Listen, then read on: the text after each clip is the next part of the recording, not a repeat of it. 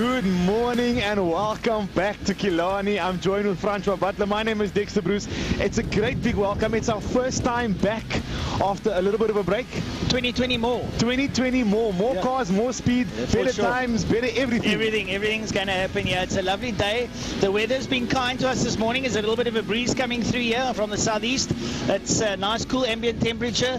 The liter bikes, the super bikes are going out to quali at the moment. We're starting off, I think we've got about 3 or 4 qualifications this morning before we get the race ball underway. It is the passion for speed.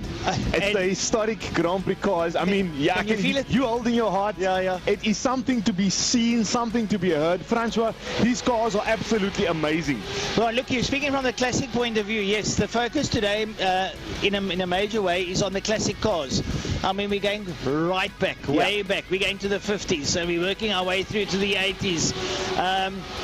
I was here yesterday. I think you were here yesterday. There are some beautiful machines here.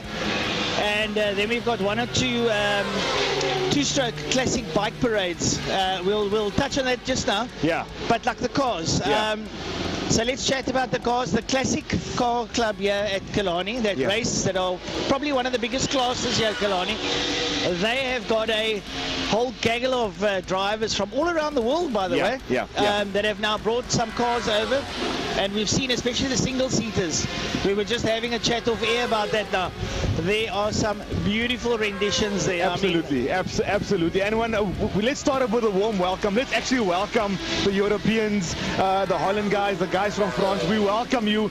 It's nice to have you back. This is not their first time. They've been here before. They know their way around the track. They know their way around South Africa because they just come from Swartkops. You know, and we were just mentioning how these guys drive these cars. They don't tiptoe. No. The gloves are off. They want to bleed. They're going to go for guns. They take the fenders off these cars and they drive them balls to the wall, which we love. Absolutely. I mean, we were, you go and have a look at Goodwood Speed Festival, how they race those cars.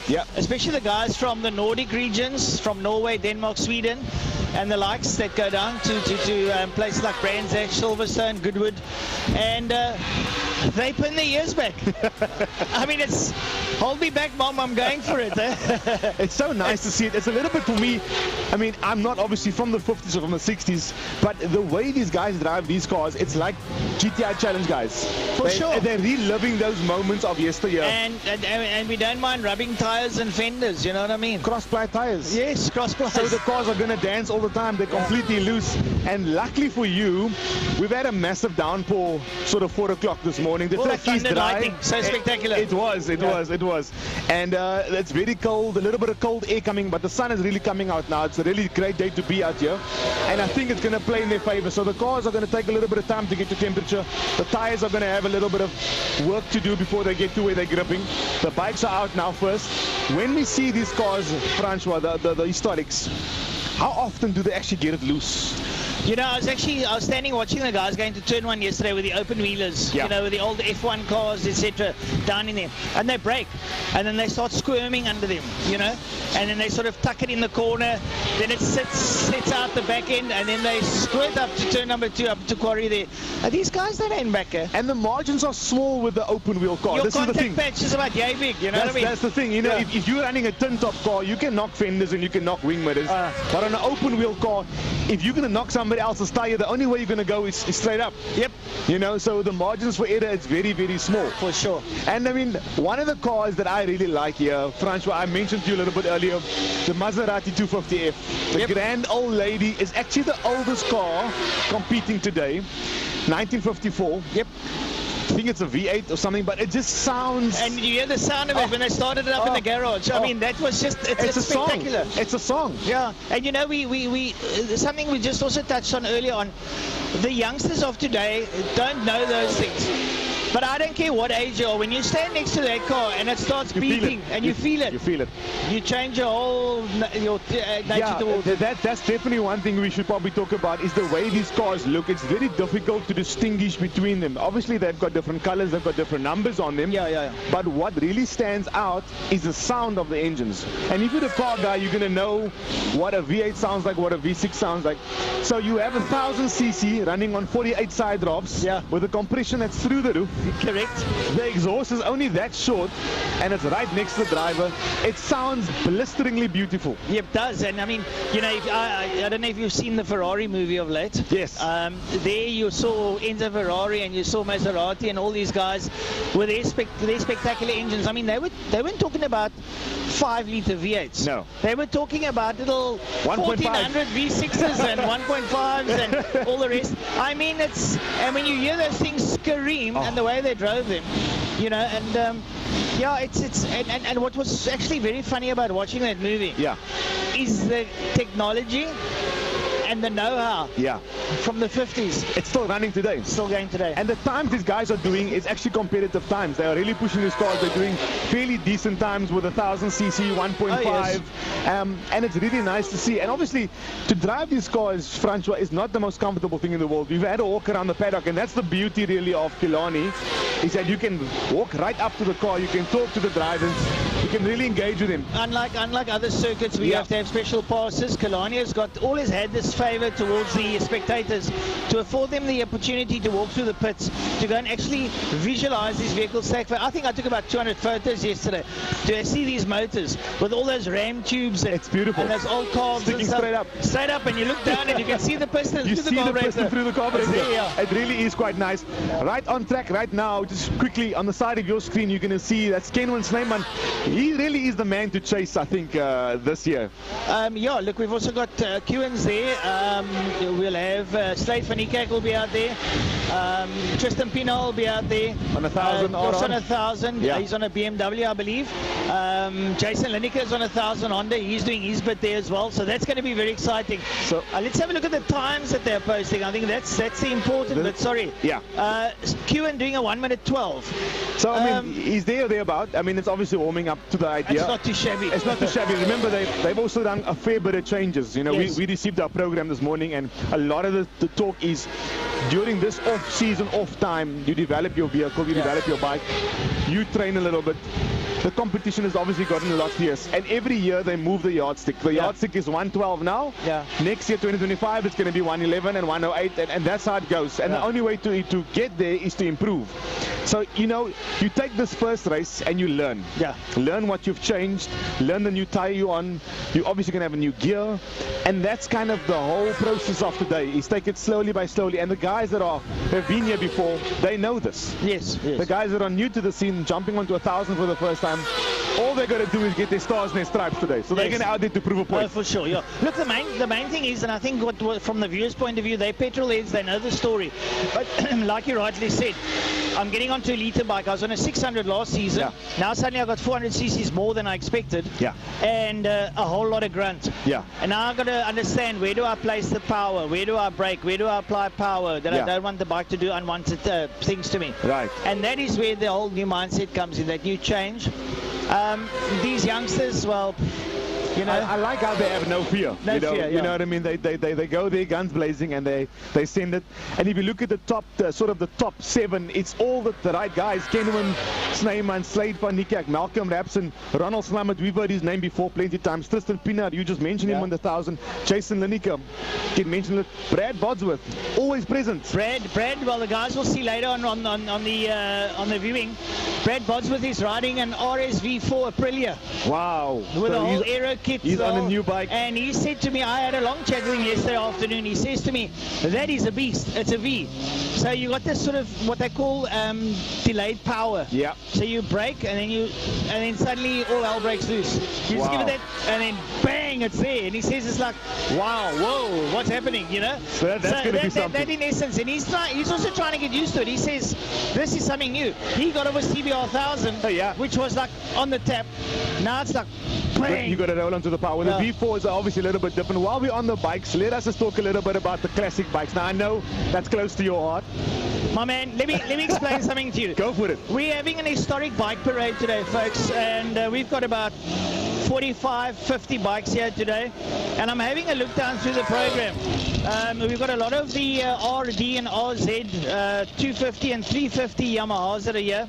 We've actually got a Suzuki RG500 Gamma. We have got a Yamaha RZ500 that is here. We have got a Norton 510M, a 51 Norton. That's the oldest vehicle actually driving today. Yeah, riding here today. And then something that's sort of close to my heart, I'm not supposed to mention it as such, my brother-in-law, Mr. Martin Petzold. Yes. We know him as the suspension guru in South Africa.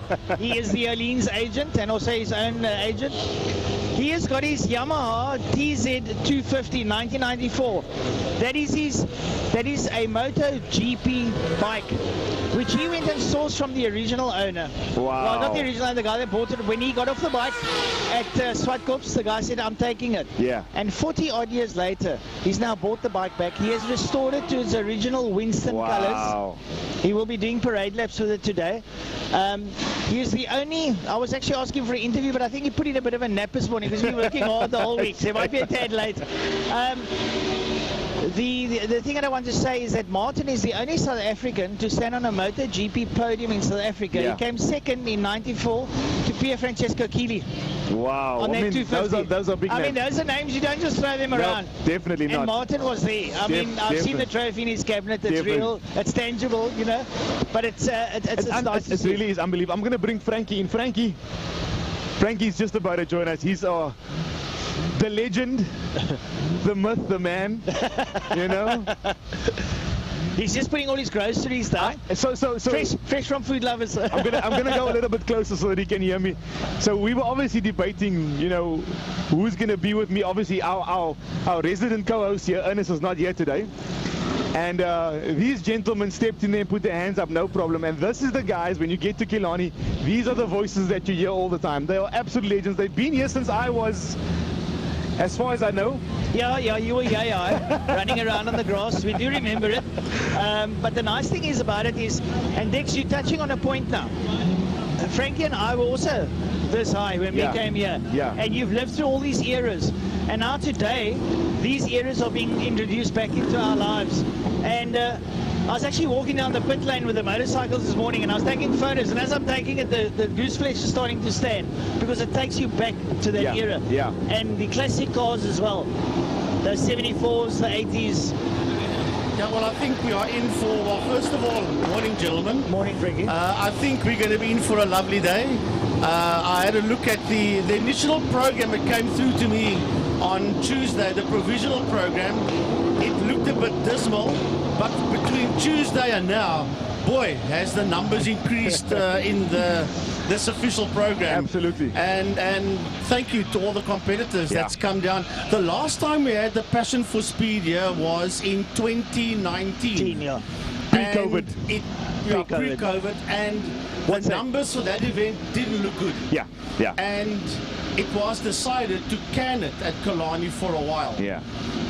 Which happened. Not only did COVID happen, but they did can it for a while, and they brought it back now for the first time this year. And judging by the numbers and the names in this program, I think we're going to be in for a very good day. Absolutely. We're just about to see the sports and GT cars mixed with the Trans Am. It's absolutely fantastic to see. I think, you know, we used to these names. Steve Humble. Yeah, so look, I'm fortunate. I've got the sports and GT, and then also the pre-74 International Sports Racing prototypes. That's exactly what I was going to mention. I mean, these cars are in a class of their own, boys, and now they've got decent competitors with them. Let's run a little bit through the bottom half of this page. Yeah, look, right at the bottom is what we call Class X, which are the invitational cars. Yeah. We got Mike Verrier. He's in the BMW Z4. We saw him out yesterday. Frankie can touch on this one. Kenneth Pearson in that McLaren M6B. As a matter of fact, the McLaren, the camera can't pick it up now, but the McLaren has just moved out of Kenneth Pearson. He comes all the way from Holland, I think. Denmark or Sweden, or one of the Scandinavian countries. Somewhere where it's cold and snowy. Very cold and snowy. How do they say? The only difference between summer and winter there is the rain is warmer in winter. Yeah. No, I'm only joking. But he comes from one of the Scandinavian countries, and he's always here. Yeah. Every time we have a Passion of Speed up at Swartkops in the weekend after at Kilani, Kenneth Pearson is always here. So do you think that they're going to be sort of rivals for our local boys? Look, I can tell you something from the last time we saw Kenneth out here. He does not hang back. Yeah. But the last time he was out here was with the GT40. Correct. Which, by the way, is an original GT40. Not a replica. It's not a replica or a kit car or whatever you want to call it. It was one of the original GT40s. And really, we owe it to these boys for keeping the history alive. I mean, it's really one thing to... What people don't realize, that is where racing originated. Yeah. We also saw the Ford movie as well. Yeah. With the GT40 up against the Ferraris. Now the GT40 has been managed here by Steve Hart from the UK. Yeah. It is an original. The only way you know it's an original is if you go into the pit and you look at the car. It's not fiberglass. Plastic? No, it's tin. Tin, okay, it's an aluminium. It's aluminium. Wow. Or tin that they had actually manufactured in those days. You can see the little wells and the brackets and the rivets and that. So that's what tells you. And that motor. Yeah. That Ford GT40, that I think it's a 7.5 litre V8, but that thing fires up. So the bottom of the list is the youngest guy, Oliver Hintenhuis. I had a bit of a race with him the last Clubman. What do you think he's going to fare with, like with all the older gentlemen over here? Well, Ollie's in the M3, the E46 M3. Yeah. Now, a little thing that the people might not know about Oliver, he's an ex-motocross rider. Okay. He's a two-wheeler. Okay. So he comes off the dirt onto here, and he's now shown. I mean, Frankie, last season, Oliver showed that he's got what it takes to be out here. But remember, he's now in the M3 E46 BM. He started off with a pretty much stock standard BMW in Clubman's. Correct. And he didn't do too bad in it. And then I think it was about August last year when Gary and myself went up to PE for the GTI Challenge Away event. They had the SA Endurance Series race there, 4 hour. And he entered that one. They had the 1 hour, which was incorporated in the 4 hour in that stock standard BMW. Now we all know Squabunty is at the very long circuit. And I think by the end of lap 4, the front runners, the Ferraris and the Porsches and the Lamborghinis and the Audis, they caught him. I don't know how many times they lapped him. Yeah. But he was not willing to give up. And he just kept on going in that car. And he's moved on into the car that we see him in now. It's one of he's come through the ranks from the bottom up. That's exactly what I wanted to say. It's one of the benefits of starting with a slower car and moving your way up, is that you progressively learn and you get quicker. There's a lot of youngsters that I've seen in my time now being here, is that you buy a fast car, you're in Class A. You've missed a lot. Yeah. You know, you're starting off with a slower car, working your way to a faster car. Him being in a class where the guys are doing 117s, I think he's going to hold his own. He's a youngster. The guys are going to blast past him, but I think he's going to be okay. The nice thing is the cars to the top are fully developed. Yeah. He's got an E46. We know what you can do with BMW. The limits are endless. So he can now sort of say, okay, well, I'm here. I'd like to be there. Then he'll add something. And so it'll bring it. Eventually he's going to get to the point where he's going to say, knock, knock, boys, I'm here. Look behind you. Talk about him. He qualified P7. There we go. Yeah, well, here we go. I mean, that speaks for itself. Here we go. Well, you've got the qualifying there. I'm sure you'll see the time there for Kenneth Pearson in the McLaren M6B. He's laying just above him in P6, and top of the list is W. And that is a noisy motor car, but man, it's does it sound awesome. I'd like to go and touch on Class B. We've got the likes there of Andre Brink and Martin Prince. So Andre is riding the new Porsche 991 4th generation, the Gen 4. The brand new one. The new one, the Gen 4. Beautiful motor car. 4 litre flat six. My man. And then with him is Martin Prince in the GT3 Cup car, which is a 991 Gen 3 car. Yeah. So it's a 3.8 and a 4 litre. Yes. It's vast. You cannot believe how vast it is. Absolutely. And yesterday, Andre Brink put the car on the track and suddenly just lit it up and did a 115. Boom, have a nice day. I mean, don't discount our local boys. Steve Humble, he's going to be there. Francis Carruthers, Gary Kieswetter, they're going to be there, and they're going to obviously hold these guys back down as far as they possibly can. That's their job today. And someone that I've also known for plenty of years, over 40 years. A man that comes out here that likes his racing. Yeah. And is actually not even linked to racing, but he races. He's a man by the name of Henny. We call him Sensei Henny Bosman. I think he's a 7th Dan karate exponent. I mean, he is the man's nearly 70. Yeah. And he's still racing and he's still plugging it away. Well, the camera would have listen to that, the whole ground is shaking underneath us. That is Kenneth Pearson in that McLaren M6B that he's got out there, and man, I'm looking forward to him. I'm looking forward to the battle of the Porsches here, as Fonsa was saying. Andre Brink, Martin Prince, Gary Kieswetter. I remember a time, and I'm sure Fonsa can back me up on this. Maybe there was about 5 Porsches. I'm going back to about 2012, 2013. We had these 3 names. And there were so many other Porsches that were dicing in Class B and C, and they were all together. The commentators back up in the day, up in the tower, used to fight who's going to do sports and GT, because everybody wanted to be on the mic with a battle of these 5 Porsches. I know Keith Fourie. Yeah, and Ginsberg was one of them. Ginsberg was another one. Cyril Ginsberg, yes. The Bigfoot Porsche. Yes. With a Bigfoot transport, I remember it. That was old Dingus as well. Sun Moodley. Yes. Moodley was another one that was out here. Now, the nice thing about it those days is, so I would say to Frankie, man, I love Porsche. And he'd say, but I like sports and GT. So the fight was on.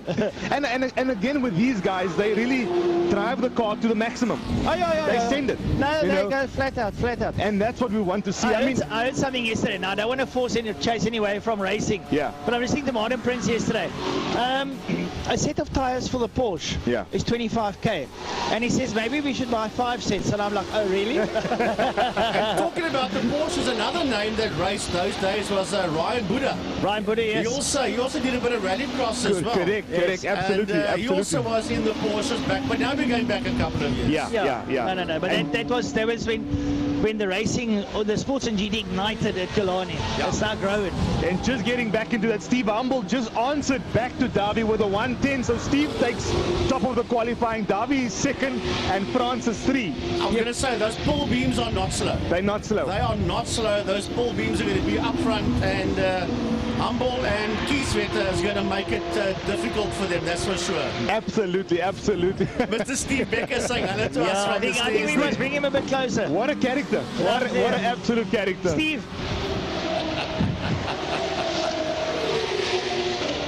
Ladies and gentlemen, this is Mr. Steve Becker, Auto Access. Access Auto. Access Auto. Hi guys, we're going to have a lekker day today. Nice to have Steve back on the track. Take the Passat from the back to mid-pack. There we go, Steve. I love your notion. It's all about having fun, that's it, Steve. Yeah, that's the most important thing. As long as you can finish. And it's always strange, we're talking about it, how unassuming a race car driver looks. Absolutely. You know, you always think I must have a vision. You know, you think about that European suave Frenchman or that brute American guy. No. Dirty t-shirt, dirty nails, humble guys. You can talk to them. And he's raced everything from tar oval to dirt oval to main circuit, you name it. He has fun wherever he goes. He was also the promoter of Cape Gullis Raceway once upon a time. Absolutely, Bredasdorp, I think it was. Absolutely. That's the Lime Oval. While we're there, let's talk a little bit about the Lauda Classic cars, which is for me right now almost as if it's our premium. It is our premium category at Kilani at the moment. It's really, you know, I always want to say that the bug is bitten. Yeah. The guys are bringing out some silly cars. Now I'm gonna run through this pretty quickly. Out in Class A, we got Glenn Bogart in the Piranha. That's a V8 Piranha Granada. Michael Hitchcock in the Ford Mustang. It's a 67 coupe from Crosscape Forklift Services. Where we have one of our international drivers, Arnie Neverland, who's here. He's going to be riding the Ford Shelby Mustang. Beautiful car. Then we got Mark Bogart in that beautiful gold 4FM on GT. Byron Bedin in the old Datsun Triple S. Yeah. Jaco Lambert's in the Jetta. Fadi Mouton's in the Class B Ford Mustang. And Ferdy has got this juvenation about him. He's feeling very jolly. Trevor Marmack in a local Ford Capri. And then Bruce Van Taplin, I spoke to him yesterday. That 69 Corolla. That 4AGE motor. I don't know what's in there. Correct me if I'm wrong. Was that an ex-production vehicle?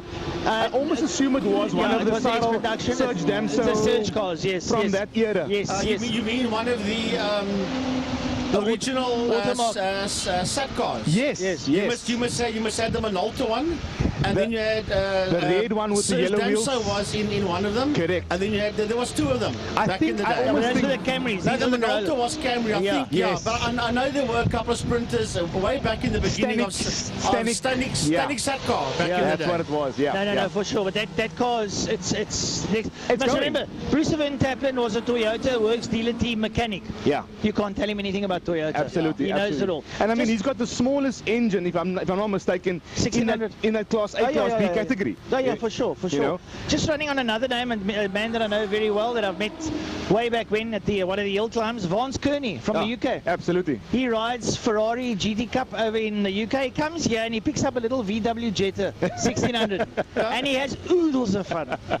Little yellow one. We sometimes call it the Fox. The Fox. The Jetta one and the Fox is the basically Jetta. the same car. We can't mention the top 3 categories without mentioning Franco Donadeo.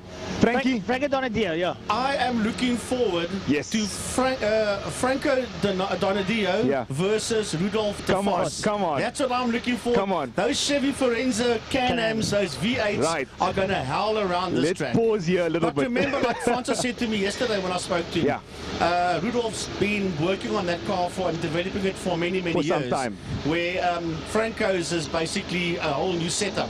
So they just come from Swartkops and they had a bit of a memorial for Basil. Basil, yeah. Obviously, who developed these Chevy Can-Ams. Yeah. That is a historic car in itself for South Africa. Oh yeah, no, for sure. Listen, that still comes out of the cigarette Gunston era. Correct. You remember them? Yeah, it's the Can-Ams it's actually an Australian Holden motor as we know it. There was the old Aussie motor that came out of the V8.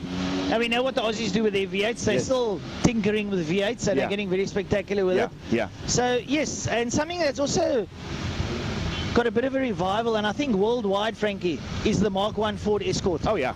Oh yes. But we're talking guys are paying 1, 2, 3 bar for an Escort. I mean, do me a favor. A piece of tin and it costs that much. Look, the Mark I and Mark II Ford Escorts are always going to be popular. No matter how old they are. The people love those cars still. So for those that don't know, as Franco was saying, the Mark I, yes. Those that don't know, Franco comes from a Mark I Escort, which I think he put into a wall late last year or something. It was a bit of a scratch. Bit of a scratch. Yes. He's now jumping into the Chevy Can-Am. Am I right or wrong? Correct. From Ford to Chev. From Ford to Chev. From 4-cylinder 2-litre to Chevy V8 power. Am I allowed to say this on air? Go for it. He's going into a Chev. And I ride a Ford, but he's going into a Chev. But if racing is in your blood, I mean, for me, I'm a car guy at heart. Most of you guys are as well. The brand doesn't really matter. No. It's whatever's available and whatever daddy drove, that's what you're going to drive. That's it, Mark. But Frankie, if I can add here, I think Frank is going to feel very at home with all that power. And that's what he's used to. Look, he had to make the change as far as I'm concerned, because he first had the 2-litre Cosworth motor, then he went to the Pinto engine. But if you've got all these big old heavy V8s around you, you got, for example, you got Mark Bogard with a Fairmont GT, you got the Mustangs of Hitchcock and Neerfeling, and obviously Fadi Maton, and then you've also got now and then Malcolm Bogard with a V8 Granada. And they all in there with him, and he felt a bit lost, I think, between that. So now he's decided, listen here, if I can't beat them, let's join them, and then we have a lot of fun. All these V6s and V8s at the sharp end of the field, it was including Momberg with a Capri. Good to see sort of the large cars versus the small cars, because as you just mentioned, the big V8s down the back straight, and Kilani's got 2 beautiful straights. They're going to get top speed down the straights. That's usually where they make up ground, and then in the braking, that's where Franco gets them. But now he's got a bit of power, and of course he's got that experience with him. Knowing him, he's developed that car over time. I mean, he had I think a Ford Fiesta at one point as well. I think he raced in Clubman's many a year ago, 2012, 2010, somewhere there. Even back then, it was ex-Cosworth car, beautiful motor car.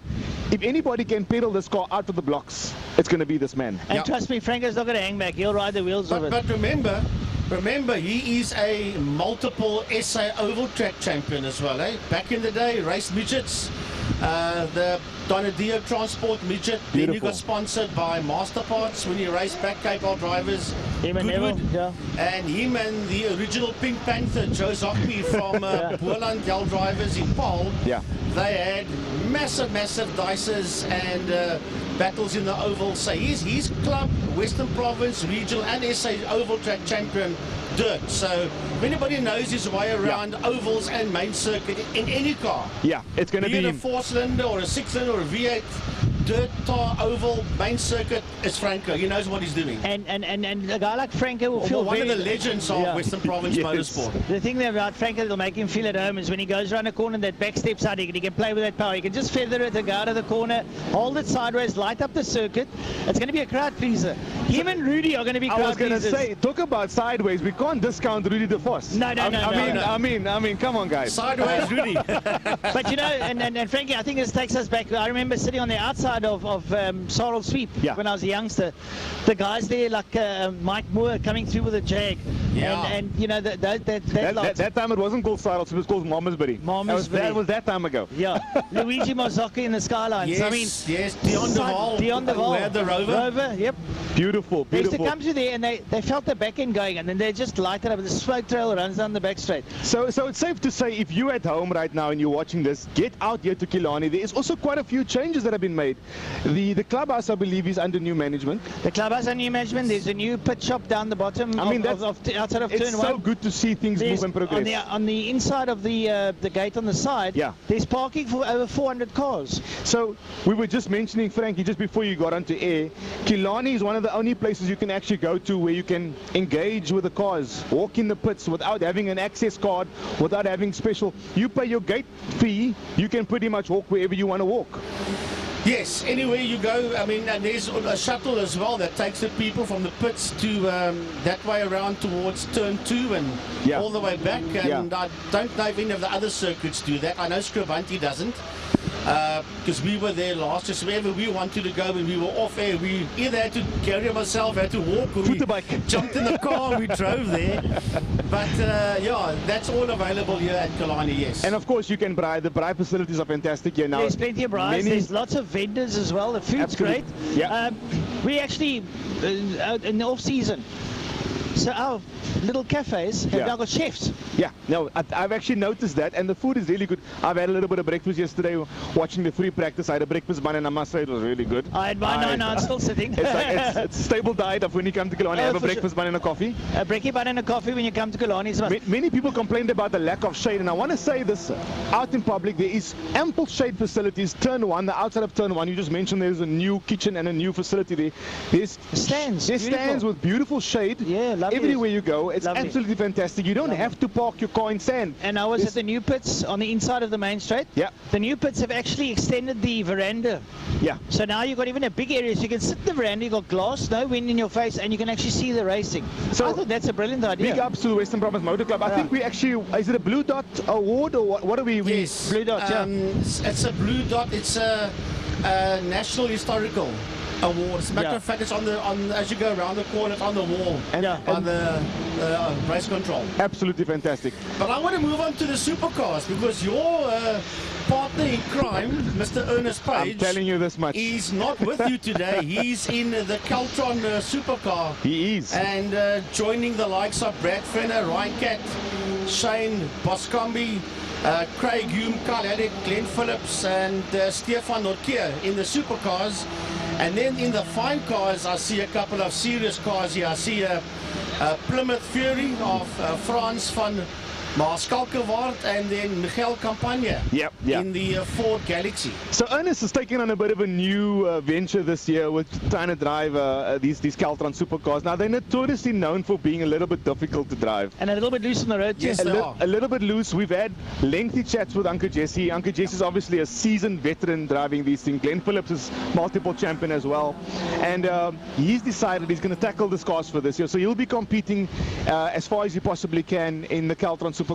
He's in the white and orange one. I'm not sure the number, the race number. Don't you think it's an unfair advantage now going to Rallycross that he gets all this practice and you don't get anything? Well, I'm racing Clubman as well. That's okay. He's in Clubman, so that's where he gets his other practice from. Yeah. So no. You see Ernest and Dex do Rallycross. So Ernest said there's no way Dex can get more practice in Clubman, so I need to go and get more practice in supercars to even it out a bit. He's going. He did a 127 yesterday, which I think is there or thereabout on the pace. The man to beat, as far as I know, is Glenn Phillips. Glenn's very good. He's the quickest, and he's been around there for some time. No, Glenn is a seasoned veteran in his supercar. I mean, I think he's going off with about 10 years now. Yeah. If it's not as long as that. Interesting racing. Look, it's an aging car. The guys are really trying everything to keep them going. Yeah. I almost want to say that if you want to learn how to race, the ideal car. Look, like we've had a chat before, you just mentioned Jesse Huggett in the supercars. Jess literally told me a couple of years ago, and this is no thumb sucking. Yeah. If you get it wrong, Yeah. the car gives you about 2.5 seconds to rectify. Then you're a passenger after, because then it does what it wants to do and it heads towards the accident scene. Correct. So He sent it's me a very, very nervous race car. Yeah, that's it's a thoroughbred race car. It's an These are supercars. It was built by, I think, Owen Ashley. Owen right? Ashley built it, yes, right yes. here at Kilani Raceway. Just across the way there, where Just Steve across the way. Humble is, So it's a yeah. very local car. And Ernest sent me a video this morning going into turn 2. He got a little bit sideways, knocked it into third gear, and the car stepped out. And the correction is very, you got to be precise and you got to be a little bit wild with the car. Yeah. Hitting a curb is a no-go area. No. She doesn't like curbs. No, She doesn't like to be unsettled. So you're right. It's a car if you want to learn how to drive. That's but what here's my question around the Caltron supercars. In your infinite wisdom in being around the series for a while now, what do you guys think? And I would like you guys to weigh in here. What do you guys think is going to revive the series? New body, new engine, new drivers. I think yeah. New rules. I think the main thing is let's work with a tubular chassis, a new motor to move with technology. I don't know, possibly a 1600 turbo or something, and then just get a sort of a revised body. I mean, the Flexies from the stock cars to me is the ultimate. Those Tigras or whatever. I'm just going to say now, the Tigra body. Yeah. Fair point. If the supercars want to stay Opel, Yeah. then a new Opel motor, maybe as Francois says, a 16-valve turbocharged motor, and maybe a Opel Tigra body. It's sporty. Yeah. And aerodynamic. as a matter of fact, the majority of your national hot rod tour drivers, Yeah. they do Opel Tigra. Corsa or Opel Tigra bodies. I think that's a very good point. It's mainly Tigra. I would, The reason I'm saying get away from the Opel Astra body. Yeah. I say the reason why I'm saying Tigra is because the Corsa is a hatchback. It doesn't have length and stability, whereas the Tigra has a bit of a sort of a boot shape to it with the aero wing on it. I think that's and it's a a bit very more good stable point. and it's got downforce onto the back wheels. Now, if you think of the Tigra body, there's guys chucking in 13B rotaries into those things, and they handle beautifully. And I think I stand corrected, but Ishmael Peck up in Johannesburg, I'm not sure, but he races one of those things on main circuit with a windscreen and everything in. So you can actually use him for main circuit. Oh yes, for sure. Yes, you can. K-Bell drivers. Yeah. In the 2.1s, there's a good couple of Tigra bodies there as well. But yeah, like I said, a perfect example, as Francois said, the National Hot Rod Tour, they've got rotaries inside those things. Yeah. My belief is if they want to keep this class going, you need to get a stronger, more powerful engine. Yeah. And you maybe need to dust, as I said a while ago, the Astra body, and maybe go Opel Tigra. So for those of you that don't know But that's exactly just my opinion, that's all. what we're talking about an Opel Astra Coupe, and there's a naked man walking across the screen. His name is Steve Humble. Watch him. We'll get him there. That's the chairman of our Rallycross section, that guy. It's a 2-liter 8-valve with running on side valves. The body style is more, I think it's an Opel Astra Coupe. Yeah. You know, so it's not a very sort of sought after. And I think to keep it relevant, I think you guys have hit it really on the nail on the head here. Well, I've had a discussion with one or two of the guys that are involved in it, maybe 3-4 years back. They were playing with the notion, and I said to them, if there's a car that is an attractive thing on the circuit, it's that Tigra. It's a Tigra. Yeah. Even though we never had it on the road, I mean, it's funny. It would be so sort of in part of our culture, the hot rod. I mean, Kwesi's got a Tigra, the most beautiful Tigra that I know around. As a matter of fact, he won the 2022 National Hot Rod Championship with these Tigra body. Absolutely. And then you got to drive in the UK in the World Finals at Ipswich. And what was he in? Yeah. A Tigra. They built a Tigra for him over there. So it's a well-known car. It is a well-known car. It's a racy-looking motor car. And it's easy to come by as well. Yeah, absolutely. So I think whoever's listening, if you guys can just weigh in a little bit, I think let's move the series a little bit forward. I said to Ernest, let's try to get the series to a level where more younger people are coming up. You know, you want to make it attractive, make it colorful. The GTI Challenge series is fairly expensive to run. It's wonderful to run. It's a great race. But if you want to get in something different, by all means, I think the Tigra is a great option. I think it's the way to go. It's readily available. There are a lot of guys building bodies around the country. We know a couple of guys that build the bodies. They're fiberglass. So if you crunch it, you fix it. It's easy. It's a tubular chassis. And they can chat to Kursivay a snap change. Yeah. You can, you know, organize Tigre bodies. And they're bringing in motors. Yeah. Snapchange bringing motors and gearboxes. So Yeah. you can either go your Beams motor or your Honda, or you can put in a rotary. And the nice thing is all you do is you put in a long box brood. Kilani is going to be a heaven haven. So for this you. is the thing, you know, it's a one series, one brand, one car. Maybe open it up a little bit to make it a bit more loose, so you have different multiple engines. Yeah. Different engines, different classes, and that sure. way, because, you know, if it's just one, you kind of only restricted to your drivability, Yes. your setup, and what you know. Yeah. Yeah. You know, but if you have a little bit more power, you can beat a little bit of the guys. If For you got sure. it, you know, Yeah. that, sure. that's great for Or you racing. can even have it as a Class A and B setup, you know. Great for racing. Lovely, bringing in the youngsters, let the mature guys show them the way around, let the guys get into it. I do a lot of karting, as you know, Yeah. with the commentary and that. A nice place, that would be the ideal place for a karter to come in, because Yeah. it's a big kart, inevitably, you know. It's Yeah. rear-wheel drive, it's braking, it's through the gears, and what a lovely breeding run. 2024, guys, for Western Province Motor Club. I mean, the end of last year, I'm seeing this happen to motorsport in Cape Town after sort of COVID-19. It's just growing and growing. What's your prospects like for this year? I mean, what have you been hearing through the grapevine, online? What's going on? Well, I know the new rules for GTI Challenge for 2024 was submitted about 2 weeks ago to MSA for approval. Yeah. So I'm waiting to hear what that's going to be, including tyre rules. Clubman's is going to be a whole new change-up going on in Clubman's. I know there has been meetings. There Yeah. was a meeting last week Correct. for the new rule changes. Yeah. And that hasn't been accepted yet, but there is movement there. Yeah. Hopefully everything will go in the right direction. I believe it will. I'd like to see, you know what I really would like to see? The V8 Masters. Yeah. They were originally 45 and up. Then they made them 40 and up. I believe if you want to see 20 V8s around here, you need to bring your age group down a bit. 35, yeah. To about 35. Yeah. Sure. Because I understand the initial thought was you want seasoned drivers that's not going to do any silly and stupid things on the track. But believe me, I can show you guys in their 20s and 30s that will not do silly things on racetracks. I think So that's their fair. CV is going to be yay thick. I'm telling They've you been to now, world champs, they've done this, that's the next thing. It's a winning formula. It is. I just need to see more cars on the track, and I believe we can see more cars there if you make your age from 40 down to about 30, 35. And again, that's a Cape Town only thing. Yeah. Correct. Yep, So yep, so yep. let's be proud Can you about imagine bringing the age group Yeah. down and you got 20 Yeah. V8 Ford Mustangs Yeah. thundering around here? And this is- Lovely. this is but the then you whole can't thing. call it the Master Series anymore. For sure, and it's the same sort of that whole concept about the Thunder Saloons. Thunder Saloons was a series after Clubman's. If you break out, you go into Thunder Saloons. Renaming a series, there's nothing wrong with renaming a series. Yeah. But I think if we own a series, as in Cape Town, we need to be proud of that series. The Caltron Supercars, we're the only ones running it. Let's make it the best we can. Yeah, the for sure. Masters V8s, let's make it the best we can. We can, because look, we don't, although we do get the occasional visit, we don't have like the Mobile 1 V8s that sit up at Swartkorps at Kailami. So that's their series. They've got their series up there, we've got our series. We can, in actual fact, on a national day, migrate these, you can migrate them to each other, and you have a Class A and B. And Correct. it works wonderfully. Correct. So yeah, that's the upside of it. I have another question. Looking here at the Caltron fine cars. Yeah. What is the cutoff for fine cars? If I stand corrected, but I think it's 34 or 35. No. The year of the vehicle. The cutoff there, sorry. 91.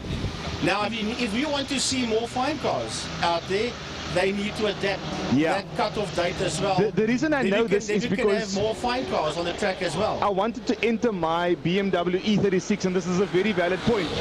E36 M3 into a fine cars race. And now it's a bit of a modern classic, but it's still a classic. And to grow that series, they need to be a little bit more flexible. But your old boxy Beamers. The old boxy Beamers are difficult to run because the parts are hard to find. The E36 are a little bit more easier. Opening it up to, let's say, the E36 Cup guys. Yeah. But they could enter there. They can. could. That's if the fine cars say, listen here, let's pull them in. And that's the song that I'm singing, I think. And if you look at the way Woms and Ishmael's going, having a collective, we're all chasing one goal, and that's to make this bigger and better. doing it much better than what we did it last year. You know, and I think that's what we should try to do that. I think you're touching on something there, Dexter.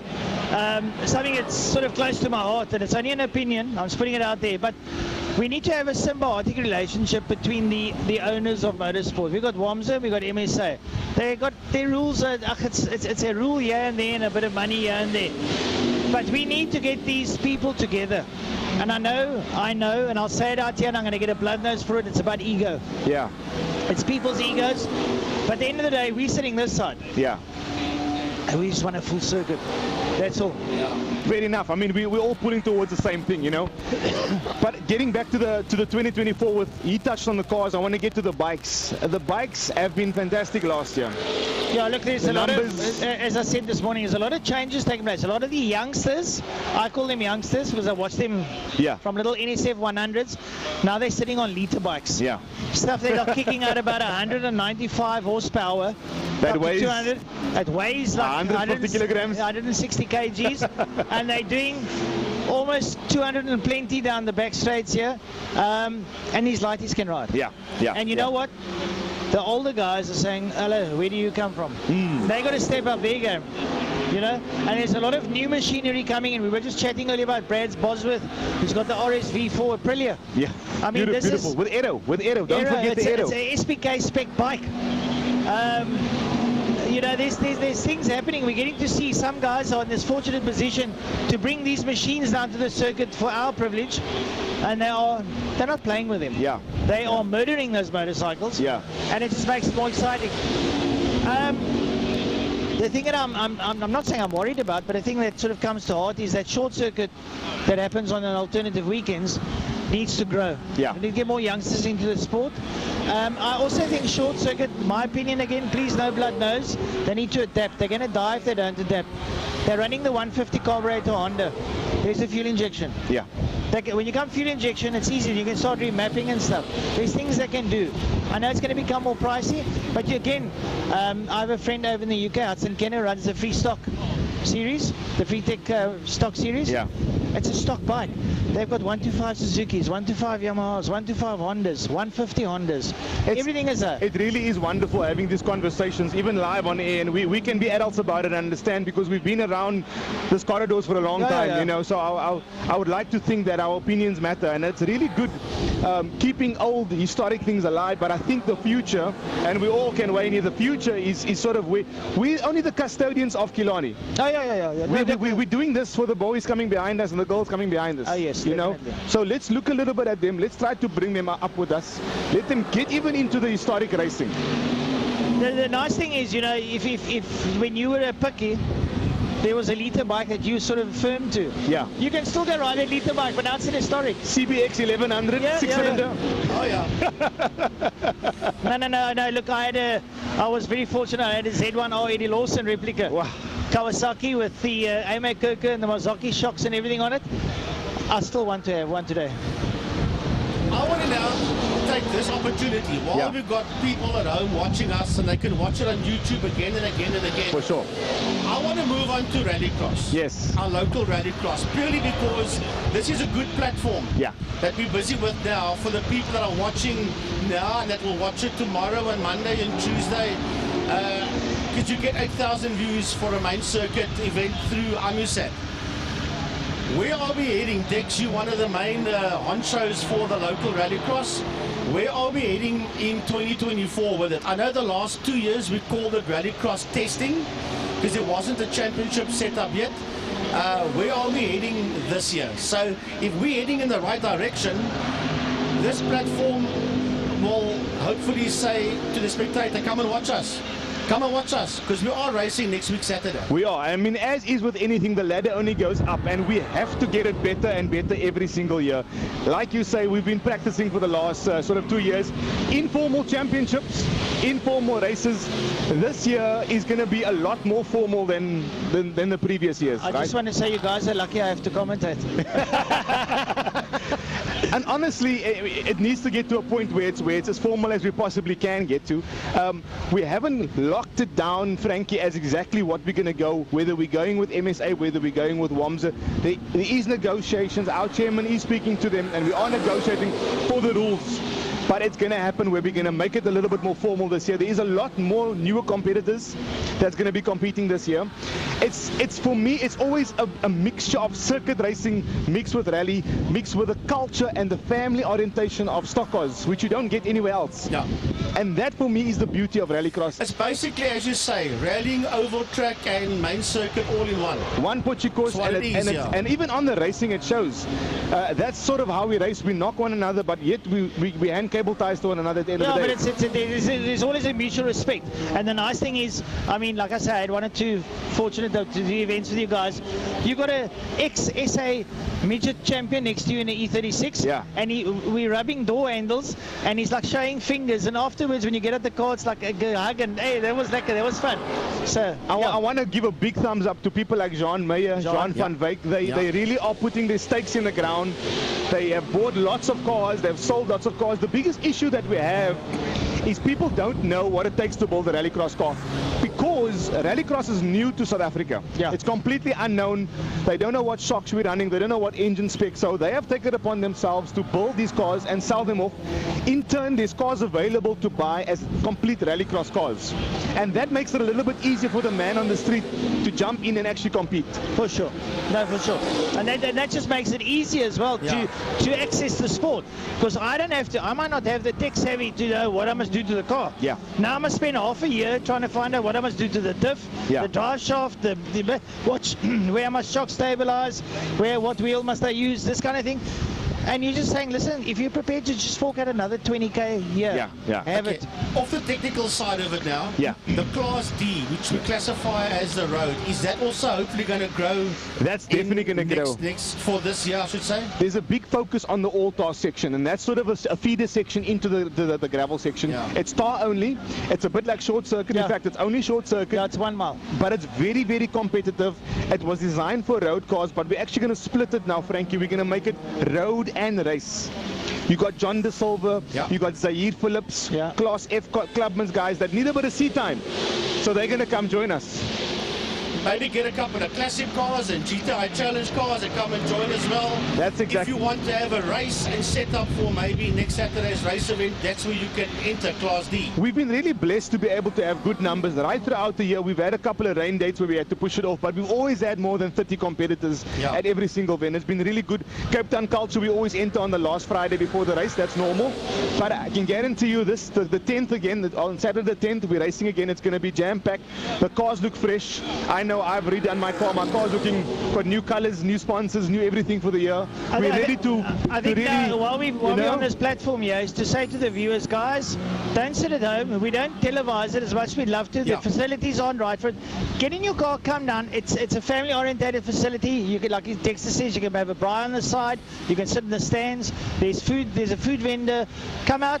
Come support the local lads, guys like Dexter and Ernest and the likes that are out there, and come and have some fun. And Frankie will be commentating. I'll be across at karting. It's going to be an absolute blast. It's the only series where we actually allow passenger riders to join us in certain races. Yeah. Sorry, I'm going to hand over to the rest of the commentating colleagues. We've got Gary and we've got Dex, Byron. it's been real. It's been good. Thank you, gentlemen. It's been awesome. And we're going to hand over to these two gentlemen that are sitting here. Just to the viewers. And they can come and take over from us. Just to the viewers at home, you're joining us here at Kilani International Raceway for the historic event, the classic car historic event here at Kilani International Raceway for cars and bikes. Dexter is hosting it. I'm going to be leaving now. I think I've spoken enough. I've still got another 8 hours ahead of me. You do. Yeah, I do me, you do you. Dexter, it's been a privilege. Thank you, sir. Appreciate it. We'll chat to you again, and all the best for you. All right, that's our local commentators. We're going to be joined by another 2 more local commentators. All right for you? Okay, all right. We might just get a Greg Moulds Formula 5000 if you can get a microphone.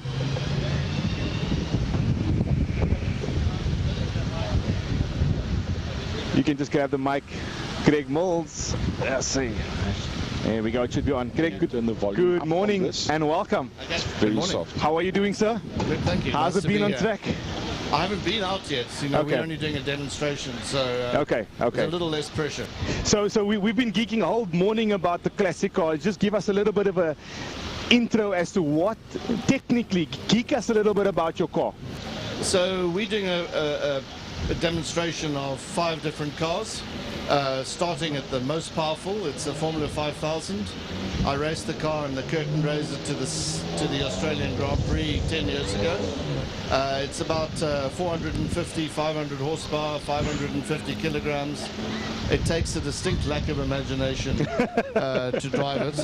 And I found it as a real project up in someone's barn in England. Okay. Wonderful. I served in Afghanistan with the army. Yeah. And I used some of my danger money to buy the car. So it's a bit of a story behind it. And then it took about 5 or 6 years to put it back together again.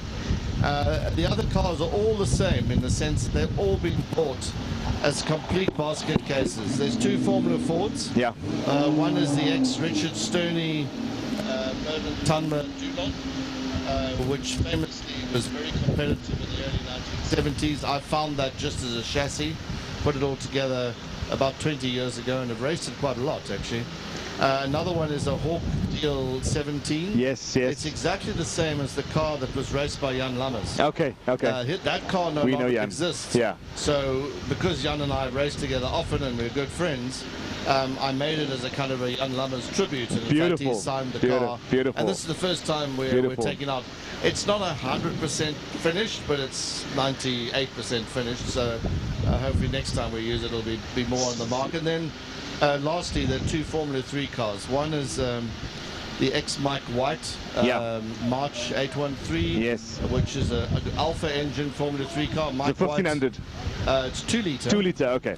Mike White was a tremendous hope for South Africa in the late 70s, early 80s. Yes. He had a lot of bad luck in Formula 3s. He went with March at a time that Rolt was the favoured chassis, and he always struggled. He won a few races, but he finished top 6 in the championship, but was always just off the leading bunch, and that kind of did for his international career. And I think he was more than talented enough to go the whole way. And then the other one is a Mako.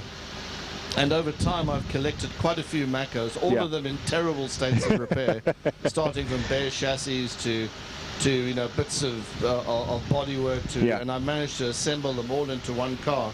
And I've got quite friendly with the guy who built them in Germany called Ernst Mehring, and this car did the Monaco Formula 3 race in the hands of Franz Jelensky, who ended up being quite a successful sports car driver in the 80s. Firstly, just from a young racer to an older racer, it's a real honor and it's a privilege, and thank you for keeping the history of motorsport alive in doing what you're doing. It's not easy.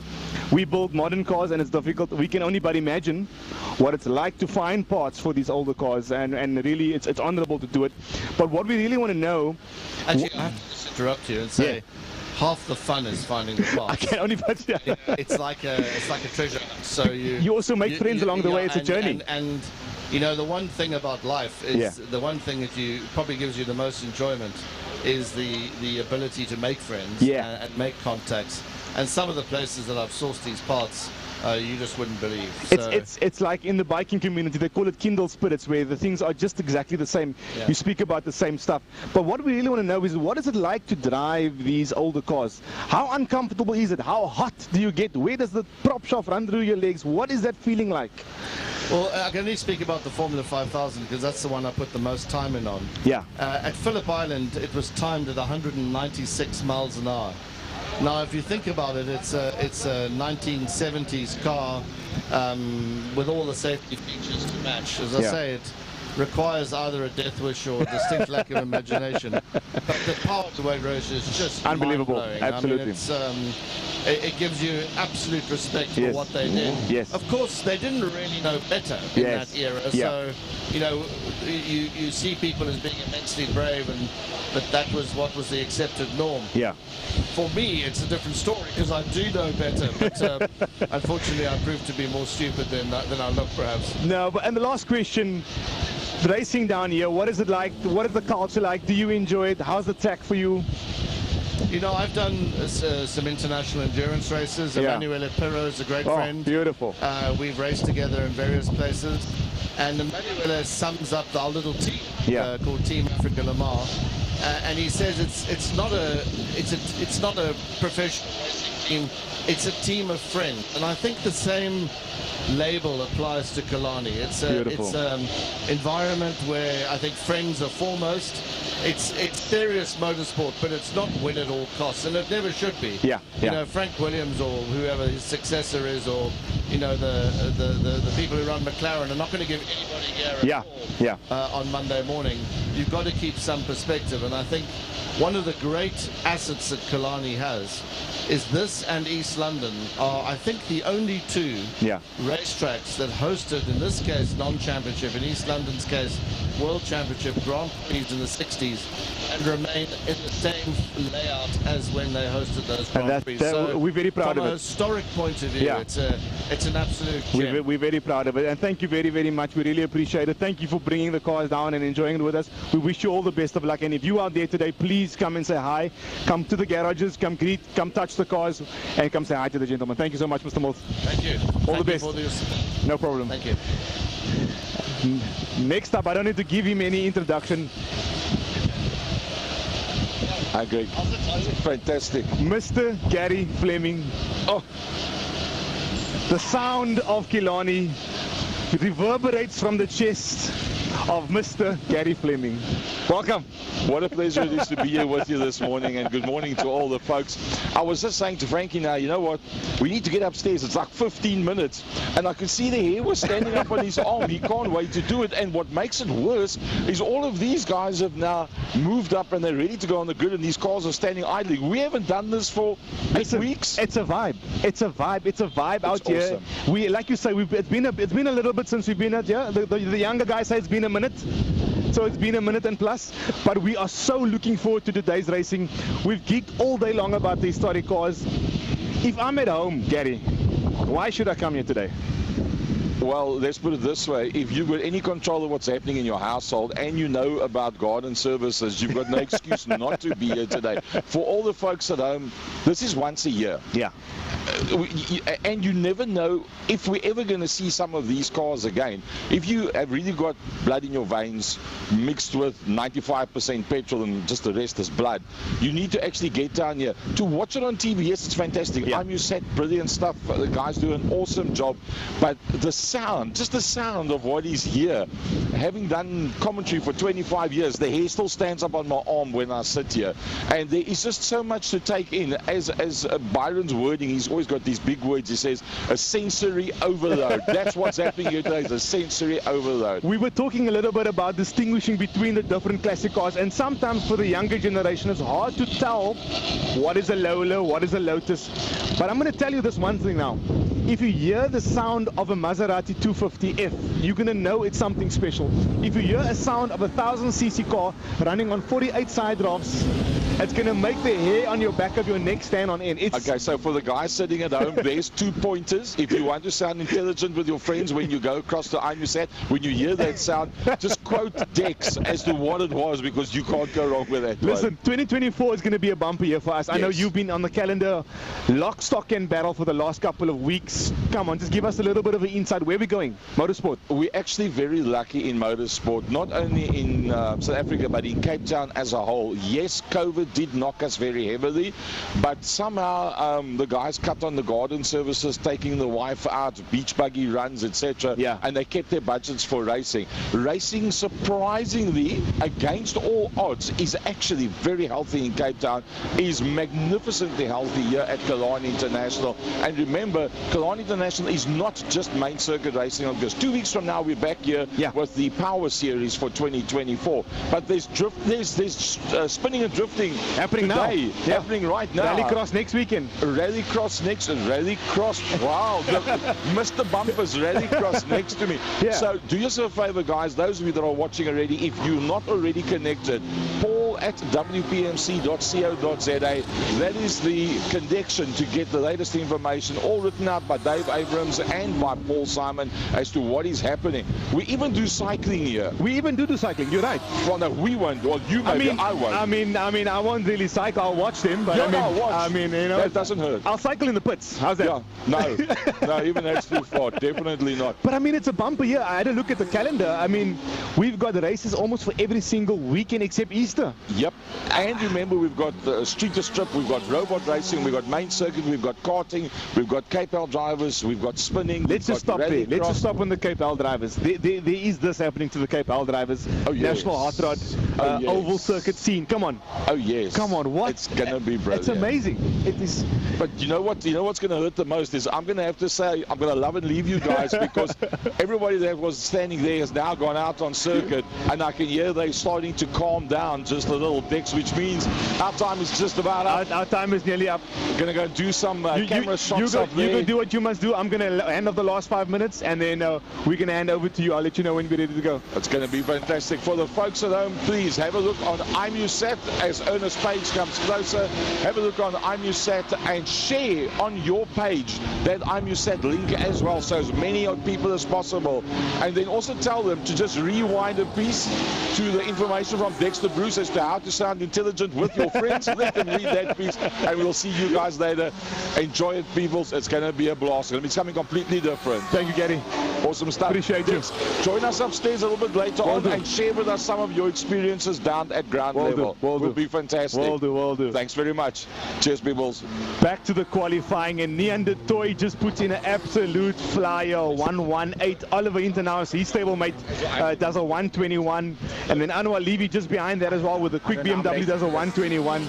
I have a famous guy. I actually have an absolutely famous youngster coming into my shot. Oh, young man. Hello. Young man. I just need to confirm, is this live? This is absolutely as live as it gets. How did it go? Very good. Very good. We got pole for the day. Absolutely. Of course you got pole for the day. I've been watching it. So I'm very excited. The other guys are still figuring things out.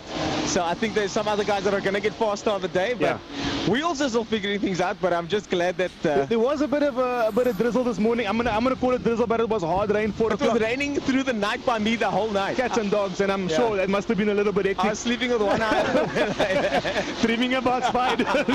So there's the standing joke where I have this weird dream, and last night one was no different.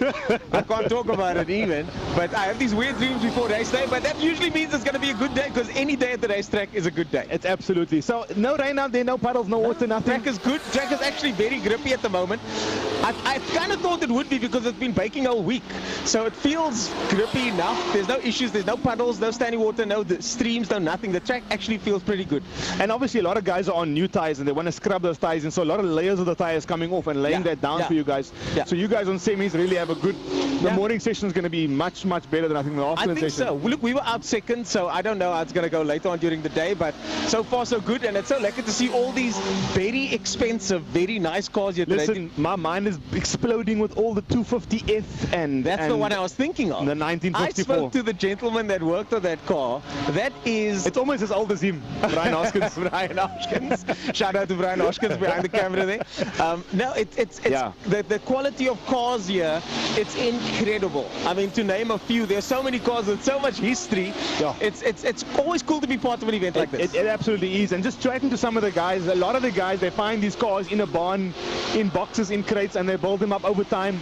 And what was really stood out for me, I just interviewed Greg now, and he was saying the journey that it takes to build a car is more important than often racing the car. How weird is that? How weird is that? And I think we both can relate to that now, because I'm starting to enjoy the development process of a car. The build. Like the build, because the car's not good, you make it better, and that it's so rewarding. And with our builds and stuff, we always encourage people to do that. Make the time, make the effort, take 2-3 years if you want to, but when you come here with your 250F, okay, it's maybe a little bit out of my league and our league, but you come here with your car that you've been slaving on for years, and you finally get to enjoy it. Best feeling ever. I mean, the guy was saying he goes to another country just to buy a small little valve, because that's the only place that makes that German valve for that specific car. So he's got to go back to Europe. That's the name of the game. We're not going to Midas. Goldwagen. There's none of that, dude. There's absolutely none of that. So I've also, you know, when drivers come here, they will say they want to give shout outs to their sponsors. I'm there now. Okay. So I'd like to give a shout out. You do your thing. To Keltron and the rest of the guys at Keltron Formula Supercars. Thanks for bringing me into the fold, as they say. The guys have been super welcoming. Glenn, Ryan. It's a good series. I enjoy it. It's a good series. The cars need to keep your hand on those cars, and that's what we're trying to do.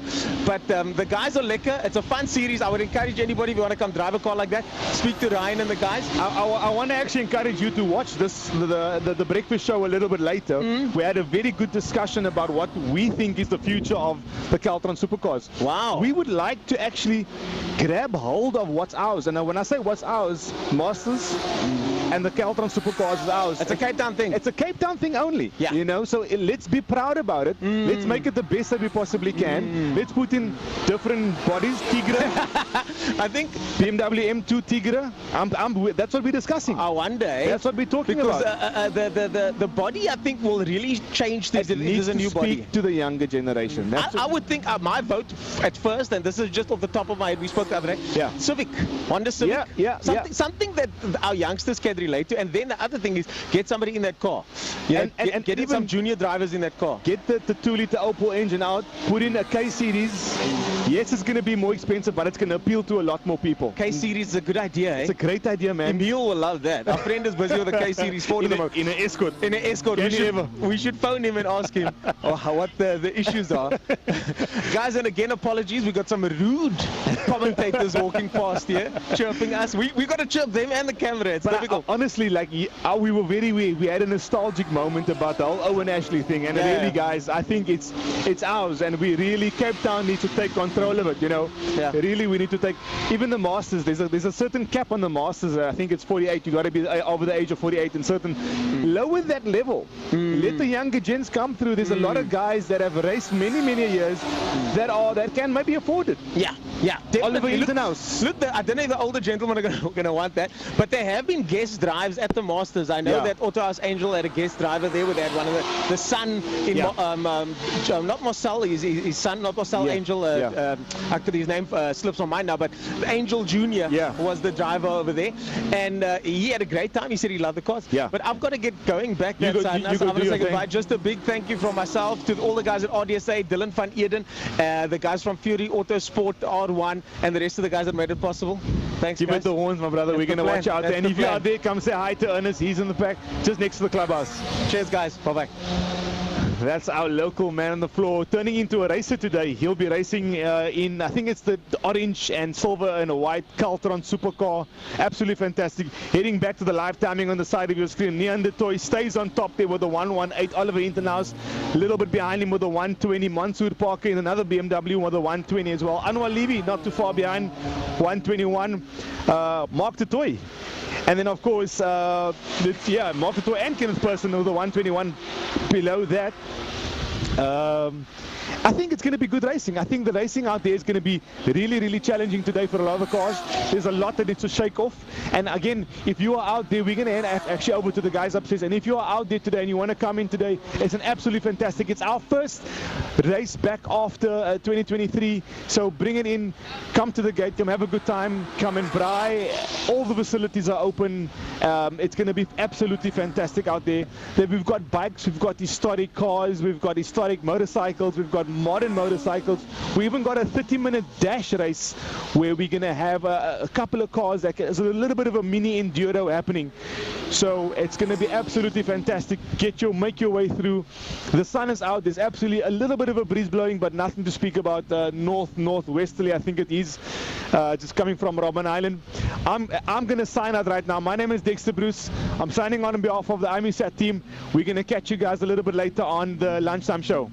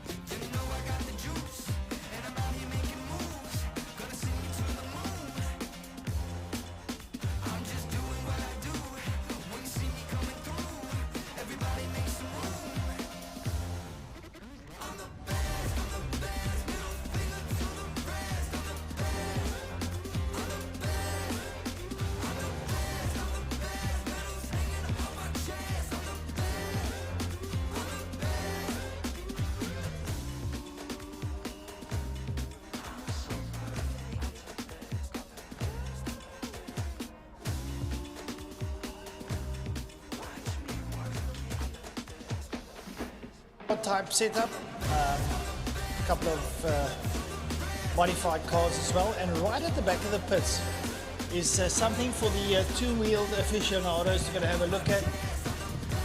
It's the two-stroke club. There are some beautiful bikes there, and two strokes. There's even looks like a little Mitsubishi three-wheeler that's out there. There are ex-MotoGP bikes to go and have a look at, believe it or not. So make your way down to the back end of the original pits and go and meet some stars of yesteryear there as well that have brought their bikes out.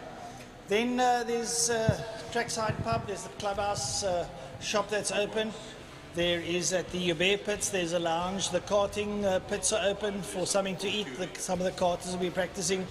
So there's lots to be done and lots to be had here today at Kilani International Raceway. I see Byron Knight has got the mic in his hand, so without much further ado, morning Byron.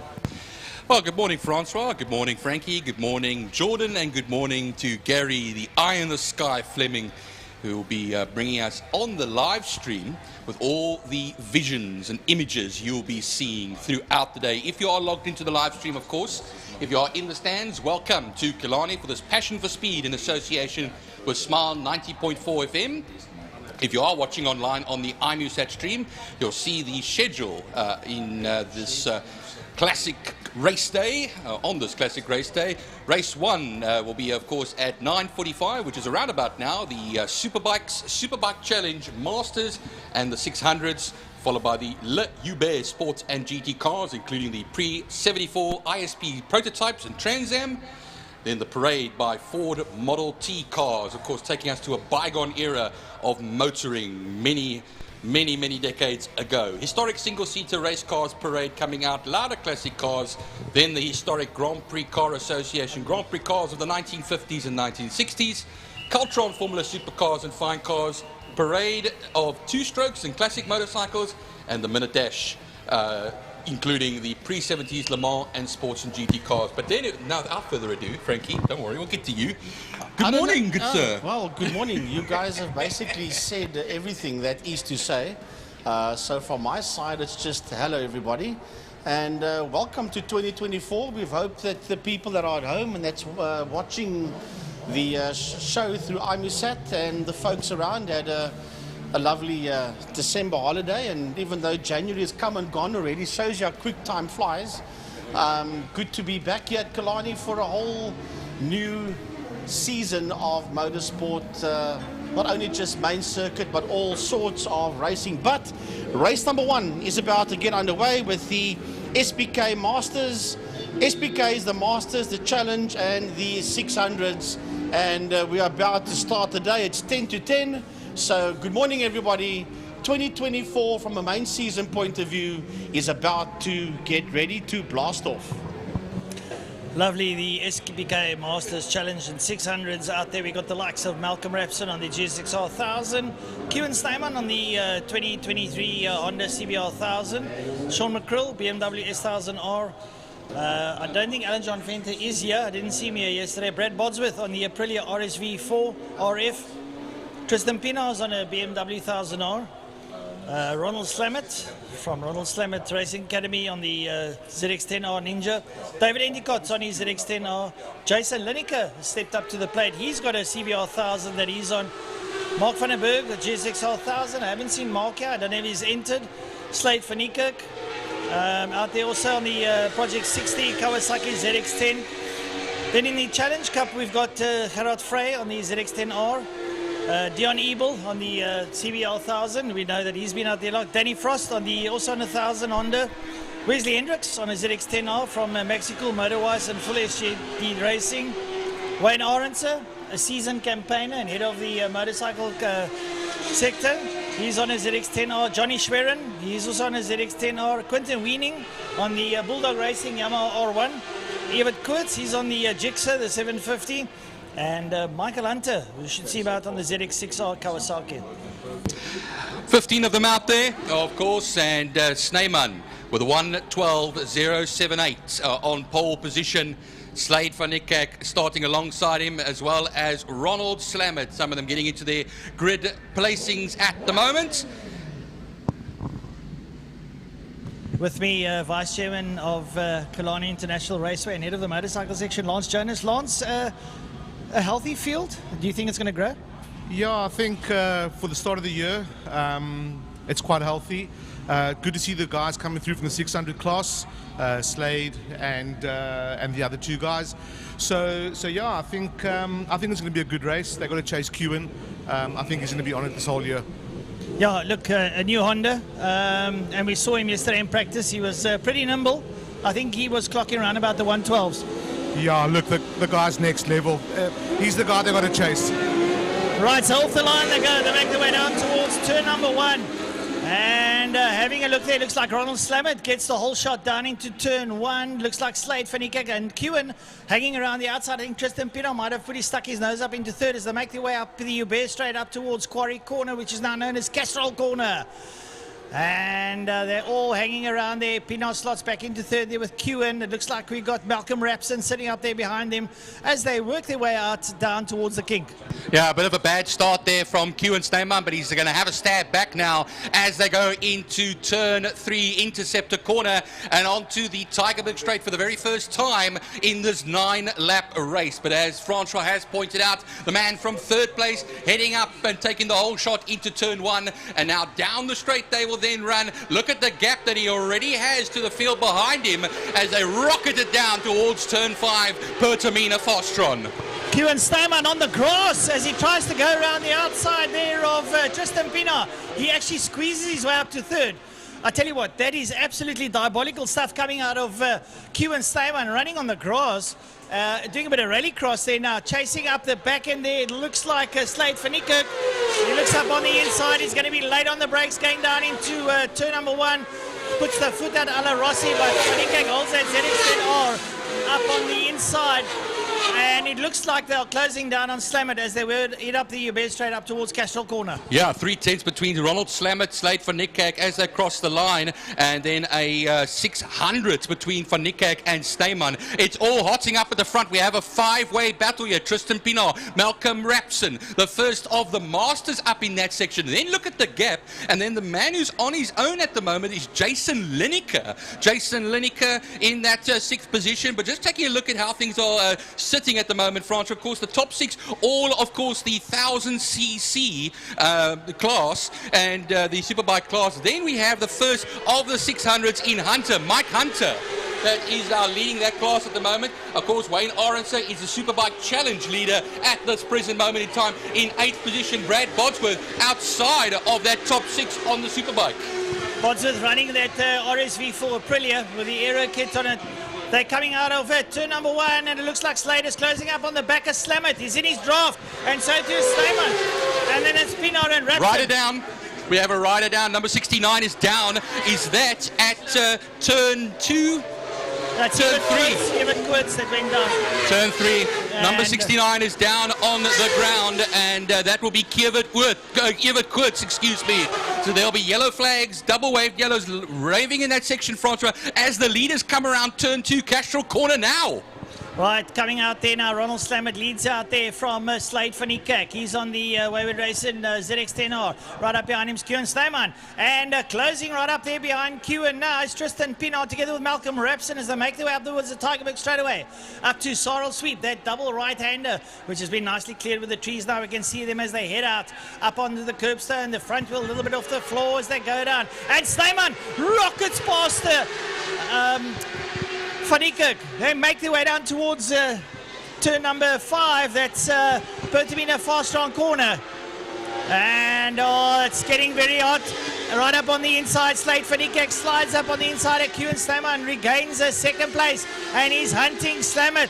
Slamet's holding on for dear life as they go down towards turn number 1. Oh, it's going to be tight between them. Look at Kilani Changes on the Honda Fireblade. He might take 2 of them into turn 1, and he does so. The Red Baron is right behind him there, but he's under pressure from Slade van Niekerk as well, who's now in 3rd position. This is just allowing Tristan Pino has come up into 4th position now. Wonderful from him over there. Malcolm Rapson still holding on to 5th position as they go to Castrol.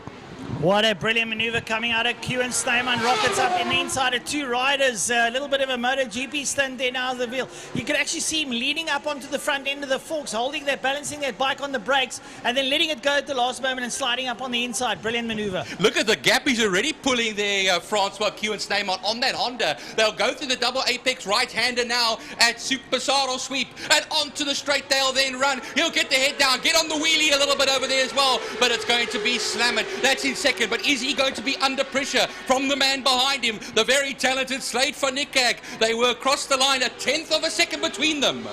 Right, so they're coming out of Pertamina Fostron corner. It'll be Slayman leading out on the Fireblade. He leads out. Then it's Slamet, and Slamet's got someone knocking on the back door. It's going to be Slade van Niekerk, and he looks up on the inside. Who's going to be late on the brakes? Van Niekerk. Very late there up on the inside of Slamet. Is he going to shut him out? He does the proverbial shutout, keeps him on behind him, and he moves up to second. Now the thing we've got to watch, is he going to hunt down Kilani Changes? Yeah, it was a nice, good, sleek move over there. Look at the Red Baron comes right back at him now, and look who's in there. Tristan Pino is joining the group, and just dropping off the back of them slightly over there is Malcolm Rapson, who still leads the Masters section on that Suzuki of his going through the kink now. Then we have a gap. It's going to be Jason Lineker.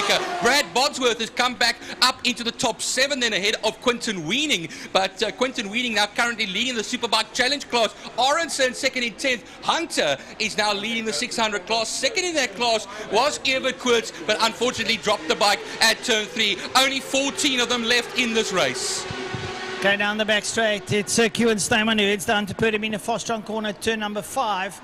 And up behind him, Slade van Niekerk. Slade van Niekerk up into second there with Slamet in pursuit, but right up behind Slamet, it's Tristan Pino. Tristan Pino is pushing very hard. Tristan Pino with Malcolm Rapson up behind him. Still coming out of 5. Having a look at some of the rest of the riders. Well, a 1:11.980 for Kilani Changes on this last lap, Francois. And for Slade, it's a 1:13.646. And 4 laps left to go, including the one they're currently on. He's going to have to push incredibly hard now because he's got attack from behind. But he's also got that man ahead of him that he really wants to catch. I don't think he can do it. I think it's a little too steep a mountain to climb over here, but anything can still happen. Yeah, no, great stuff there. Now see some of the riders coming into turn 1. That's some of the slow markers. Right, here we go, up in towards turn 2. It looks like it's Brad Bodsworth. Bodsworth here on the Aprilia with that aero kit on it. Very nice motorcycle. He's working his way through and going out of Castrol corner. Right, your leaders now on their way down towards turn number 5. Right, turn 5, Kilani Changes. Snyman has eked out a lovely lead. He's got about a 3-second lead there over Slade van Niekerk, who's got Ronald Slamet, and Tristan Pino is starting to open up that BMW a little bit. He's making it work. Well, last time out, it was 3.7 seconds between himself and Ronald Slamet. They crossed the line now. It is going to be 0.2 of a second. Sorry, there was actually less time. But still, Snyman, 4.1 seconds between himself and Slade van Niekerk. Slade just holds that 0.2 of a second advantage as they cross the line. Into Castrol, once again, look at the gap that they have now. 4.1 seconds, as I have been saying. And that power pack of 3 for second position in this race. Slade van Niekerk still holds the advantage here at the moment, as he does, and well, we'll see behind him if the inroads can be made from Slamet or Pino. Right, so we'll pick up on the leaders and working their way through now. It's Snyman down the back straight, Kiewit on the Fireblade, absolutely electrifying down towards Pertamina Fostron corner, turn number 5.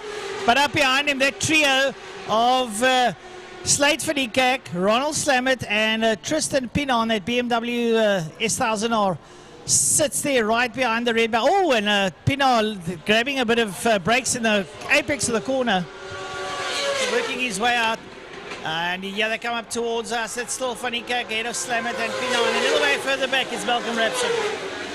Crossing the line now will be Jason Lineker next in that 6th position. Look at the gap that he has between himself and the top 6 at the moment. Only coming down the straight now on that number 93 machine. It's all focused at the front with 2 laps left to go, including the one they are currently on. It is still in the lead. Of course, Kilani Changes by 5.3 seconds. Slate van Niekerk has got his hands incredibly full over here with himself, Ronald Slamet and Tristan Pino on the BMW, all keeping him company over there. They go into turn 3 now for Ye's second last time in this race, and that is where we're going to watch all the way now. Malcolm Rapson will just have to hold on and keep them in sight. He's alone now currently on the Suzuki Gixxer.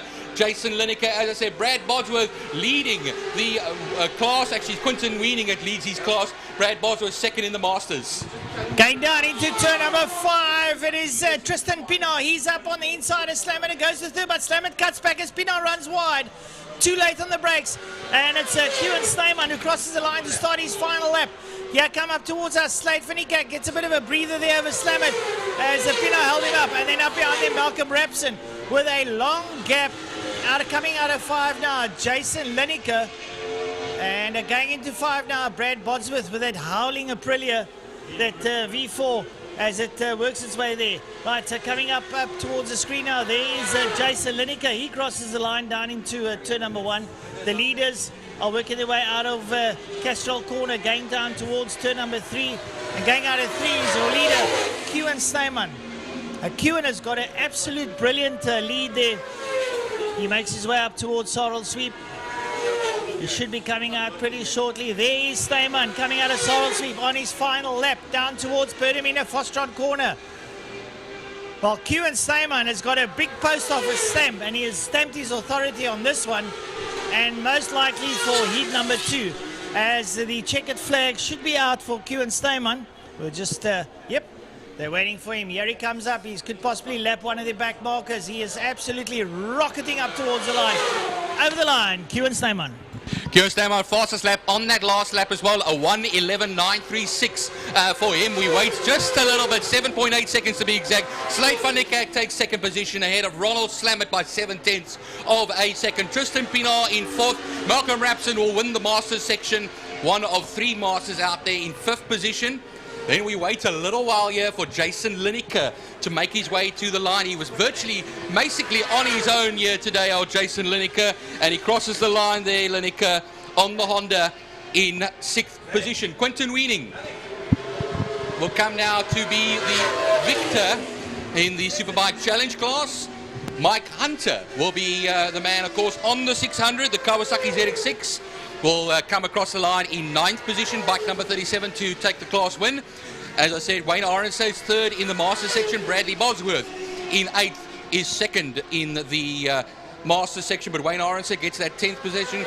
Garrett Frey comes through in the Superbike Challenge class. He's 3rd in the Superbike Challenge. Arendse is the 2nd place man there. Leighton Thomas, number 55, comes through to complete his race. Wesley Hendricks and Daniel Frost do likewise. And that was the first race of the day, the Superbike Challenge, Masters and 600s class.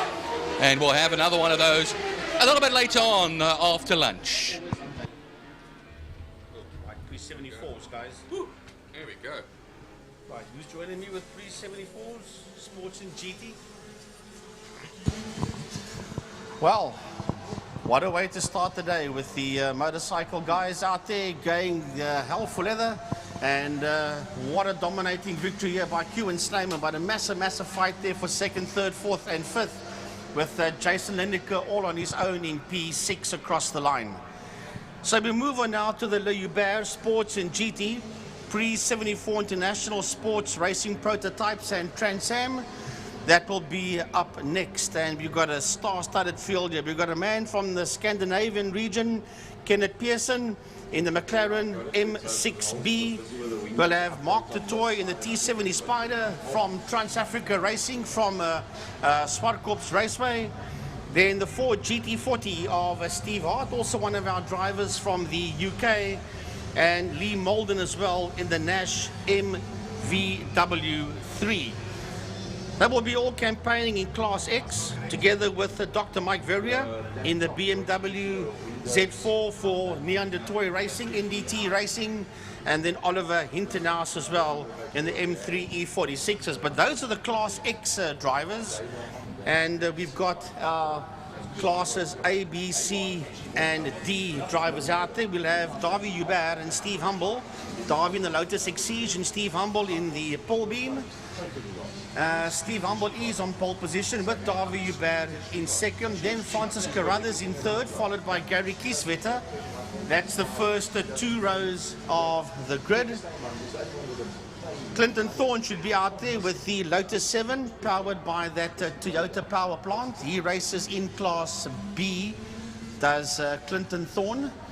And he will be, well, those, as a matter of fact, all your 5 top class S and A, sorry, because Thorne, Kieswetter and Carruthers are in Class A. Hubert and Humble is in Class S. They are all occupying the first 5 rows of, or the first 5 grid positions on the grid. So we'll be waiting, Byron, for them to come out.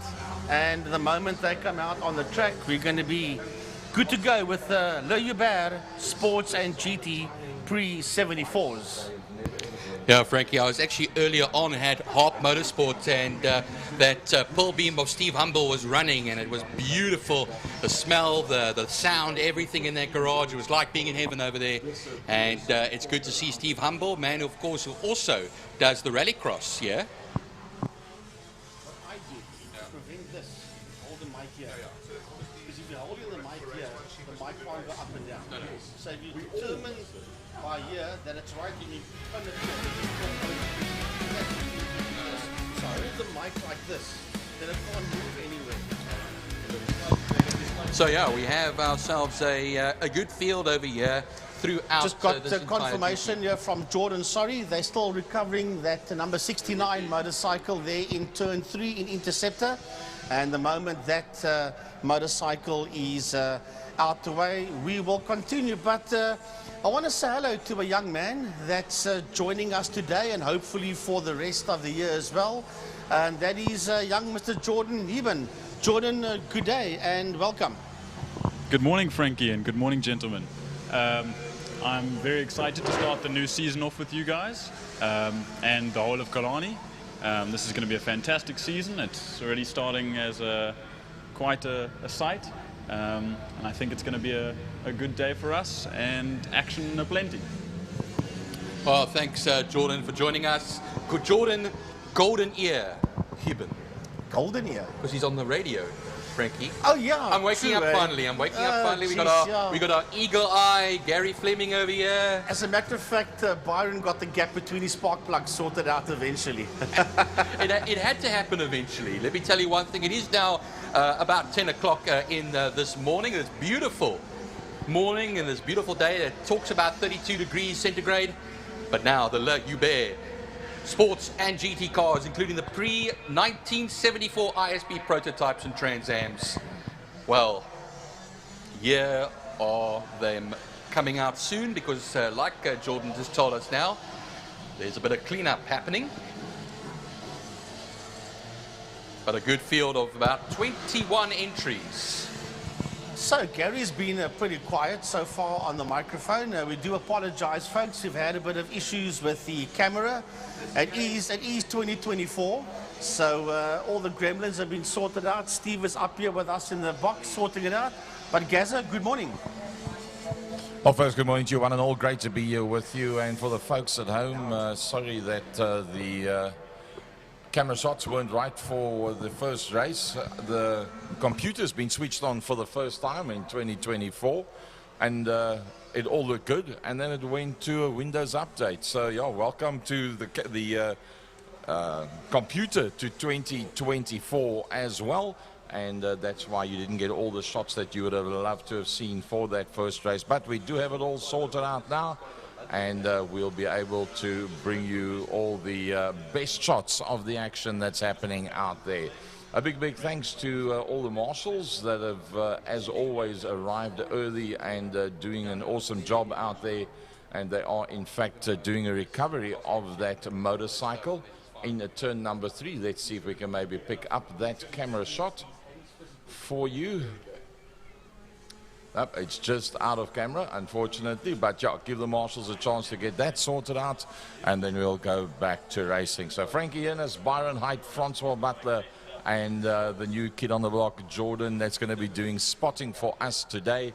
And that's how we're going to try and bring you all the action in all the different classes. Vir die wat julle wat nou net hier aangekom het, welkom by Kilani International. Is lekker om julle saam met ons te hê. Bel vir jou vriende, sê vir hulle daar's meer as genoeg spasie, and do yourself a favor, if you are here at the circuit, make a turn in the pits. I've heard a new phrase this morning by Byron Height. He's always got a phrase when he comes down to the circuit, and he says sensory overload. That's what it's like to walk around in the pits here. It's once a year that we get the opportunity. Make use of it.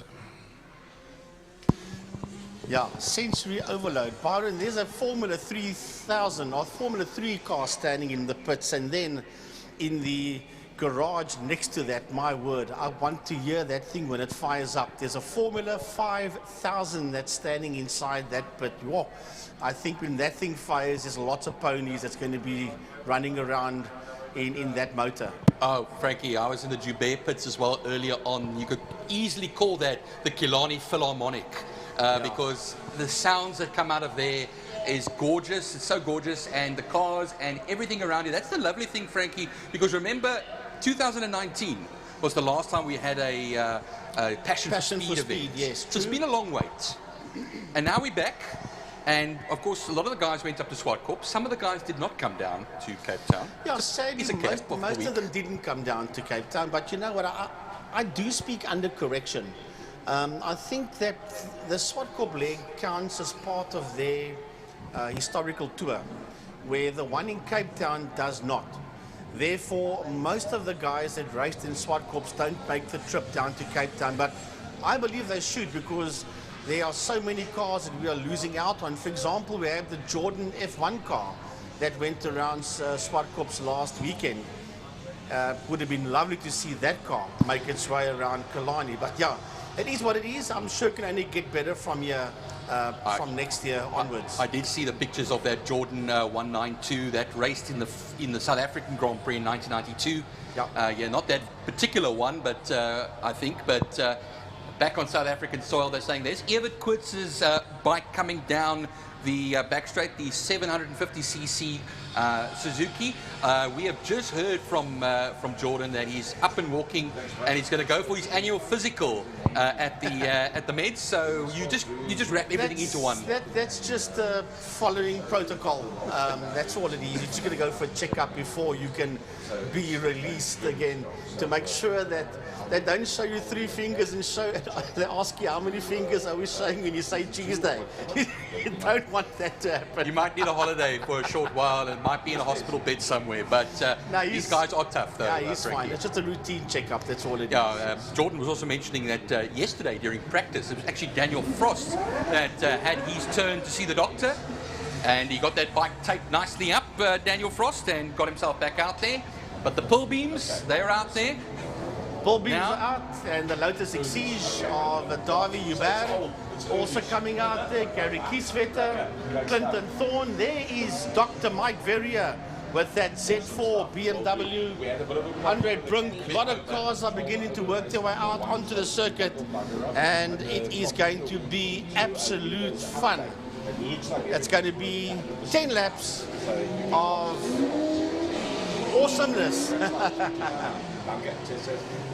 Just at a moment. McLaren coming out, of Kenneth Pearson coming out onto the circuit. Lovely Ford V8 in that machine, Frankie. Talking about motors here, that Z4 has a Corvette V8 underneath the bonnet of that machine. So you get to see some unique cars here, but through the year, like Paul Beachy Head there in his R8, you get to see him much more often. The likes of Clinton Thorne. No Henny Bosman today, which I was hoping to see, but not today. See that Eric Salomon in that Elf Lotus 23 sports car replica. He's back out there as usual. I do speak under correction, but I think Henny is entered for the 30 minutes for the Enduro. I think that's where we might see him. But what a lineup of machines that are making their way around this Kilani circuit for their first race of the day. Nice to see Mr. Sandro Bakari out there, also one of our top iRacing master drivers. He's Sandro Bakari, and Dr. Greg Mills will be out there. There's the Lola, the Lola, yes, the T70 Spider of Mark de Toy. That's making its way out there from Swartkorps, from Trans-Africa Racing. Lovely to see that car here as well. Yeah, the Ford GT40 is on the list as well. But we'll take a look now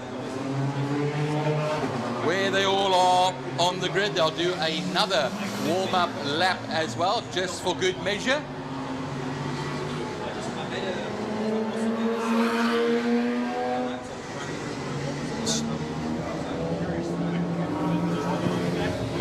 So as the cars make their way past us, just doing a couple of laps, I do not see just getting the information here. The qualifying time, I do not. A 1:08.5 from Steve Humble, 2 seconds off of the lap record here at Kilani. And I know we have in some of our programs the lap records, so if you're taking a look through your program, take a look at those lap records. Some of them quite old as well, from the depending on which classes they come from here.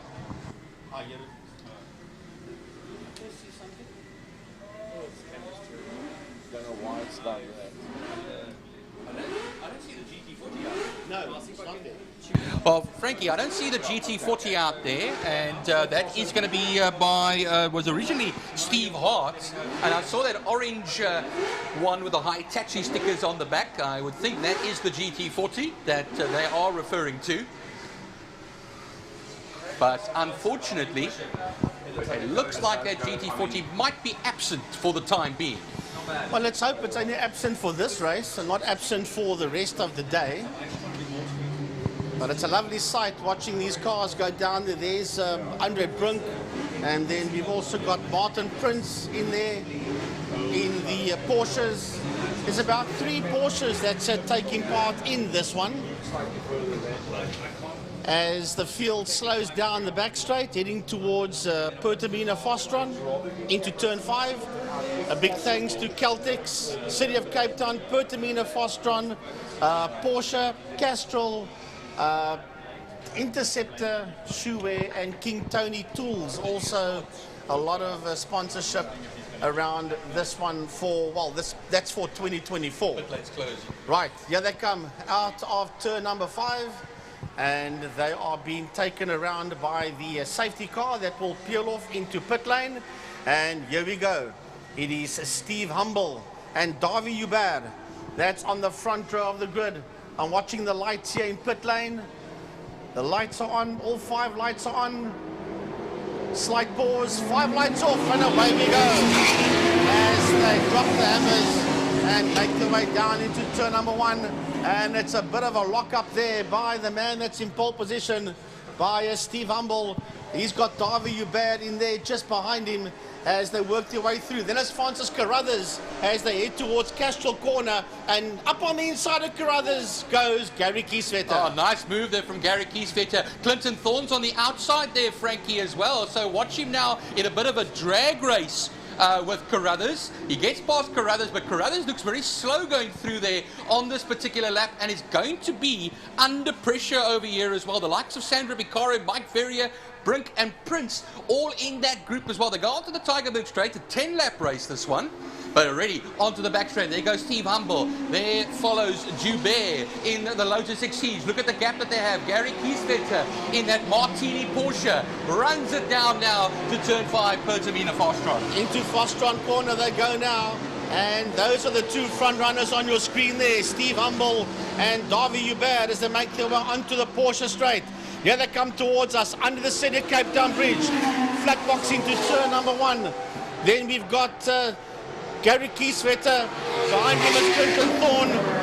Then it is Francis Carruthers. And right on his case is Sandro Bakari. But there seems to be a bit of a misfire on the Bakari car, and then right behind them we've got the two Porsches of Brink and Prince as we watch this group of cars heading towards turn 2 Castrol. You can see Bakari is looking like he's struggling, Frankie. I thought initially it might be the Carruthers machine, but Sandro Bakari struggling out of turn 2, slowing down quite a bit here. Could he pull over at some point? Right behind him, though, will be Martin Prince, the Dutchman, that will come ahead of Brink. Here comes through turn 3 now, as we can see on the screen. Look at the gaggle of cars behind them. Kenneth Pearson is behind Andre Brink at the moment in that McLaren, but the guys are all ganging up almost behind Sandro Bakari as he goes through Saro Sweep and onto the back straight. Meanwhile, Clinton Thorne still keeping it ahead there of Carruthers as they go into turn 5 and will then start another lap. Right, leader making his way into turn number 1. That is a Steve Humble, and he's done a 109.628 by Steve Humble. He's the quickest guy out there, making his way towards Castrol Corner. Then we've got the Lotus Exige of Davi Hubert going to Castrol, and then coming out of turn number 1, we've got this heck of a fight. That is Gary Kieswetter, Clinton Thorne, and Francis Carruthers. That's the 3 cars on your screen that's racing down towards Castrol Corner. Well, Clinton Thorne is having a few goes over there at Gary Kieswetter, but the unfortunate thing now, 2 failures to pass has now allowed him into the clutches of Francis Carruthers. They're going to come now towards turn 3, and the trio of them making their way through now onto Tygerberg Straits. But there's a lovely fight going through the kink, heading towards turn 3. We'll try and pick that one up for you. That's been led there by Dr. Mike Verrier in the BMW Z4. Then Oliver Hintenhaus should be in that fight as well as they make their way through turn 3 Interceptor into turn 4 Sorrel Sweep. And then we've got the McLaren of Kenneth Pearson right in there as well as they go down the back main, and then Sandro Bakari. But Sandro Bakari's motor car is busy misfiring badly as they head towards turn 5 Foscon, and he's losing tons of ground. And the thing is, Frankie, that McLaren is also having a tough time at the moment as well. It's not going at full kilter over here. You can see Sandro Bakari with the misfire. He's all over the back of him at the moment. They go onto the main straight now. 7 laps left to go, including the one they are currently on. And look at that now. It looks like, is that the... That's a McLaren that just made his way through there on Hintenhaus. Yeah. And there's Bakari's car right there with them. And closing up on them is the Audi R8 in there of Paul Beachyhead. You can see there the Z4 going into turn 3 as well. Meanwhile, the Hintenhaus BMW, the E45 making his way ahead of Kenneth Pearson. After Kenneth Pearson will be the R8 of Paul Beachyhead. The leader crosses the line now into turn 1. That is Steve Humble. A 109.185. Remember, a 108.5 was what he put in qualifying. The second place man, Davi Hubert, 5.7 seconds between himself and the leader at the moment. And then we wait a little bit for Gary Kieswetter coming right here now out of turn 5. Pertamina Fastron comes to the line. He seems to have a handle on what's behind him. Yeah, we'll stick to this one. Heading into turn number 1 into holes. It's a Gary Kieswetter. Oh, it's the Porsche versus the Lotus 7 versus the Pullbeam. Heading out of turn 1, out of holes, working their way towards Castrol Corner. As we keep an eye on this fight that's heading into turn number 1. And that's the Porsches of Andre Brink. Right there with him is Martin Prince. Then we've got the BMW of Dr. Mike Verrier, and then the number 3 car in there as well of Sandro Bakari. Leader coming through turn 5 now, and it's Carruthers coming down to the line. Not Carruthers, I should really mean Steve Humble. Steve Humble has got a number of cars to get a lap. Ray Farnham, Simeon Penev, and down the back straights towards turn 5 is a mighty, mighty battle. Carruthers is on the inside of Thorne, but Thorne will be a bit braver on the brakes there. He'll poke the nose ahead there of the Lotus 7, and there he goes. And it's still Gary Kieswetter, unable, Frankie, to get away from them. Well, I'll tell you what, it's a lovely fight, and that's the fight for 3, 4, and 5, as Clinton Thorne wants to try and look on the outside of Kieswetter. That's not going to help. He's got Francis Carruthers in the pull beam right on his case. The two of them are side by side out of turn 1. The line will belong to Thorne for turn 2 if he can stay where he is, and he gets his nose ahead. Clinton Thorne into Castro Corner, gets his nose ahead of the Porsche of Gary Kieswetter. What a drive that Clinton Thorne is putting in, Frankie. Look at the gap he's starting to form already through the kink and towards turn 3 now as they then run. We have 5 laps left to go in this race, including the one we are on, so now 4 laps left to go. Let's look at that turn 2 section now. Martin Prince will lead them in that particular section. Ahead then of Mike Verrier, Sandra Vicari in that group as well there as well. Sandra Vicari not having all the troubles that he had earlier on. Yeah, that's a lovely fight. That's Andre Brunk, Martin Prince, Mike Verrier and Sandra Vicari as they race up the hill, the Tygerberg Straight, towards a turn 4.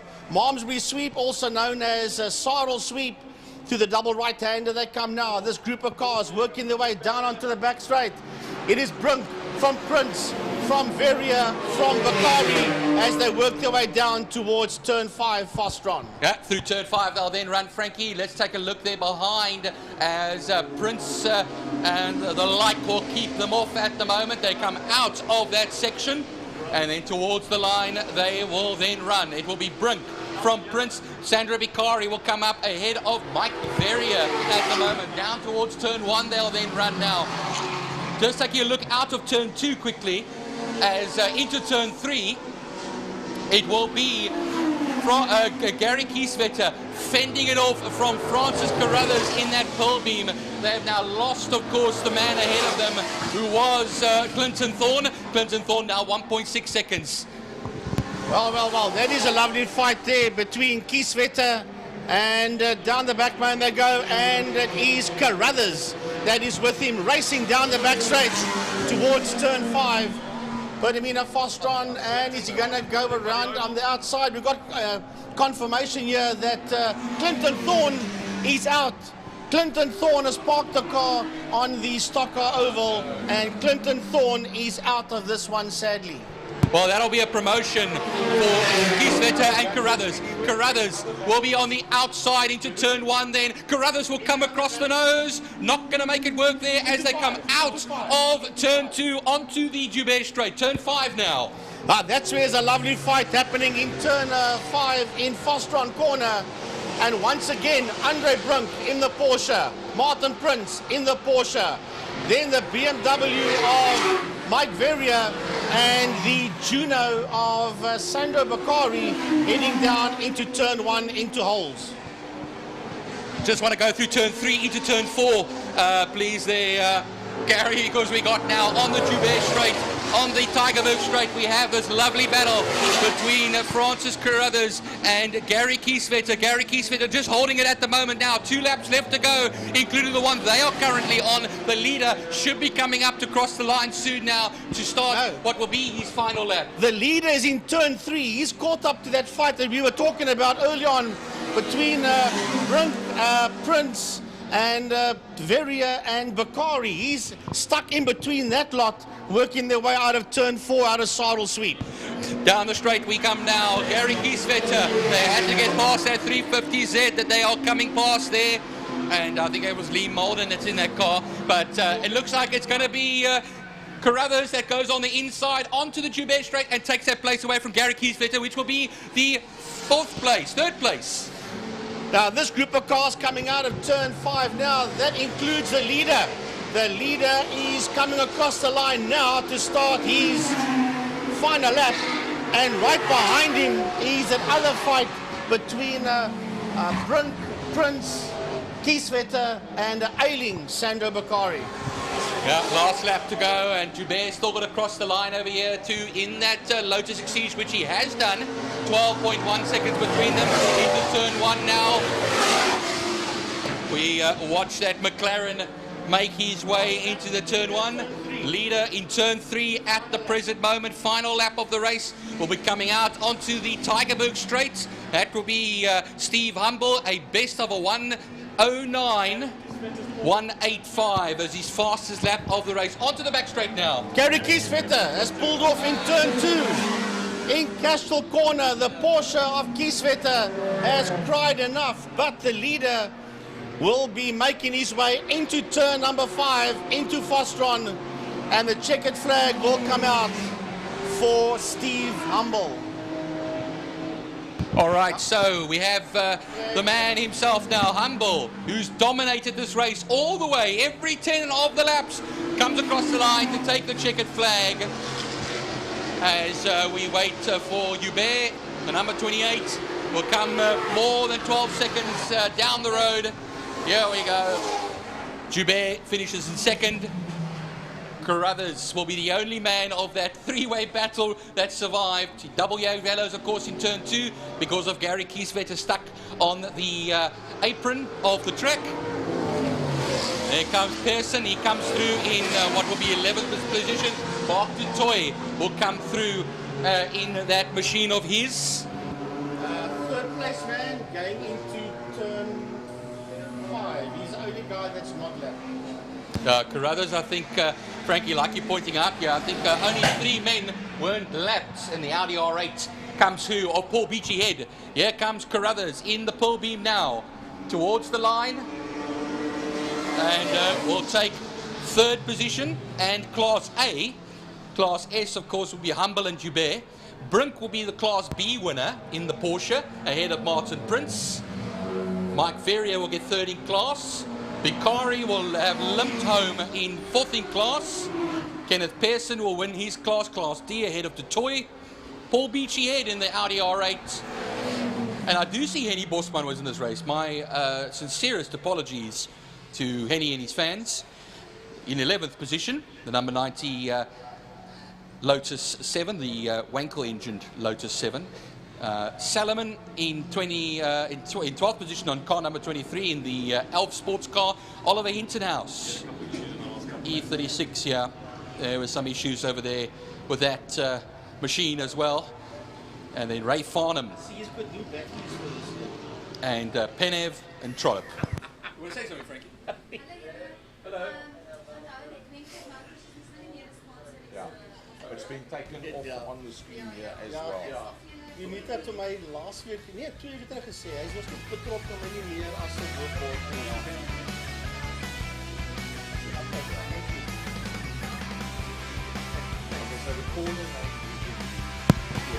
Right, so that was the first 2 races of the day.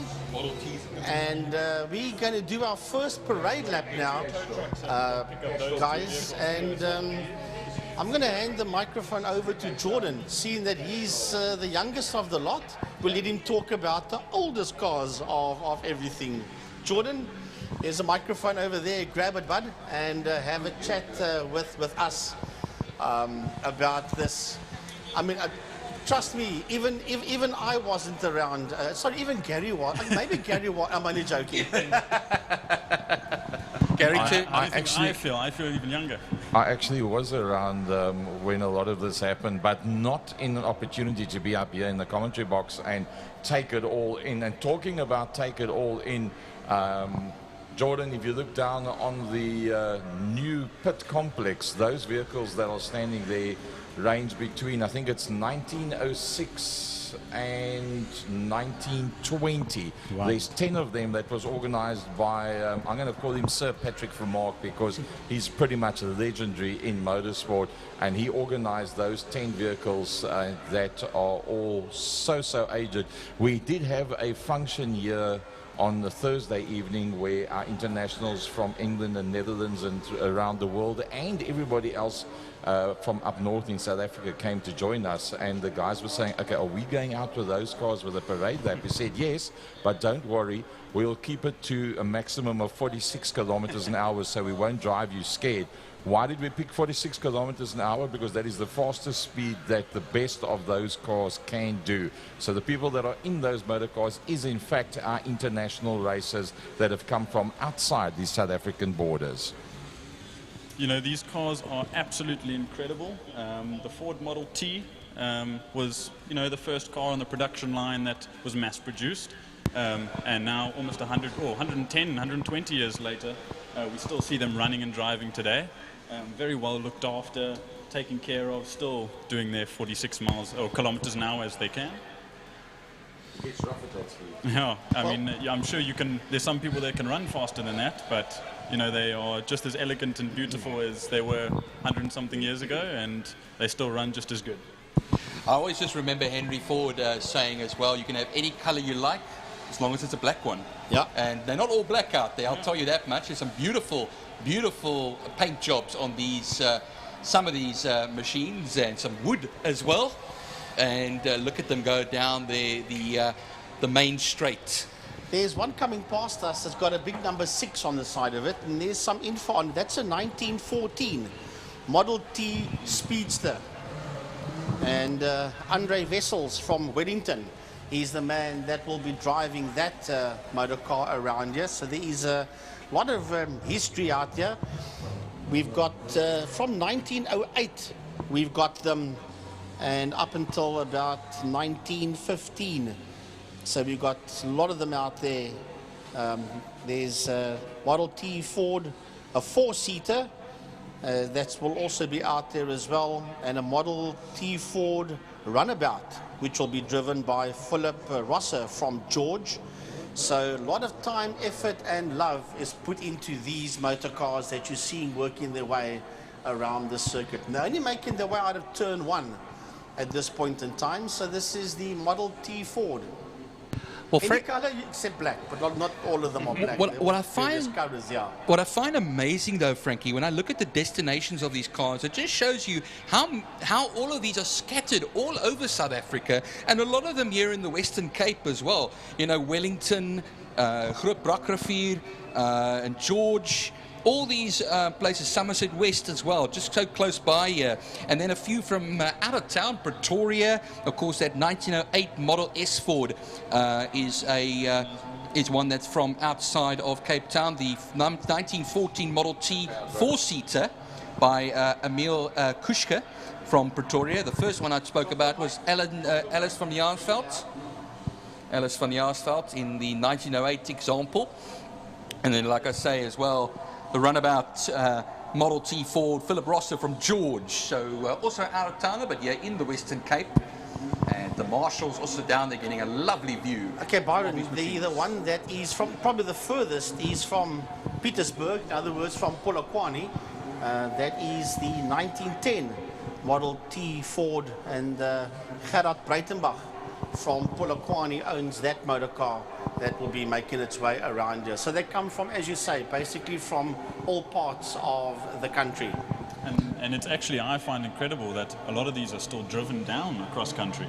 I mean, you'd think some of these guys are trying to take care of it the best they can, and they put it on a truck and trailer and want to ship it down, but these guys still drive them possibly every weekend, every couple of days, and I mean, it's not like they're stored away for the rest of their lives. They're still used, and I say abused, but at 46 kilometers an hour, you can't really abuse a motor car like that.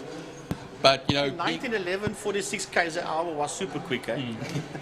But, you know, you're just mentioning it there, Jordan. You know, the thing is, a lot of historic motor cars are locked away in garages and not seen for years, and it's the greatest crime, the greatest heart sore, if you ask me, because I know, yes, it does cost money, yes, it has time and effort and everything, but for seeing automobiles, not only racing cars, but historic road cars as well, being used and driven is absolutely beautiful. I'll never forget when the very first motor car was ever made. I remember back in the day we had horses. It was just horses. And it was actually slower than what a horse could run. And the people then said, this thing called a motor car, it'll never work, never take off, because how can you beat a horse? Well, there are horses inside cars today, lots of them under the bonnets of cars. You say that, when in the 50s and 60s, people believed that there was going to be flying cars by now. And I mean, 50, 60 years before that, they still thought that horses were the best thing. So it's quite incredible. And one of the things I find super interesting that people my age don't understand is that these cars were still crank-handled back in the day. You had to start them with your hands. So. Now we're watching the Fords. This is the whole Ford Club. But the oldest motor car in the world is a Mercedes-Benz. That is the oldest motor car in the world, and they more than Mercedes-Benz is more than 130 years old. It's about 130, 135 years old. Is the Mercedes-Benz, but yeah, we are watching all the Fords out there. But just some interesting information that the Merc is actually the oldest motor car in the world. And that very motor car was taken by Bertha Benz and her 2 teenage sons on a journey in 1888 from Mannerheim to Pforzheim to visit her mother. A journey that takes today a half an hour, took 17 hours to complete. As a matter of fact, I think either 2011 or 2012, somewhere around there, the very first motor car, which is Mercedes, was actually at Mercedes-Benz Century City in the Brand Gallery. That car was brought in from Germany to celebrate then 125 years of Merc. And that motor car was standing at the Mercedes-Benz Century City dealership. And that's where I found out that Mercedes-Benz is the oldest car in the world. But we're not talking about Mercedes-Benz now, we're chatting about the Fords that are out on the track. And it's amazing as well, the Ford name has been a staple in automobile manufacturing. You know, it's many workers throughout the years, not only in the United States and Detroit, but many factories around the world have employed these magnificent workers to build Ford motor cars. And yes, the Model T is just one example of that long heritage started by none other than Henry Ford. I mean, if you think about it, this was the common man's car. This was everything on the street in the early 1900s. So to look at these today still being driven around and taken care of, and it's a sight that you won't see every day. And I mean, that Mercedes pattern wagon that you were talking about, the world's first car, that doesn't get driven around. That's a showpiece. And not run on fuel, it was run on, I think it was paraffin. Yeah, really. That's what it was powered on, yeah. If we could run on paraffin nowadays, I mean, I think we'd have a good time. But yeah, we're watching them go down the back straight. Some of them are coming out of turn 4, out of Sarl Sweep, and it's a lovely sight. Francois, you joined us here. Lovely historic equipment that we're seeing out there on the track. You said a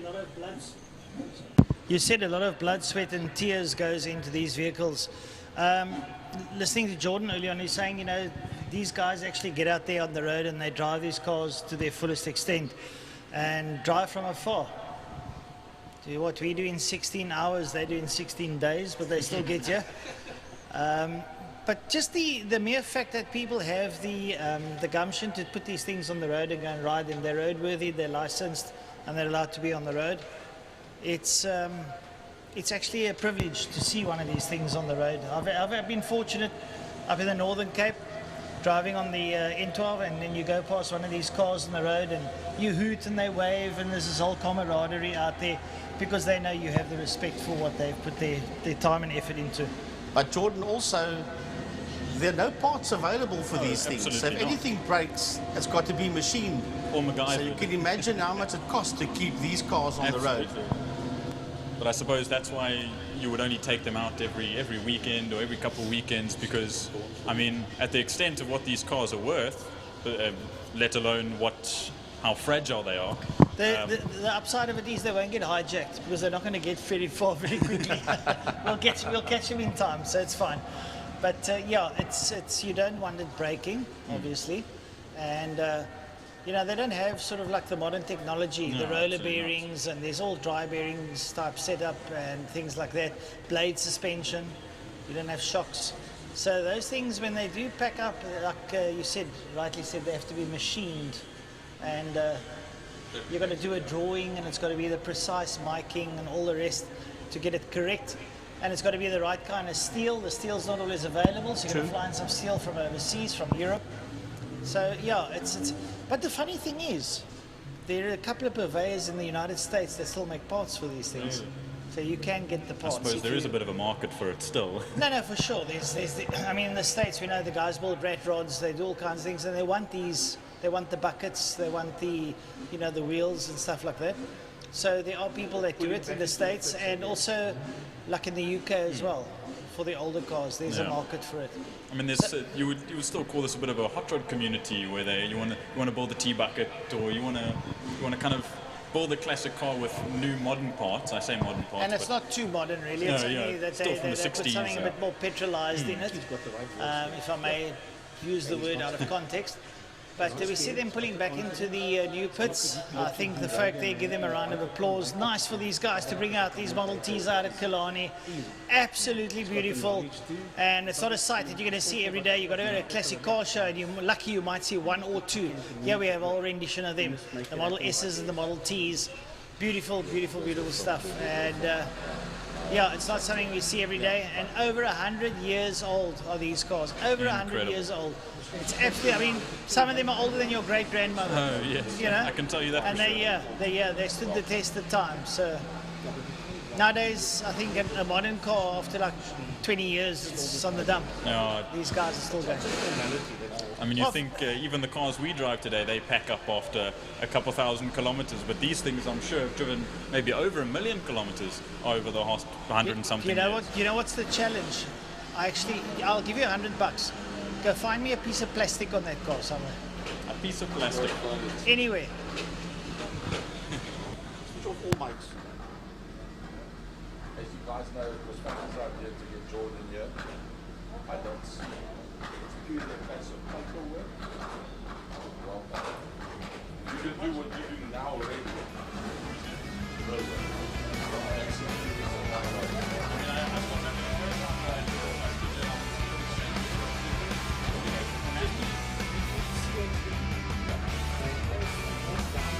Walk down the stairs interval to go to the John. He came up the stairs and said, "You're going to do 150 bike races." Then he said, "I want to join you guys."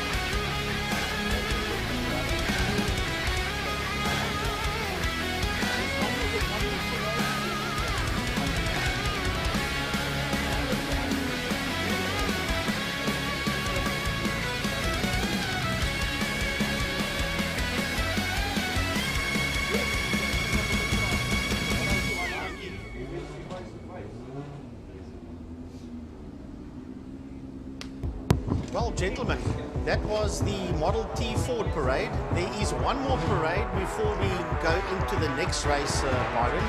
And having a look at the program over here, it is a single-seater race car parade. And I think that's where we're going to see the Formula 3, and we're going to see the Formula 5000 and a few other very, very, very smart race cars out there from back in the day. I just want to hear what that Formula 5000 looks like. Now, for those that don't know, there used to be Formula 5000 racing here at Kilani, but that must have been, I think, somewhere in the 70s, mid to late 70s, they had Formula 5000 races, nationwide as a matter of fact. And the series worldwide basically took a dip, but they actually revived it a couple of years ago in Australia. And they are running a Formula 5000. I don't know if they still are, but they were running a Formula 5000 championship. I know, you know, in the 70s, Frankie, the Formula 5000 series was seen as a cheaper alternative to running in Formula 1. If you didn't have the budget to run in Formula 1 or in a Formula 1 series, you could run Formula 5000s and you could be very competitive. It was very competitive racing. It was very popular in the Americas, in the United States and Canada. But like you said, Frankie, became very popular down here in South Africa as well. And you'll always see also in Australia, Phillip Island and so on, they will have the classic race days. I see, but before we get that, the Model T Fords have decided maybe we're going to go around one more time. Hey, if not, why not? It's a privilege to be able to see these cars. But that, what we spoke about now, will be coming up after the Model T Fords. And we'll take you through all of those. Yeah, thanks to Patrick Vermaak as well for the information and the photographs on that he sent us and taken of all these machines out there. He's always got his ear and finger on the pulse, so it's always a good thanks to all of our photographers, all of our media folks that have provided us with so much useful information on many of the machines that you'll see going out onto the circuit today. Actually, it's not the whole set, I think, of Model Ts that will be going out. Only, I think, a handful of the original group. But I think, like you said, Frankie, I think they had too much fun on the first lap. They thought they'd have just as much fun on the second lap. Well, if not, why not, eh? So, yeah. It's lovely today at Kilani. Great to have you people here. Those of you that are watching us on IMUSAT at home, if you can be at Kilani, rather please come down here. There will also later on, Byron, be a parade lap for motorcycles. Although they'll probably hoof it a bit, the guys on the bikes, but man, it is a serious entry list of motorcycles, classic motorcycles from back in the day that will also be doing a parade lap, but that will be obviously a lot later on in the day. Yeah, there you'll see everything from Manx Nortons to King Kenny's Yamaha for the yellow and white and black colors, and of course the Ducati Desmo in there as well. You can see a whole lot of classic Suzukis, Yamahas, Hondas, you name them. There's even an old Morgan three-wheeler with a bike motor. Yeah, Morgan three-wheeler with a bike motor in it. So everything motorcycle is on that side of the pit area. Those classic motorcycles. I want to go for when it comes to the end. Just press this. But we'll leave you to this for a little bit, and then when the next parade comes out, we will take you through that.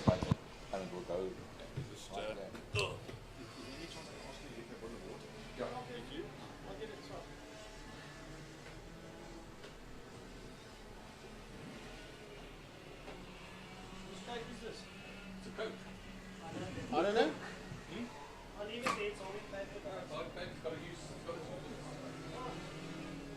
I need something.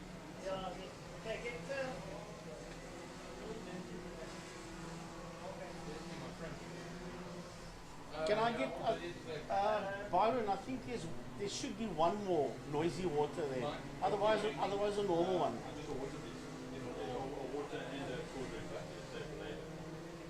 I'd actually love to go down there and speak to Gary and see what's happening. Did he just stop? Yeah, I just the last lap he pulled out outside turn 2. Now, I saw the car on the back of the flat beam going down there. It looked like a bit skiff to me. I don't know. Oh! Have to work on those cars as a pitch. So they dropped the old ones out. And I see a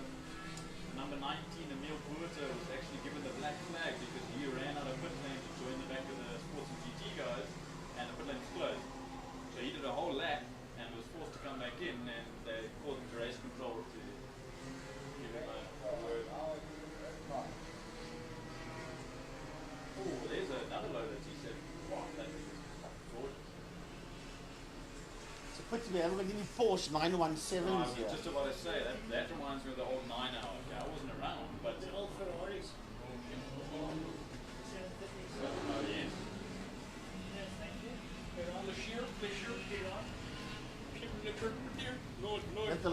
Is that the last part of it? The last of its kind. Yeah. We'll have to speak to Supreme Leader about this. Send more. Yeah. Send more warriors.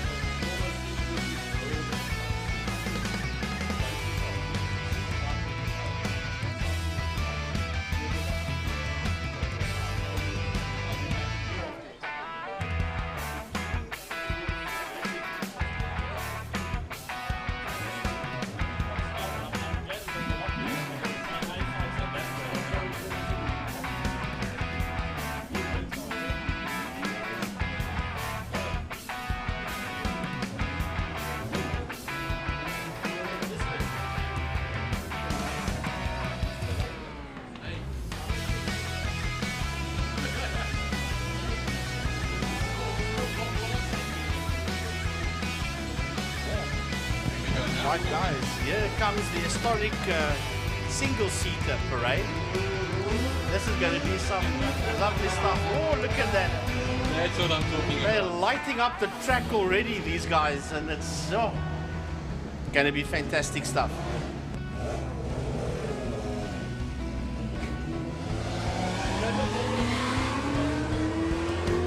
All right, there we go. So the Mako Formula 3 will be coming out. Former Frank Jelinski car. Frank Jelinski, of course, ran in European Formula 2 in the early 80s, but that was his bright yellow Formula 3 machine. I saw that Lola coming out there as well. Lola T70 joining the single-seaters. That's March coming out now. March 812. I saw that earlier on. The Martini colors was on one of those cars, the Formula Ford. Actually, that's the 813 that's going out. We saw that one earlier on in the pit area. And then the Hawk Formula Ford going out onto the circuit as well. So we have a number of classic machines hanging out there. Of course, we have the racing happening between the 50s and 60s Grand Prix cars. That's, of course, Formula 1 and Formula 2 cars. Yes, that's the 813 March. Mike White's 813 March. Vandervelde, British Formula 3, going all the way back to the late 70s.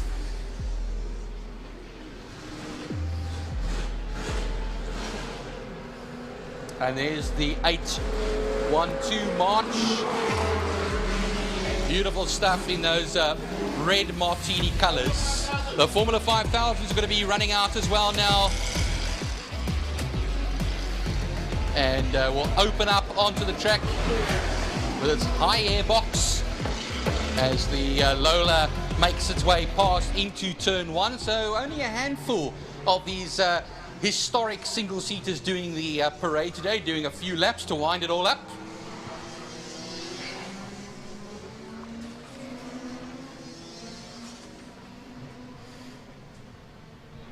And we'll have some more parades from them in the latter part of the day as well. That, of course, would be the historic single-seaters.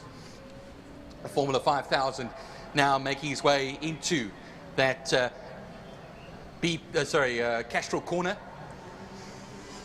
Gingerly going at it, so doesn't have to go full tilt out of the box, but let it just do a few good old parade laps as the Mocha Formula 3 comes past our position. The March 813.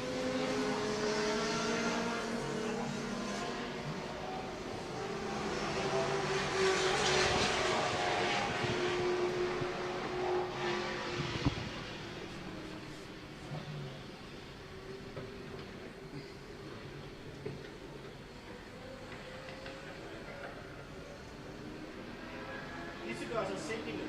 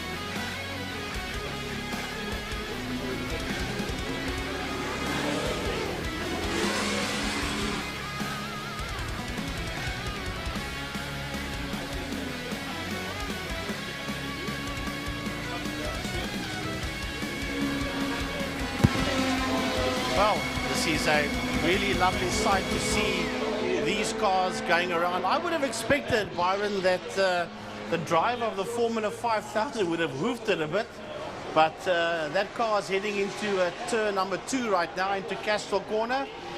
That is a lot of V8 under that motor car, but just taking it gingerly around as you've got a few of the guys that are just going around here as quick as they possibly can and having a bit of fun. But Byron, in general, it's a lovely sight. Some of the guys are going quick, others are just idling around to show off the motor cars. But yeah, still lovely to see these things out on the circuit. Yeah, some of them are, like you say, Frankie, just really going out there and having a fun time. That Formula 2 March, the Martini March that goes through the kink now.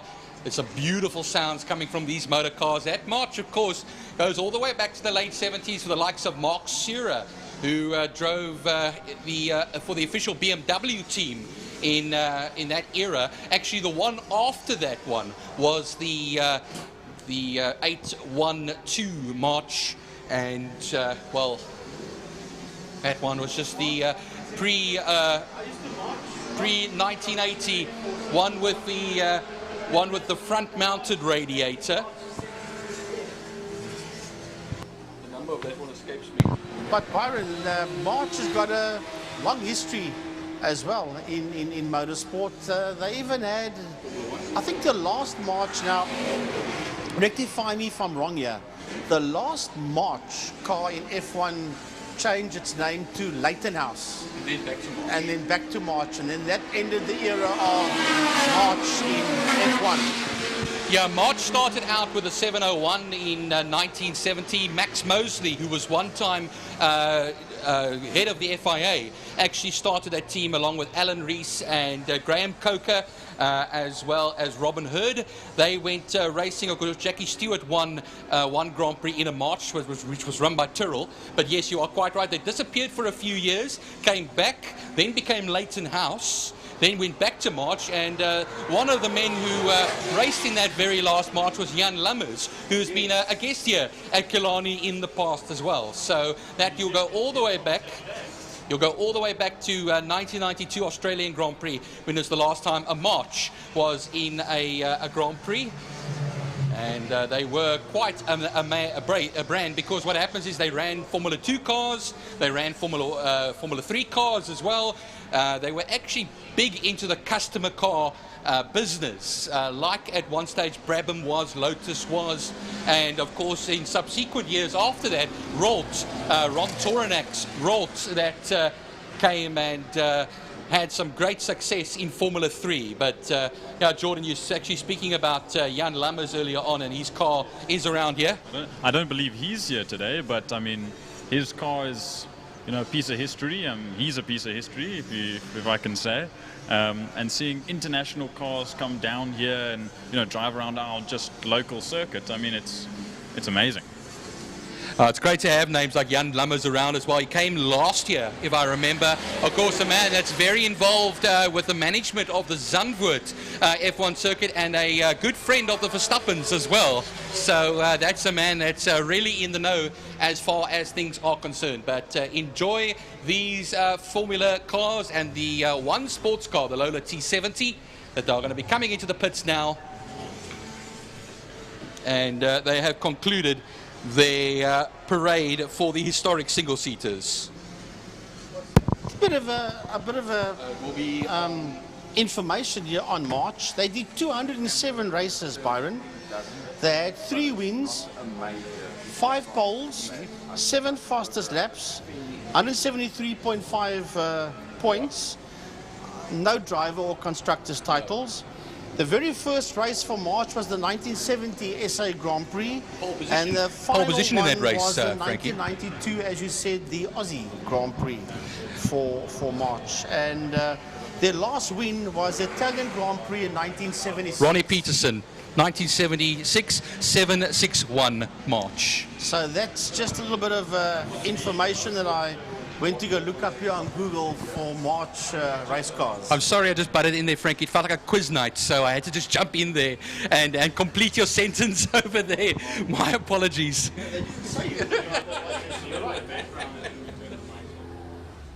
But there was some magnificent stuff. We are going to be moving on to the Lauda Classic cars now, and that, I think, is going to be a humdinger of a race, because we've got some extra guests as well. We usually always have a big field for the Lauda Classic cars, but it's always great when they add a few extra to the mix.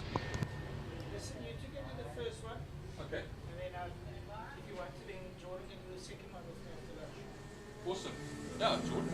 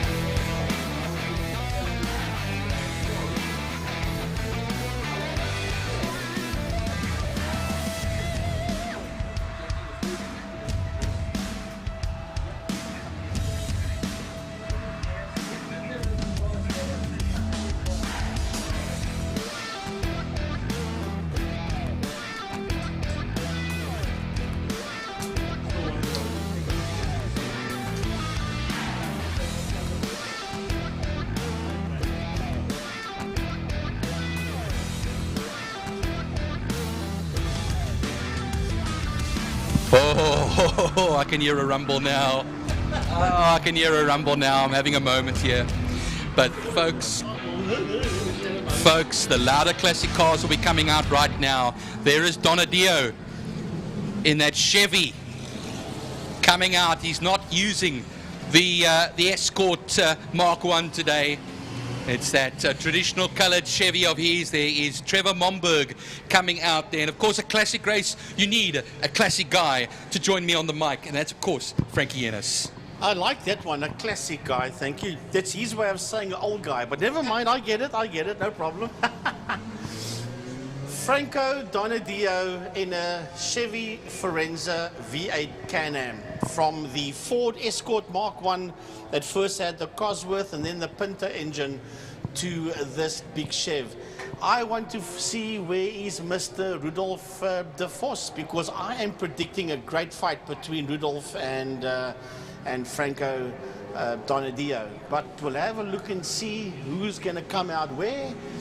Stevie Becker, Mr. Access Auto, back out on track again. He dive bombed our interview early on, but always lovely to see Steve Becker. When last was he out in that Sirocco?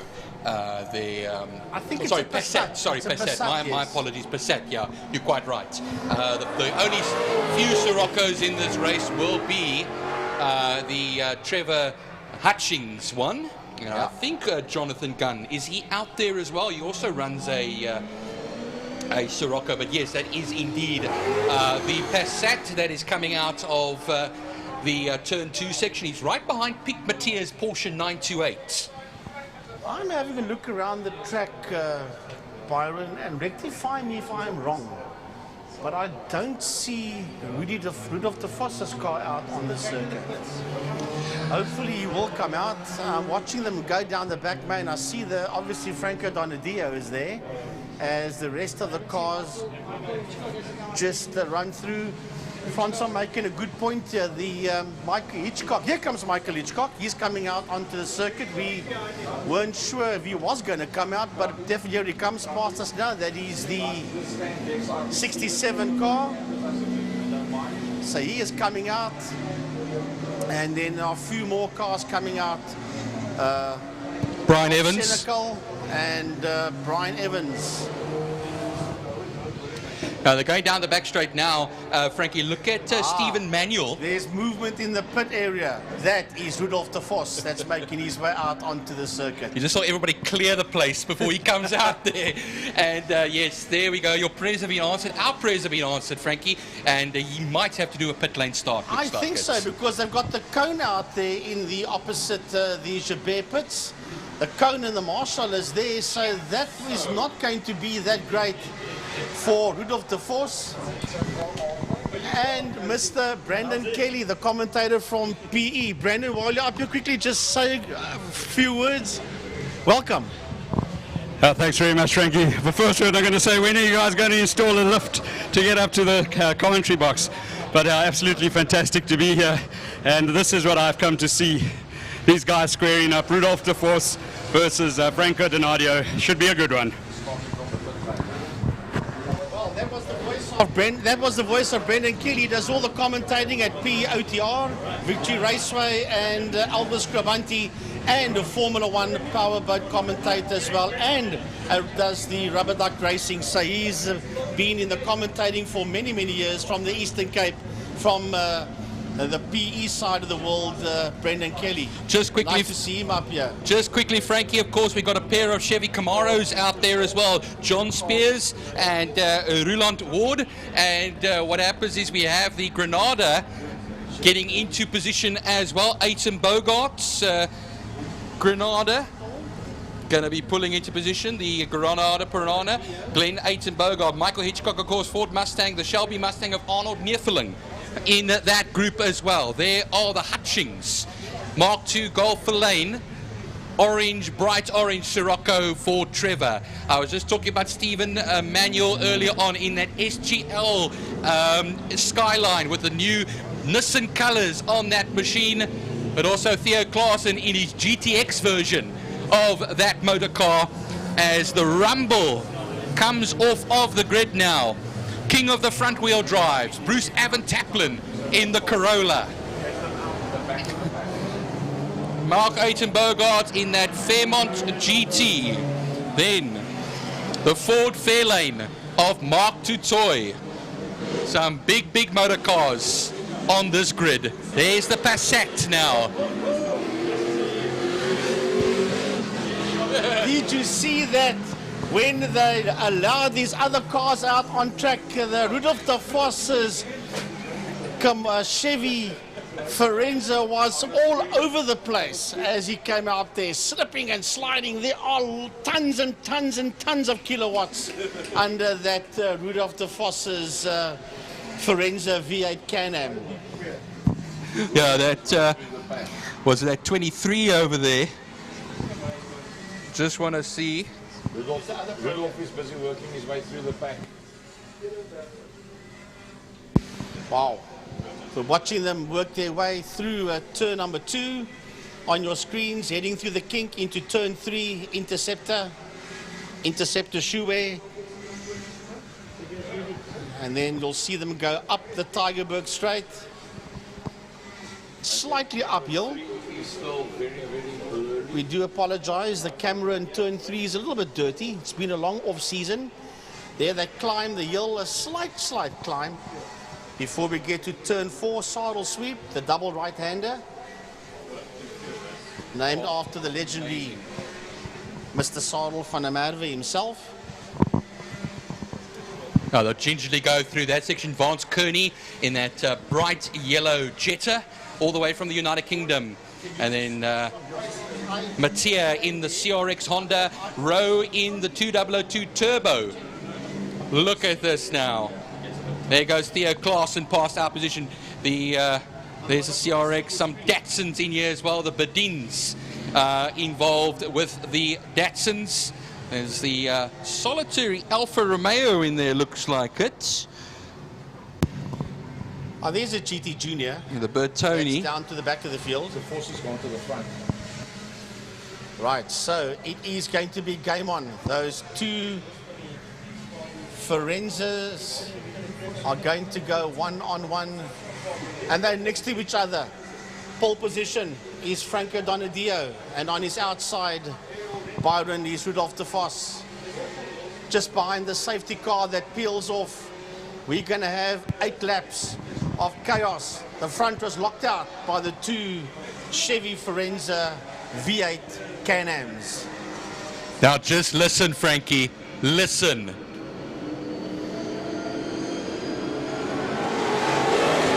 What a sound as they drop the hammers and off they go into turn number 1. Gingerly going down into turn number 1, I must say, as we're under yellow. Green over there. And oh, I understand. They probably put them yellow all the way out, and then they green from the exit of turn 1 to avoid chaos. It makes a lot of sense. As oh, I see we've got an Escort that's pulled off here. That's why we had the yellow. Oh. So well picked up there by Jordan. So the moment they cleared that Escort, they went green automatically, and now they race down into turn 3, Interceptor corner. Oh, that would guarantee almost a basically good start for everybody, then a good clean start. Onto the Tigerberg Straight we then run now for the first time into Saddle Sweep. It's Can-Am. It's the Forenzas right with each other over there towards now the back main. Then it's going to be the Michael Hitchcock. Then it's Aiton Bogart. Then it will be Fadi Mouton, and then the V6 Capri there of Trevor Momberg all the way down the straight as they go. And I'm watching Mark du Toit come through as well. Mark du Toit with the Ford Fairlane making his way through turn number 5 as well, through Fostron corner. But here we go into turn number 1. Now remember, no overtaking, and Rudolf de Vos went for the move, then realized he cannot and pulled back in there behind Franco Donadio. I think he just caught a glimpse of that yellow flag there, Frankie, and realized they're coming out to turn 2 now. It is going to be a bit later on the brakes there for the De Vos Forenza, but he'll go quite nice and close, but not going to make that one work there. Do you realize, Byron, that turn 1 will be yellow for the entire race? So you have now taken away a major overtaking spot, because that Escort's going nowhere in this 8-lapper. Oh, well, we got, I think it's that Ford Fairmont that went off over there. And the yellow flags were out briefly again, but back out onto the circuit. There comes the number 12 Camaro that's out onto the track now. That number 12 Camaro Not going anywhere very quickly, but he's made it back out there. So we'll try and pick up now who will be that man out on the circuit in Class X. Never mind him, go there. All right, down the back straight we then go. Toward leaders through turn 5 now, and he's still going to be Donadio. Donadio goes a bit wider onto the rumble strips there. Down towards side by side now between the two of them. The inside line is by Donadio. Outside is to Foss. No yellow flags anymore. And it's Foss going to take him? Oh, I think he will. Yeah, I thought you'd have yellows throughout the whole race, but they've taken that yellow flag away because the drivers have seen that car there on more than 1 or 2 occasions. And now as they work their way into turn number 2, it is Rudolf de Vos, but Donadio wants to rub it up on the inside, and he lost a bit of ground to de Vos as they worked their way through the kink. Michael Hitchcock in P3 in that Mustang is right in. He's keeping an eye on those two Forenzas working their way out of Interceptor. And that was a 1:19.569 on that last lap, Frankie. That was the fastest lap by de Vos. And if you look at the times there, I'll try and take a look at the difference in times. But look at here, Hitchcock is still keeping them in sight at the moment in that 3rd position at this time. He's 2nd in class at this time. Glenn Ayton Bogart is 3rd in class, 4th overall. Ferdy Mouton in the number 68 Mustang is still leading that Class B section ahead of Momberg by a mere 7/10 of a second. But here comes the Camaro. The number 12 Camaro will come through now and complete the first lap of his race. Leaders going into turn number 1 as they work their way into turn number 1. And here comes the Mustang of Michael Hitchcock in that 3rd place. You see he's not too far behind the 2 Chevys that's working their way out of turn number 1. Then we've got coming down towards us now is the Ford Granada coming through as well, and that is Ayton Bogart that's in there. And then we've got Ferdy Mouton, and right on his case we have got the Capri of Trevor Momberg, and then the Fairlane going through turn 1 as well, and that is Mark de Toy from Swartkorps Raceway from Trans-Africa Racing. Turn 1, look at the father-son battle between the Hutchings. Lane Hutchings is going to be taken by his father. On the inside is the Sirocco. Coming around the outside though, and the 8-valve Golf is going to be Lane Hutchings, but he'll lose out to the much more experienced and older Trevor as they go now down the straight towards turn 2. They're heading towards turn 2. We're watching this group of cars. Vance Kern is in this group coming out there. They're coming through turn 2 now as well. Was also one of our cars from up north that is racing towards Castrol Corner.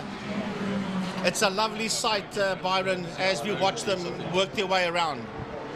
Well, the number 62 Skyline has pulled into pit lane now, unfortunately, and that will only be Theo Klaassen. Across the line we then run now. Here come our leaders. It is going to be de Vos from Donadio, and Donadio locks up the left front over there in his battle. They're getting past that number 12 Camaro as well now. That's right ahead of them, and well, right behind them now, and onto that turn 2 section.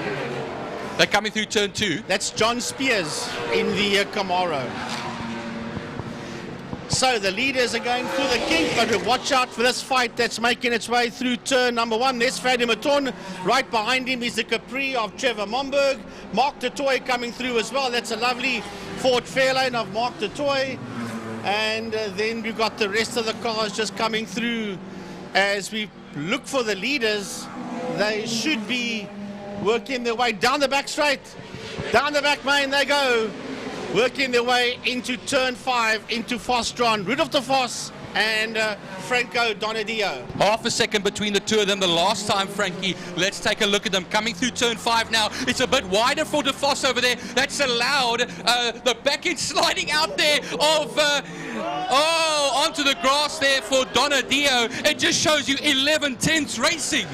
Well, as they storm down into turn number 1, I think that might just have ruined his chances. Yeah. But now they're picking up back markers going into turn 1.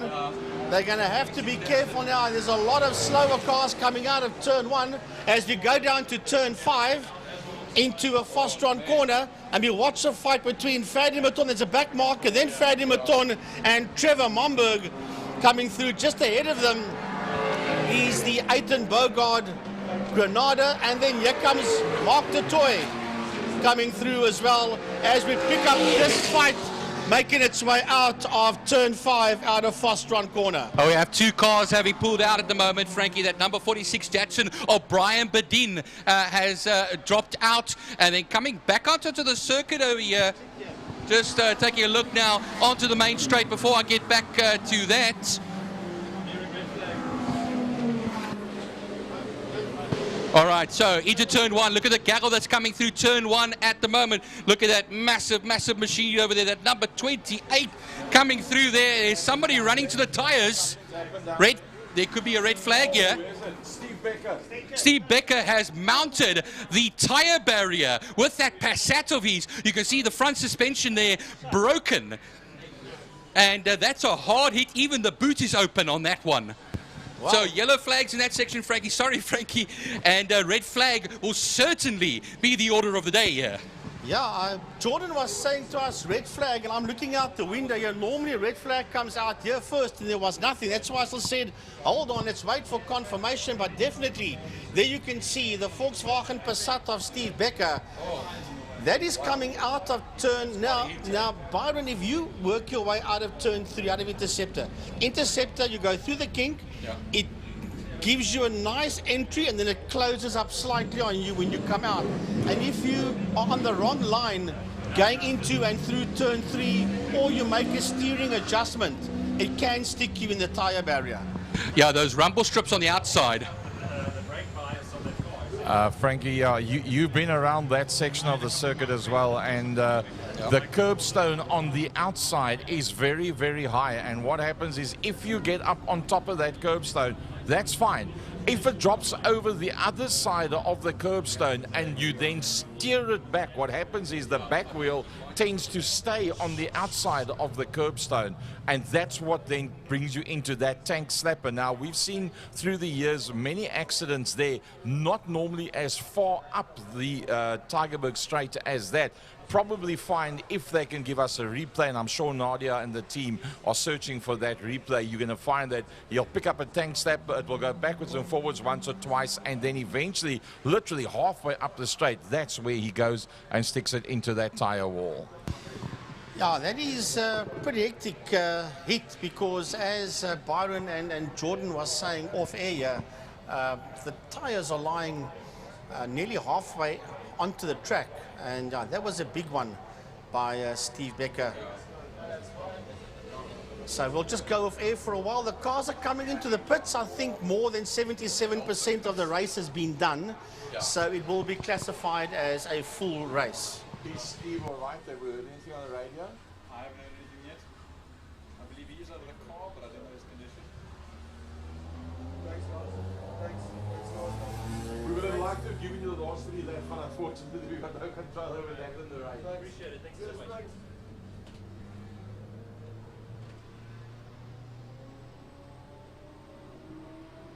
Yeah, it looks like he's hit it very hard. Yeah, he's quite hard, but like you say, he's out of the car. So there must be a turn 4 static camera shot replay that they can give us on that. If you look at the screen, it doesn't look that far up, but if you look out the commentary box window, it's basically in line with the entrance of turn number 1, if you look out the commentary box window. Now, what I spoke about where turn 3 closes up on you, it would have been a lot more further to our left from the commentary box if you look out towards the north side of the circuit.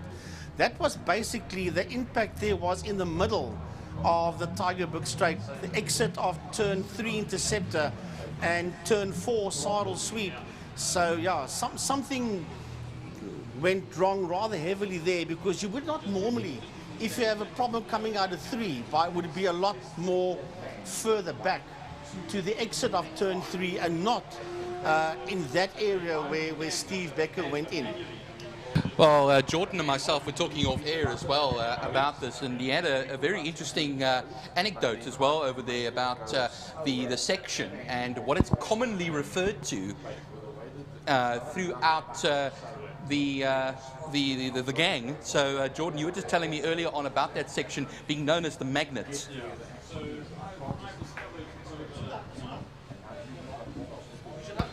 I've discovered over my years of watching and spectating at Kilani that just if you come through turn 3 a little bit too hot, it'll throw you out a little bit wide onto the curbs, and if you get a little bit too far onto the grass, it'll actually snap the car around. And you find it that with front-wheel drive cars, it's a lot easier to just put your foot down and point the car straight. But with a rear-wheel drive car with a lot of power, it'll spin the car around and it'll send you straight into that wall. And I think that's what's happened here now with that Scirocco, with the SAT. And it's rather unfortunate, but that is motorsport, and it's going to be a tough cleanup. And I believe the medical car is out for the driver, and we hope he's okay. But that was definitely a hard hit.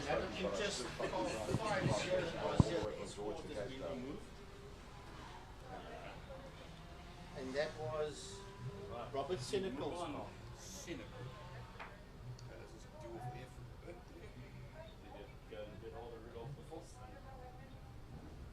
If you can bring him up, if you can bring anybody up, and you can sort of do interview with him as well. Driver fine, Steve Becker, they got him in the ambulance, but he's okay. All right, there's some good news over there. So the Steve Becker, the driver, he is A-OK, and just the routine checkups that he will be back to the going medical through. center, but it seems that he's walking around and now in the ambulance, so he'll make his way back to the medical center by the tower fairly soon, and I'm sure they'll take a couple minutes to clean this up, and we'll be back underway shortly.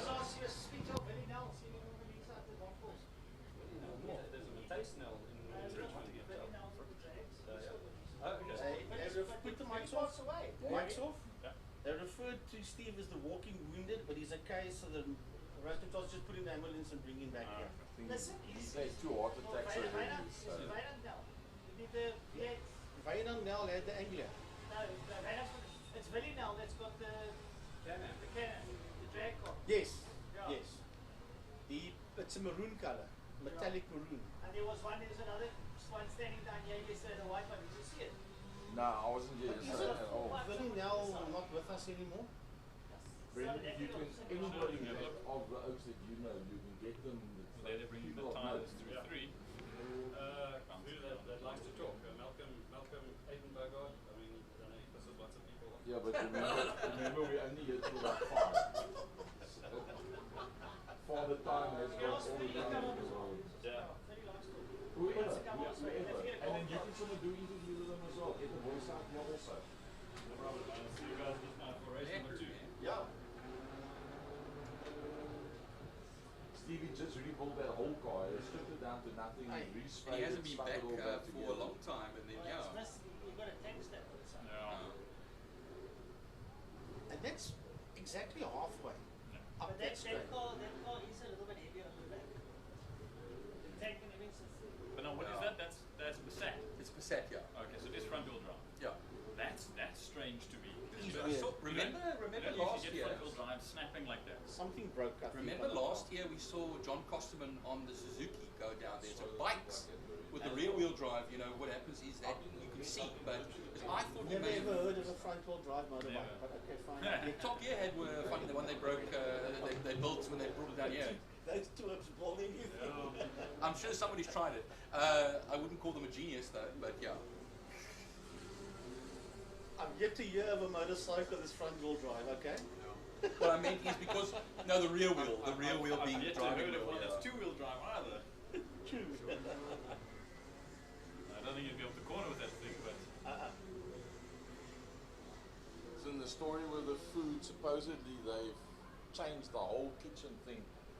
Dave Abrams refers to the prepared meals to do what the hell that's supposed to be. Prepared meals. Yeah. Airline meals. But supposedly it's a lot better. So let's see what happens today. Breakfast buddies in What's my own stuff? Is it prepared? The guy that's with the main meat, he says they get, some of them get this stuff from the Bull Bar. He says it's only a burger, it's not burger and chips. He says the burger is like enjoyable. The chips means nothing because the other time it's cold, it's calm. So let's check what happens today, and then you guys must decide what you want to do. If you want to stick with that or go for the Bull Bar.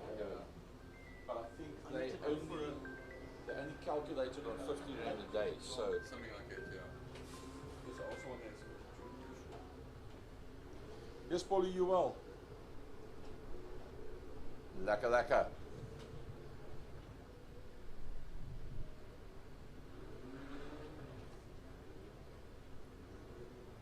Okay, 100%. Okay, thanks a lot. Okay, buddy. Cheers, man.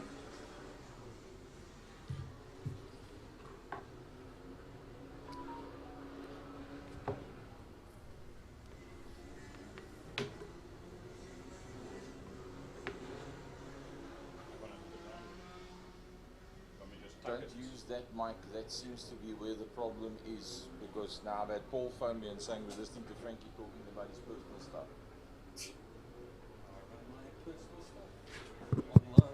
This one is not on that mic. Just tap on that mic as well. This one? Yeah. Just tap on it. There's the problem. Talk on that mic when it's switched off. Hello, hello. Switch it off. Yeah. That's the mic. That's the problem. It's not completely off. Tap on it now.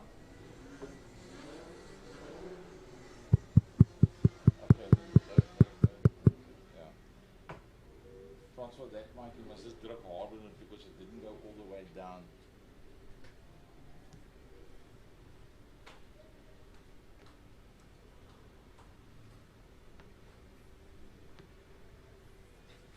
What's this? Oh. Oh, there goes that snap. 1, 2.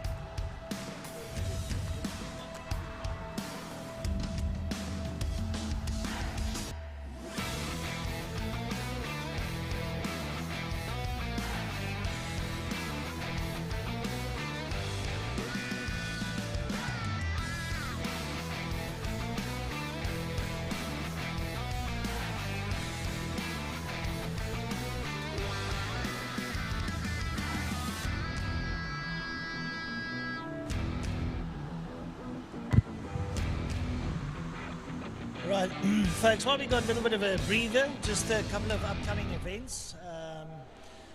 Next Saturday, there's a bit of Rallycross here at Kilani. There will also be the first of the regional karting events. So if you want to come down next Saturday and watch a bit of karting, or even Rallycross for that matter, pull down. I'll be doing duty at karting, and Frankie and Byron will be at Rallycross. Then on Sunday, Kraftfontein Radio Control Cars have got their second meeting on. They're talking about in excess of about 50 entries, so that should be quite a good guess. That's just on the outside of Kraftfontein, near close to the Municipal Waterworks. So you can pop down there and have a look at them. So there's lots happening, and keep an eye on the calendar on the Kilani website, Western Province International Raceway. You can see the calendar is posted. You can see what the events are coming up. So there's lots happening. At the end of the month is the first of the Power Series. That's the last Saturday of the month that you can also look forward to. And I'm sure we'll have a crackerjack event as the first one of the year. Everyone putting their new machines down on the tarmac. Right, so we sincerely hope everyone's enjoying themselves trackside and at home. Just waiting for a bit of a track cleanup. Shouldn't be too long and that'll be sorted. And we'll get then the program underway again towards the luncheon interval.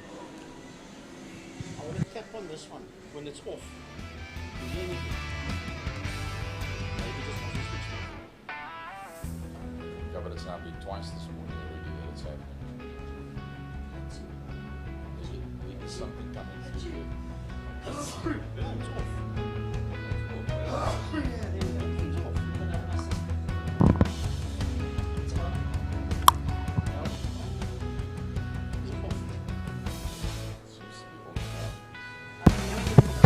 One, two, 1, 2. Let's not put it off. There's nothing. I'll do the microphone switch.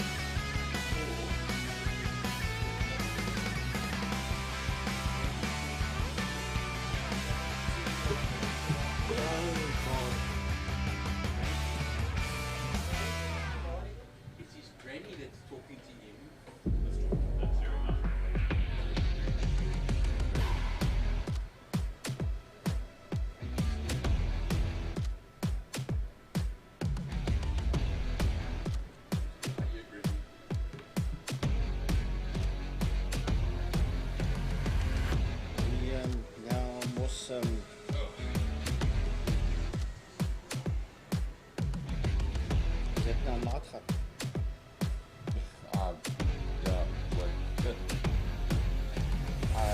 I'm so over the let's feel sorry for yourself shit.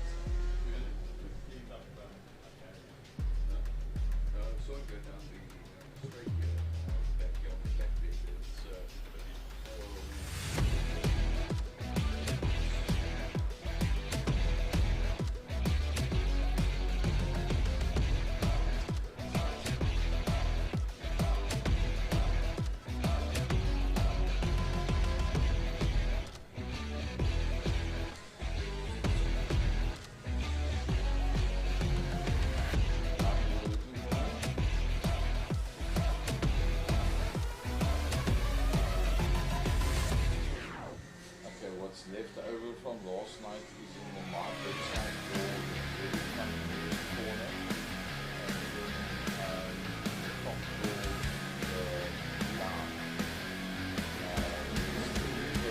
the right door inside of the whole door.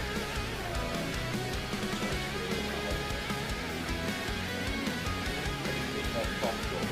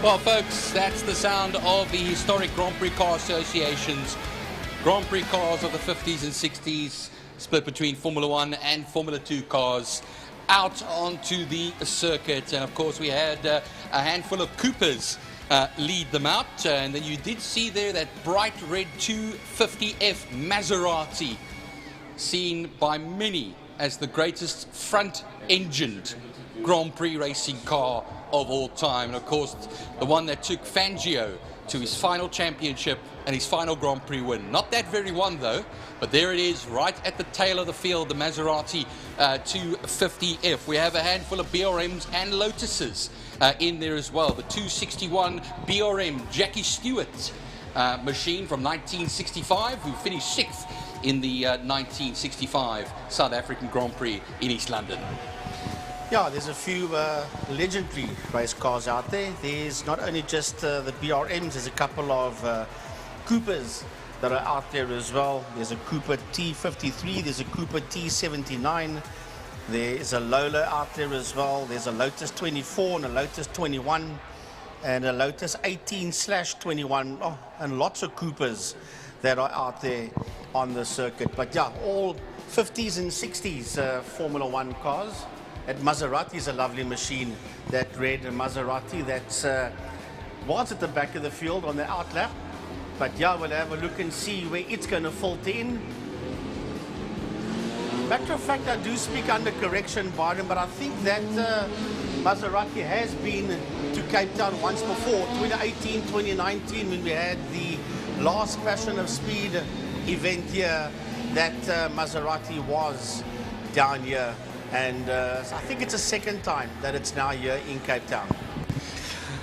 Yeah, it's a magnificent motor car, that. And yes, I remember we had a Maserati 250F that was on show in the clubhouse at the time. But as we see as well on many of these cars, the Lotuses, you'll see the name of Jimmy Clark. And here's a little interesting fact. 1962 Cape Grand Prix, yeah, at Kilani. He finished second to Trevor Taylor. Yeah. And I think in that race was none other than, of course, our very own Pfeiffer. Adrian Pfeiffer, yes. And Adrian Pfeiffer, Vic Proctor, chaps like that over there as well, that got involved in the Cape Grand Prix in 1960 and 1962. But it looks like Charlie Martin will be the man in the Cooper. So Charlie Martin in the Cooper T53, the 1960 Grand Prix championship winning car with Jack Brabham. Also Bruce McLaren raced one. The John Love car alongside their number 17, that Cooper T79, finished second in the 1967 South African Grand Prix, the very first one to be held at Kyalami. Finished second to Pedro Rodriguez. But Frankie, this is going to be something to behold now. The number 27 250F pulls in at the back. Listen to the sounds, watch the lights. 5-second board out of the way, and away we go with quite a bit of wheel spin off the line from Charlie Martin. Charlie Martin will get the whole shot into turn one. So turn one, Charlie we'll get it all into turn one. Good, nice, neat start from everybody. Just holding on to the back there will be that number 27 Maserati. And that, of course, will be Christian Damoulin in the 250F. Bright red, Italian racing red. As it looks like we have a Lotus that has come up into the third position. There's a handful of Lotuses here, 24s and 44s, Formula 2 cars. And then, of course, you have the 1820, which will be the early Formula 1 cars, the pre-monocoque chassis cars. Yeah, but it's all about Charlie that sits up there in P1. That's Charlie Martin that's in the lead in that 53 car of his. And he's way, way, way down the road. Down the back, man, you'll be going shortly. That will be your leader. There he comes, down the back straight. And listen to the sound of these things that are making their way around. Second position is Michael Gans, if I'm pronouncing his surname correctly, as they head into turn 5, Pertamina Fostron. Yep, that's a 4-cylinder Coventry Climax engine in that T79 Cooper. And Michael Gans runs that nicely there. Charlie Martin, exactly the same Coventry Climax motor towards the line. They then run across the line. They're then done. There is the number 99 of Mark Shaw, the Lotus 21, that will come across the line, and that also a 4-cylinder Coventry Climax. And you'll see a whole gaggle of Coopers just a little bit further back. We have the pre-66 Cup, we have the pre-74 and the Invitationals as well, as Philip Buhofer comes across the line in car number 3. Of course, that's the Lotus 44 Formula 2 car, and SCA Ford 4-cylinder engine.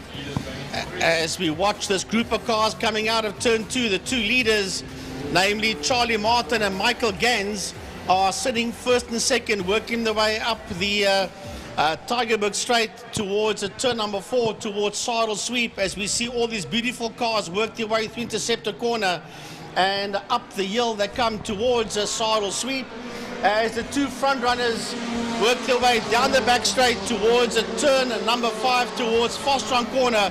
Charlie Martin P1, Michael Gans P2, and then in third position we have got Mark Shaw. Yeah, 0.3 of a second between Martin and Gans. Let's see if that's changed at all as they go on their first fly. It looks much closer at the front now, Martin and Gans. Martin, of course, having Gans in his slipstream now as they cross the line. It's 0.2 of a second. No move will be made. It's going to be Gans that gets a 1:21.922 as Mark Shaw crosses the line. Then Richard Smeaton in the Wayner comes across the line. Lucas Buhofer comes across, and it's Stephen Hart. They're all very close together, Frankie, as they start their next lap. It's 13 laps left to go. Yeah, and the quickest man out there is Michael Gaines with a 1:21.927, as Byron mentioned, as we watch these cars work their way into turn number 2. The leaders will be making their way. Well, the 250F goes into turn 1 now, but the leaders are coming out of turn 3 and into turn 4, so from Interceptor into Saddle Sweep. Look at how he throws that car in there, Martin, that Cooper T53, the 1960 Formula 1 championship winning car, ahead there of that Cooper from the late 60s. As they run down the back straight now, the gaggle of cars behind them, that's also something to watch. But the leader's going to turn 5 now, Frankie, and will complete their third lap of this race and have 12 to go, 15 laps in all. Yeah, there's a long, long way to go still in this one. Charlie Martin, Michael Gaines and Mark Shaw, that's the 3 cars that's coming into view now. Racing under the City of Cape Town Bridge. Then Richard Smeaton in that 58 machine coming towards us, and then right behind Smeaton we've got the number 7 car coming through. That is as they work into turn 1. Yeah, so the number 7 is Buhofer. Buhofer in the Lola, and then he'll have Hart right off of him. Look at that little battle going on behind Buhofer there. And like I said, that would be Steve Hart in the Cooper T51. That's alongside him, of course, was Justin Myers in the T45 Cooper, all the way back from 1958. Leaders coming out of turn 4 now onto the back straight. They'll then run. And that was the Maserati, the unmistakable sound of that straight 6 Maserati going past us. Down the straight we then go. It was 0.3 of a second the last time out, Frankie. It looks like that gap has grown ever so slightly. Remember, a 1:21.304 from Charlie Martin, and Michael Gans has not been able to respond at all, looks like it, at this moment in time. They're going to turn 5 now and run it to the line. They will. Martin will maintain the lead of this race. Let's have a look, see what the times are going to be when they cross the line. He's done a 1:21.243, Charlie Martin, with Gans and Shaw coming through. Then we've got Richard Smeaton that sits there in P4. He's heading towards the City of Cape Town Bridge, as behind him we've got Lucas Buhofer coming through, and then right behind him we've got Steve Hart, and right behind him is Justin Mears and Jeff Underwood. Yeah, Jeff Underwood is in that Cooper T56-59 from 1961, going all through in that first turn now. Look at how close together they are, Hart, Myers and Underwood. They've left the other Myers, or Myers has actually dropped to 9th position. There's actually 2 Myers in there, my apologies.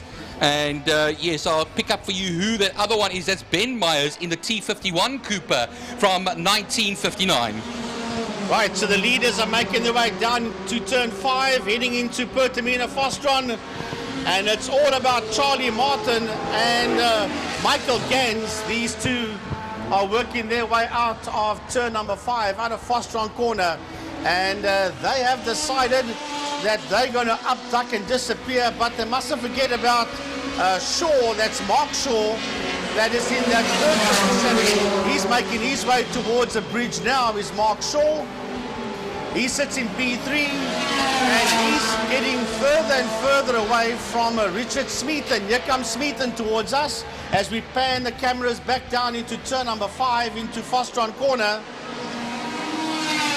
where we see the cars coming through. Buoffer, Hart, Mays, and Underwood working their way. That's the top 8 cars as they head into turn number 1. And Martin, another fastest lap for him, a 1:20.567, as he still leads the way with 10 laps left to go by a half a second over Gans at the moment. Just a notable absentees, Frankie. We were supposed to have the BRM 261 and the Lotus 24 in there. The only 2 V8s in this race are not there. So we only have that 6-cylinder Maserati as the most cylinders. We've lost the leader. I do apologize. Well, we haven't lost him. He's there, but he's gone to... No, we have lost the leader. The 53 car's gone. Charlie Martin has gone. The leader now is Michael Gans, going into turn number 5 into Fostron corner. So I'm trying to find out. There I see Smeaton. Yellow flags are waving for turn 4, Frankie. Yellow flags waving for turn 4. I think we have Martin has gone off there somewhere. Yeah, that's probably where we lost Martin. But the 17 car of Michael Gans is now in the lead. Yeah, Michael Gans inheriting the lead over there, and he's got quite a gap between himself and Mark Shaw's Lotus. The Lotus 6.4 seconds back. Charlie Martin will drop down the field, of course. Richard Smeaton will come up there in the Wayner, as he has now, comes across the line and now into turn 5 with the back end slipping out just a little bit here. We'll see them as they come to the line. That will be Steve Hart, as well as Jeff Underwood and Justin Myers, as Ben Myers will cross the line. I'm having a look at the different blocks here on the screen, and on the outside of turn 4, just before you turn into turn 4, I can see in one of our photos here, or one of our pictures, that is where we lost the 53 car of Charlie out there, that was out there in P1. Well, 9 laps left to go, including the one they are currently on. Developments are happening here. As we have said, the man who was leading this race, Charlie Martin, has exited this race. You'll see him on the screen now on the right-hand side if you're watching online, into turn 4 and stuck in the gravel there, unfortunately. That means Michael Gans leads by almost 4.5 seconds, crosses the line right now on the main straight. Well, chasing down to turn 5, though, will be the... But heading down into turn 5, there's a lovely fight there between Jeff Underwood, Justin Mears, and Ben Mears. That is a lovely fight. That's the 3 cars you see on your screen coming out of turn 5 across that corner. That's Underwood and the 2 Mears family members that are busy working their way now across the line and into turn number 1.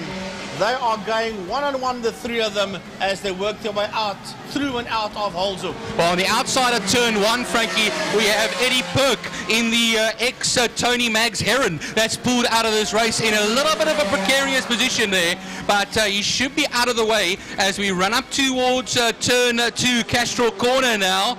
And that goes in the 2 Coopers having a good little battle with each other. That number 8 of Myers, that number 28 of Hart coming out there now. And they are all within Underwood ahead of them there. Of course, 0.8 of a second, 0.1 of a second. And then further 8.4 seconds back is the other number 6 Myers car, the T51.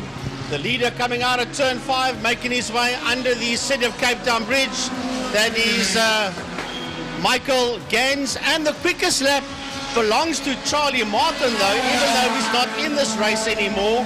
It's a 1:20.567 by Charlie Martin. Sadly, he's out of it, with a 17 car now of Gans that is in the lead. Well, the 1964 Cooper T79 of Michael Gans leads the way by 6.2 seconds over that pre-1964 Formula 1 machine there of Mark Shaw. Mark Shaw in the Lotus 21 from 1961. And then Richard Smith and Lucas Buhofer. And now here comes across the line now into turn 2. That's the Justin Myers, Ben Myers and Steve Hart battle over here. But it looks like, going wide over there is that number 8 machine of Myers. Myers comes back on, but that's affected his battle over there with Steve Hart. The leader going down the back straight. When he hits the start-finish line, you'll have 6 more laps to go. Working his way down the back main, all on his own there, is Michael Gans in that 17 car, sitting out there in a P1. That's Cooper 79 that Gans is running as he works his way under the bridge and into turn number 1. Yeah, the gaps actually now have closed up. Mark Shaw has closed up quite a bit here, Frankie. I think Gans might have had a tricky lap on the last lap because he's closed by about 1.5 seconds. Yeah, there's a 4.7 second gap between the two of them as we look at these cars coming towards us now. And this is Richard Smeaton that's working his way under the bridge. And then behind Smeaton, we've got Lucas Buhofer coming towards us, and then behind him is Jeff Underwood, and then we've got Steve Hart and Justin Mears. They're working their way into turn number 1 right now. That's the 2 cars at the top of the screen that's turning in now. That is Justin and Stephen Mears. Well, coming now into the last 6 laps of the race, I do see that the number 5 car, I think, was just out there now. That's Stefan Jobsy, and that will be actually Stephen Jobsy in the Lotus 24, which is a V8 Coventry Climax motor in that. So the V8 is out there. We only have a handful that have exited this race. Eddie Perk is out of the race. Philip Buhofer not in there, but the leader comes across the line now.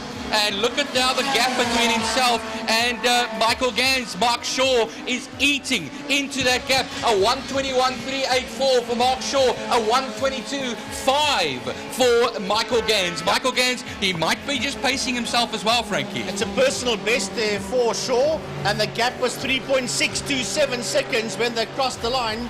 So the 2 leaders are working their way through turn number 2, Castro Corner, and through the kink into turn 3 Interceptor, and definitely Shaw is closing up there on Gans. All right, Lucas Buhofer comes across the line. Jeff Underwood will do the same now on the main straight into turn 1. Now onto the straight. Look at this now. This is a wonderful little battle between Stephen Hart and Justin Myers. Justin Myers will go onto the inside of Hart now into turn 1. Will he take the place away? Yes, he does. Number 8 is up a position into 6th position. Well, that's a lovely fight up there. That's more or less a mid-pack fight that we are keeping an eye out on. But we'll pick the leader up for you now. He's coming out of turn number 5. Out of Fostron Corner is the leader. And I want to have a look see when Gans and Shaw hit the start-finish line, what will be the gap? Oh, here they come. The gap is visually closer as the 2 of them going to turn number 1. It was 3.6. It's now 2.8. That's 2.8. That's first and second heading into turn number 1 with a 2.8 second gap between Gans and Shaw. 0.8 of a second faster. Shaw was on the last lap alone, Frankie. 4 laps left to go in this race, including this very one that they're on now at the moment. They'll go into turn 2, and what happens is he'll be sweating through his boots is Michael Gans. Right, Smeaton making his way into turn number 1. He sits out there in 3rd position. He's our lonely 3rd place, the man on screen there. That's Richard Smeaton making his way into turn number 1. And then behind him, Buhofer and Underwood going into turn 1. That's a lovely fight that we're going to see there. They are side by side, the 2 of them. That is Lucas Buhofer and Jeff Underwood. They are heading all on the dirt, he goes. Nothing between the 2 of them, Byron, as they head into turn 2, and that's a fight between Buhofer and Underwood. Let's go into turn 5 as the leaders make their way now towards Pertamina Fastron. Out of turn 5, they'll then run towards the line. It was 2.8 seconds between Gans and Shaw, between the Cooper and the Lotus. They come underneath the bridge now. Towards the line, they'll then run. 2.8, it goes now to 3 seconds. So he's responded as Michael Gans with a 1:21.906, 0.2 of a second faster than Mark Shaw. But remember, there's a back marker ahead of the 17 car of Gans. It's the 2 leaders and the back marker that they've got to get past that back marker first. as they work their way through Castrol Corner. So Gans has gone past the back marker, and we're still waiting for Shaw through the kink into Interceptor Corner to get past him, as Smeaton on a lonely third place goes into turn number 1, and then right behind him is the fight between Jeff Underwood and Lucas Buoffer. That's the two cars that's working their way through turn 1. 3 laps left to go, including the one we are currently on at the moment. Justin Myers comes across the line, heads into turn 1. We've got a yellow flag because somebody has pulled into the pit lane. Now, just getting confirmation here from Jordan, it seems like it is Steve Hart that's pulling into the pit area. That's unfortunate over there. He was running quite well at that stage. It was actually in 9th position, but he still classifies at the moment as Dumulin comes across the line to start. Oh, here comes now Mark Shaw, 2.6 seconds. Into turn 1 that he goes, and this will be 2 more laps remaining here as Shaw has now opened up the taps again. He's a 1:22.3 compared to the 1:22.7 of Michael Gans, 0.4 of a second between the two of them. This is the battle for the win today over here. It's going to be a bit of a tough ask for the Lotus, for Mark Shaw, but I am not going to bet against him. Well, I think Gans is going to hang in there. He's got about a lap and a half to go before he sees a checkered flag. So he's going to pick up a few more back markers, or both of them will pick up a few more back markers before we see the checkered flag. We have a look at the stricken Charlie Martin car that is standing there at the side of the track. The gap was 2.6, but with that back marker, it might go up slightly between Gans and Shaw. As they work their way down the back main, they put a lap on the Maserati. As they head down towards turn 5, Maserati keeps right out the way as they work their way out of Fostron Corner to start their final lap. On the rumble strips over there, let's take a look at the times. Look at the gap now, 2.6 seconds the last time around, Frankie.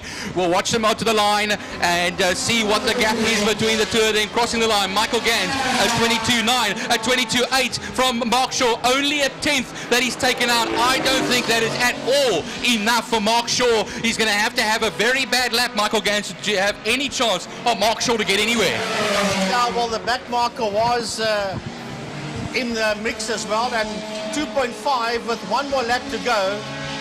It's not going to change. I think we're going to have Gans from Shaw, from Smeaton, first, second and third, unless something goes wrong there with the car of Gans. With a half a lap to go as they work their way through turn 3, Interceptor Corner. That's the 2 leaders heading through that right-hander up the hill towards the double right-hander Sarl sweep. Yeah, out through turn 4, double apex right-hander, as you can see there. Second apex for that John Love Cooper as they'll run down the straight now. Only a part of a lap left to go. And, well, Michael Gans, who inherited that lead from Charlie Martin, will surely take the victory now through Pertamina Fastron turn 5. The T79 Cooper with a 4-cylinder Coventry Climax engine will beat the Lotus. Mark Shaw with his Coventry Climax engine to the line. He'll then run. Cooper wins.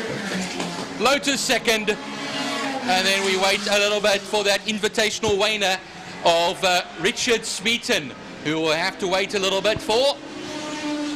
The Maserati will also finish a lap down. Christian Dumoulin. That will be in 9th position. There we go. The only 6-cylinder machine in the race. And it was right ahead of Eric Stays. Here comes Smeaton now in the Wayner. And that Wayner will run to the line now and come underneath the Castrol City of Cape Town Bridge. And there we go. So across the line for Smeaton, 3rd position for him. And then we'll have Jeff Underwood in the pre-66 Formula 1 and Formula 2 1000cc class.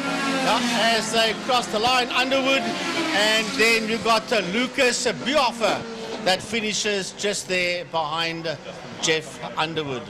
Yeah, the heroes, Frankie. The closest battle today, I think, on the track was going to be the Justin Mayers. I know Ben Mayers was in there earlier on as well. Steve Hart not going to finish unfortunately. But Justin Mayers comes through. Stephen Jobsty in the V8 Coventry Climax comes through with the number 5 Lotus 24. And that is the sum total of the classified finishers. So the winner is Gans from Shaw. That's in a pre-66 Formula 1 car.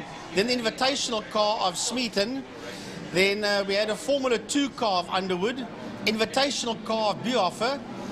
Mays, Justin Mays was in a Formula 2 motor car.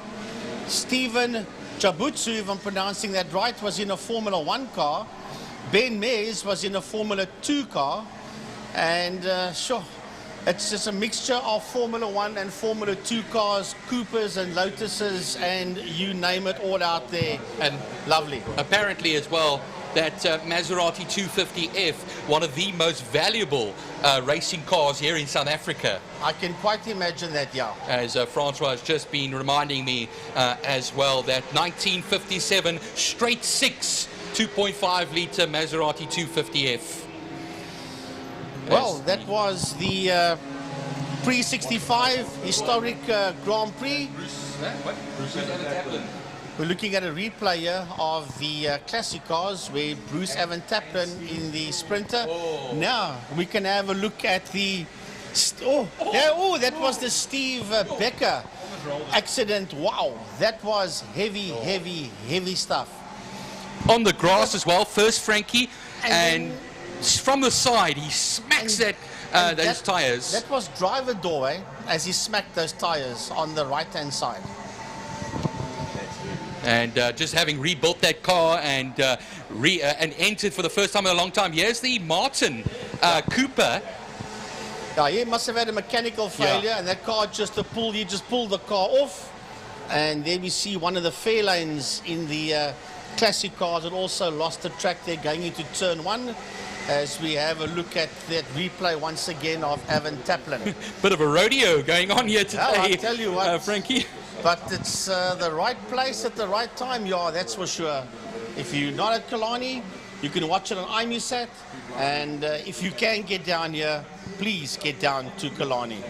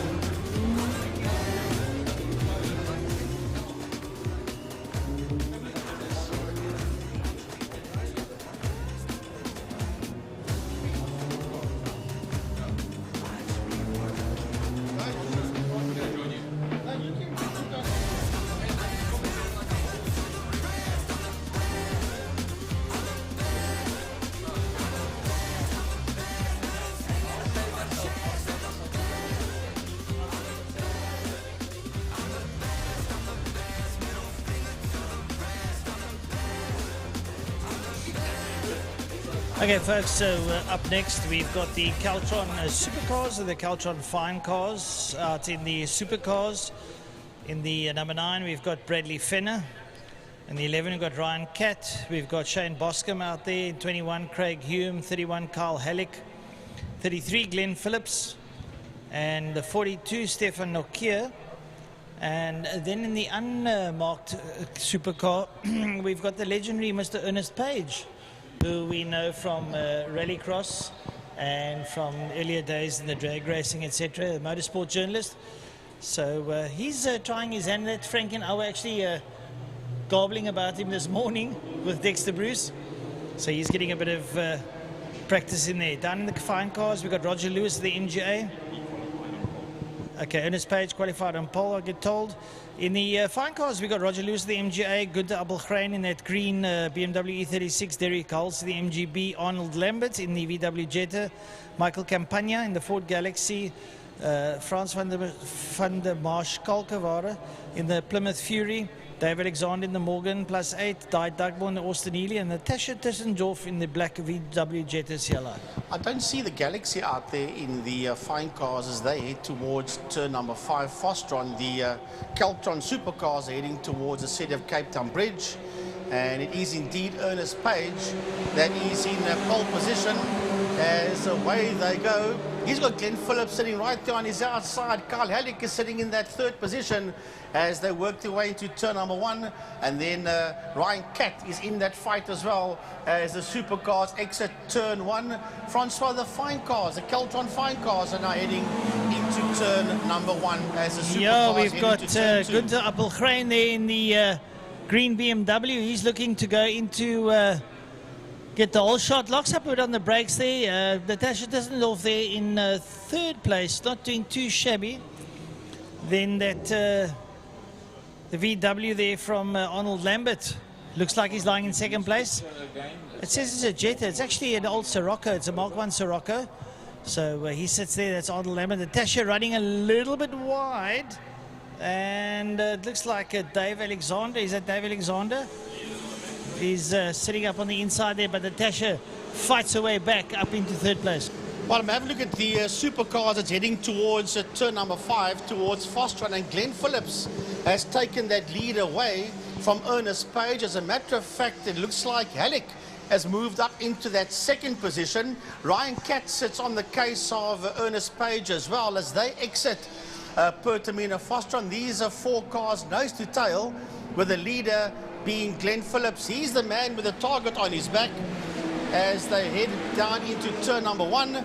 It is Phillips, Halleck, Page, Ryan Catt, and then Bradley Fenner heading into turn 1. Those are the front. Oh, and going off is Halleck. Going off on turn number 1 is Carl Halleck in a cloud of dust. And let's hope he can get that number 31 car back on track again. Right, so Gunther Abelcrane leads out here. Up behind him, Arnold Lambert there in the Sirocco works his way through. Natasha Dissendorf is down there in 3rd place. And having a look, see what comes through here. It is the 58 car, and it should be... no, it's not a 58, it's... I think that is Dave Alexander that goes through there in the Morgan. So Dave is through. Here's the little Healy of Di Dugmore working her way through, bringing up the rear. Right, Supercars are heading down the back straight. They're working their way towards Fostron corner, and it is all about Glenn Phillips. Like I said before, he is probably the most seasoned campaigner other than Andrew Moffat, who was not out on track today. He's probably the most seasoned supercar campaigner of the lot of them as they head towards the City of Cape Town Bridge. Your leader, that is Glenn Phillips, and he's got in that 2nd place, that will be Ernest Page in 2nd position, followed there by Ryan Catt, that is in a P3, and then Bradley Fenner will be coming through as well, and then Shane Boscombe working his way into turn number 1. So Supercars, nice to see 8 of them out on track as the fine cars, Francois, is exiting Fostron corner. Yeah, indeed. Gunther Abelcrane leading out there now. Arnold Lambert trying to reel him in, but Gunther, also an old fine car driver, keeping this BMW, this E36 BMW up in the front. Natasha Dissendorf has got herself in 3rd place, lowly 3rd place, but well maintained at the moment. And believe it or not, in 4th place is Di Dugmore. So Di Dugmore in the Austin Healy, she lies here in 4th place. And a nice little pleasurable cruise around in that Austin Healy. It used to be a great Sunday car, and now it's a race car. So having lots of fun out there. The rest of the field pretty spread out, and now the supercars starting to close up on the back of the fine car. Well, we've lost Ernest Page. We lost him in turn 2. He's back on track again in Castile Corn. That's where initially he went off. So that means he is now going to promote Ryan Catt up into that 2nd position. So here the leading supercar comes under the City of Cape Town and Castrol Wingfield Motors Bridge. That is Glenn Phillips with Ryan Catt. That is in that 2nd position. Bradley Fenner will move up into P3. He's also a motorcycle rider. He's Bradley Fenner. That's in that 3rd position now. And then we'll have a look to see who comes now behind him. That will be Carl Halleck that's coming through. Remember, he went off a while ago, and then he's got Boscombe right in there with him. But Francois, the fine cars working their way out of Fostron corner. Indeed, once again, the next lap, it is still Gunther Abelcrane holding sway out front there in his BMW, the green BMW. Then this lovely rainbow-coloured VW Sirocco is Arnold Lambert, who holds on to 2nd place. Then you got the black VW Fox, that is Natasha Dissendorf. She holds on to that 3rd place. And then up behind her will be Di Dugmore, that lovely little Austin Healy. Frankie, that Austin Healy is nice for a Sunday cruise. Yeah, the supercar leader is heading into turn number 5, into Fostron.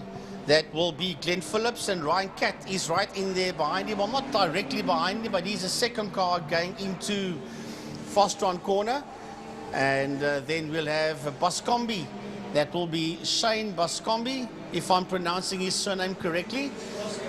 That is making his... It could also be pronounced Boscombe with a silent B-E. But he is sitting in that 3rd position. He's heading towards the City of Cape Town Bridge right now.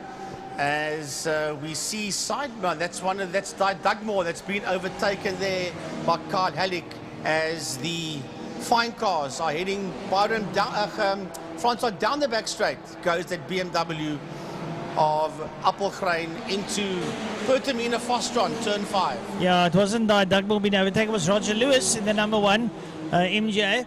Taking it nice and slow. But Gunther Appelgrein has been doing exceptionally well, holding out here over Arnold Lambert. I think Arnie has been trying everything, throwing the kitchen sink at this one. But Gunther, maybe just a little bit more of a powertrain underneath him, stays ahead of Arnold Lambert. I mean, Arnold always prepares immaculate machinery. That little Mark 1 Sirocco looking very, very pretty. Natasha Tissendorf, well, also one of the Lambert stable cars. She comes through in 3rd position. And she's doing exceptionally well, holding out on that 3rd position. And Dugmore is doing well, holding that Austin Healy in 4th place. Although a little bit back on Dugmore, but still doing exceptionally well. With your Supercars going down into Pertamina Fostron corner, Frankie. Yeah, Supercars is coming towards the City of Cape Town Bridge, but he's all on his own. He's Glenn Phillips. He's got a massive, massive lead over Ryan Catt. That's in that 2nd position. Ryan Catt in 2nd place, heading into turn number 1. But there was a fight a bit early on between the 42 and the 21. Yeah, I think this could be the fight. No, it's not the fight. The one I'm talking about is heading into turn 5. But here is one heading into turn 1, and that's Boscombe. And he's got with him... No, that's Fenner and Halleck, I apologize. That's the 9 and 31 cars of Bradley Fenner and Carl Halleck. That's having their own fight coming out of turn number 1, and they are literally nose to tail as they head towards turn 2 Castrol corner. Right, so fine car still good. Appelgrein leading out. He's now lapping some of his contenders. Gunther comes through and goes past there on Roger Lewis. There's Arnold Lambert coming out under the Castrol Bridge. He makes his way up over the line. And we've still got about 3 laps to go. Right, so the leader of the Supercars is heading into turn number 5, into Fostron. And when he comes around, he'll start his 2nd last lap, all on his own. And that is Glenn Phillips. Leading this one by the proverbial country mile and more is Phillips, as you see him work his way towards the City of Cape Town Bridge. And then we'll have a look as a fight a bit further down. We'll pick that one up shortly as Ryan Catt makes his way towards us. And then we should have Bradley Fenner coming towards us. Remember, he had that fight with Boscombe. Yes, it is Fenner. And then we've got Boscombe coming through. We've got a supercar pulling into the pits. This is Craig Hume that is coming through. That's the 21 car. So what happened to Nortje? That could be Nortje that's pulled into the pit lane there. I'm not 100% sure because I just saw a car dive into the pit entry. Yeah, that was Dugmore. That looks like she pulled into the pits. So unfortunately, some other mechanical reason there. So we have a look, see how the cars are making their way through. Here comes Gunther Appelgrein up towards us. And he's broken the camel's back there on Lambert. Lambert a little bit further back there now, just circulating. And they have got a sizable lead over the 3rd place driver. So we'll wait till that driver comes back into view. But they have got a very, very, very large lead. That's Natasha Tissendorf down in 3rd. So she's doing well. And then Roger Lewis goes over the line, but he's a lap down. Roger's a lap down. I think the reason he's slow is he's got every single pit sticker that he's ever had on that car still stuck on the cross member. So it's a very lot of weight, half a tree stuck to that car. Right, so coming through now to start his last lap, going into turn number 1 is your Supercar and overall leader, and that is Glenn Phillips. And working his way through turn number 1 now is 2nd place man, that's Ryan Catt, that you see on your screen. There comes Phillips towards a turn 2, towards a Castrol corner. And just there in the distance, you see Ryan Catt. That's in that 2nd position. And this is the final lap. Glenn Phillips is the quickest man out there with a 1:27.380 by Glenn Phillips. And He's working his way through turn number 3.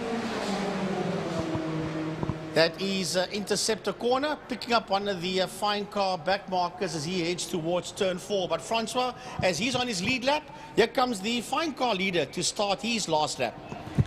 Yes, Good Double Crane is doing a sterling job. He started from the beginning. He's held out front. He's riding a good, solid race. Arnold Lambert there in the Mark 1 Sirocco. Very pretty. Frankie, I don't know about you, but that reminds me of the old Kodak colours. It does. Yes. It does, as a matter of fact. Kodak colours, yes. So, and then Natasha Tissendorf has been riding an excellent race, down in 3rd. So she works her way up over the line. But as I say that, here comes your supercar leader.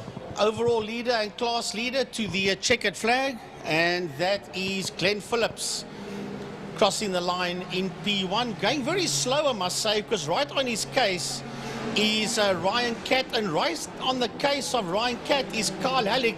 So 1st, 2nd and 3rd was right there with each other.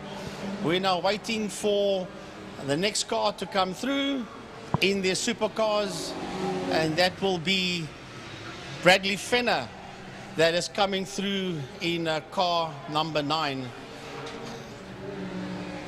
So as they all take the checkered flag, Francois, checkered flag time for that man going down the back straight in that BMW in the fine car that is Gunther Appelgren. Yeah, he's been doing a fine job all the day. It's now most of the morning. We're moving now towards the midday of 12 o'clock. It's the sun's not really shining that much, but damn, it's warm upstairs here. Very, very humid. Here comes Gunther Appelgren. Checkered flag beckons for him in heat number 1. He's done it before. He's doing it again. He goes over the line. He looks pretty elated as he crosses the line. Arnold Lambert lights ablaze in the little Mark 1 Sirocco. Beautiful looking car. He's in 2nd place. And down in turn 5, Natasha Tissendorf exits turn 5, coming under the Castrol City of Cape Town Bridge. And she's done a sterling job to take 3rd position. She'll be happy with that. And that's pretty much it, folks. So we'll move on to our next item on the agenda. Yeah, bike parade. Ooh. I see my brother-in-law with his fancy leathers and his smoking bike. The man is big.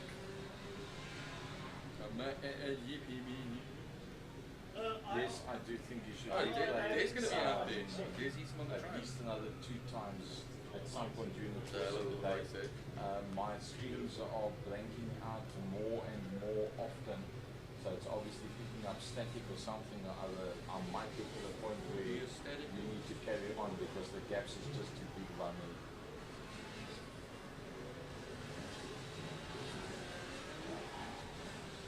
Frankie, hello. It's the annual pro. Anal Pro. Yeah, when it goes up, when the little light goes on, it's Yeah, anal probing. How much has been learned through that by the aliens? Supreme Commander, I am in a brown cavity. He thought a dull moment. What do I do? Oh, it's like you need to evacuate. Immediately. And burn the probe. Put probe on self-destruct. Make sure you put it out there. Self-destructive. Enough of that. Stop the funny old stuff.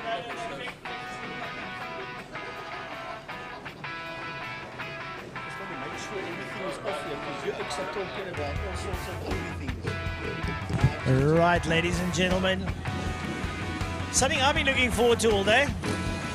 A little bit of 2-stroke and 4-stroke smoke.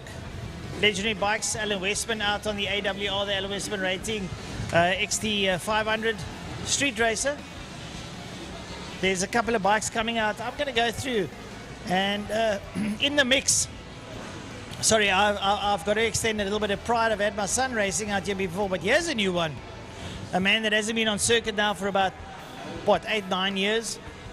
Multiple South African 250 GP champion, Martin Petzold, on his number 1 Winston TZR 250 Yamaha will be going out on the circuit.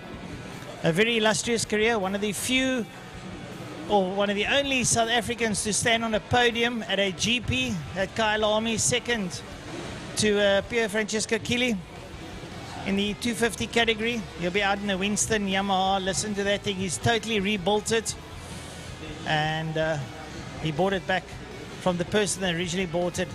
You will see that Winston Yamaha come out. He used to race with Wayne Doran. They were part of the Winston Yamaha team back in the day. Great names like Russell Wood and all the rest there, Greg Dre and them also going through there. So names that, that we were used to back in the 90s. And they also moved up to the category. Martin Petzold on the TZR 250, also rode the 400 Impulse Suzukis. Finished up in 95. Also rode the YZF 750,000s. He's done it all. And we know him also from short circuit racing. He built a little KTM 80 short circuit racer. And he's had a lot of fun. But the bikes are coming out. So just to give you a rundown here quickly. We've got a lot of Audi 350s. We've got Audi 400s, Audi 450s, RZ 350s. I'm going to go through here. TZR 250s. There's a Yamaha RZ 500 there of Robert Turner. There's also Andrew Hare's got the Suzuki RG 500 1986 Gamma. That is also something to behold. You'll hear those two strokes. They're first going to parade around once or twice, and then a couple of them will just squirt on the accelerators that you get an idea of what these two strokes used to sound like. And trust me, Byron, you standing here, it was nothing nicer than a whine of a two-stroke. Nothing. Oh, it's very special, Francois, and taking us back to those two-stroke Grand Prix days. You know, there's a lovely documentary that came out a few years ago called The Unridables, where they talk about talk to the likes of Wayne Gardner, Eddie Lawson, and so on, in a very, very competitive era of 500cc motorcycle racing. But yeah, you will also see out there what we used to call the water bus, which is the Suzuki GT 750 two-stroke. Absolute beast to ride. I had the opportunity to ride one day. I was scared. Yeah, scared. You know. Yeah, it's very, very quick. Lance Jonas, you up here? You also had the privilege of riding a couple of two-strokes back in your day. Yeah, certainly. I love them. All my toys that I've got are two-strokes. I've got a Blaster still, which I can ride quads with. It's absolutely fantastic. And it's great to see these guys out here. I mean, Martin Petzold's out here on his championship-winning TZ250. Paul Medell's out here. John Craig is out here. Yeah, no, it's absolutely fantastic to see these bikes going around the circuit. Yeah, there are some lovely bikes. I mean, I also saw there's the 1000Z Kawasaki that is out there. And back in the day, they were also great bikes to ride, and they were also competing here at Kilani back in the day. We have got the Suzuki GS 1000, the Wesley Cooley rep that's out there as well. I mean, you can go through here, you can look all day. Trevor Harker's got his Kawasaki Z1000J out there. You know, it's illustrious. Old JB Duplessis got that AJS 350. Yes, I saw that. That is a screamer of note. No, some fantastic stuff. And I think our very own Dave Abrams is out there. I think on a Laverda, if I'm not mistaken. Yeah. He was telling me early on, he last rode around Kilani, I think was in 1988, on that exact motorcycle. So however many years later, these 20, 30 years, his next time around Kilani on very much the same motorcycle, which is unbelievable. You know the only car that Dave ever drove? Never. It's, yeah, you can't even call him a fair-weather biker because he's just a biker of note. Well, there you go, the bikes through there. I have to have, they always talk about shits and giggles. Martin's sitting on the GP bike in the paddock and he looks like he's about to take on, the likes of Luca Cadalora and Pierre Francesco Chili, the way he was strutting on the bike. The funny thing was, when I walked through the pits, both him and Paul Medell had their GP bikes on tyre warmers. Yeah. And I was like, really, guys, it's only a parade lap. It's at lap 3 that they're waiting for. And hopefully we'll keep a little bit of heat in the middle on the contact patch that we can go around. But when those guys start winding up their bikes, folks, just listen to that sound of that two-stroke. And you remember the smell of the cooking oil? Oh, yes. You know, that's just something else. You used to ride behind a guy so you can smell till the red mist sets in and then you attack him. There's nothing like the whiff of a two-stroke. No, it's just simply something special. We sincerely hope that you as the viewers at home are enjoying it and you around the circuit are enjoying it. There are a couple of four-strokes. There's a beautiful CBX Honda out there with straight pipes on. It reminds me of the days of old Mike Crawford and them when they used to come screaming around here. In actual fact, when I started racing main circuit, I think it was around 2000, 2001, on the 400, Donnie Moritz was on a CBX 1000, and he raced in our class. Well, we raced in the same race, different class, and I mean, you could hear him coming, and when he eventually got past you, you couldn't really hear your own bike. You had to look at your rev counter to actually see where you were. Got deaf. Yeah, no, it was unbelievable. Yeah, no, very, very special. So we see there's a Kajiva out there as well. There's the Big 6 Honda that's out there. A lot of RD350s now. Those RD350s are becoming quite priceless items. TZR 250 out there as well. There's a couple of Suzuki GS 250s.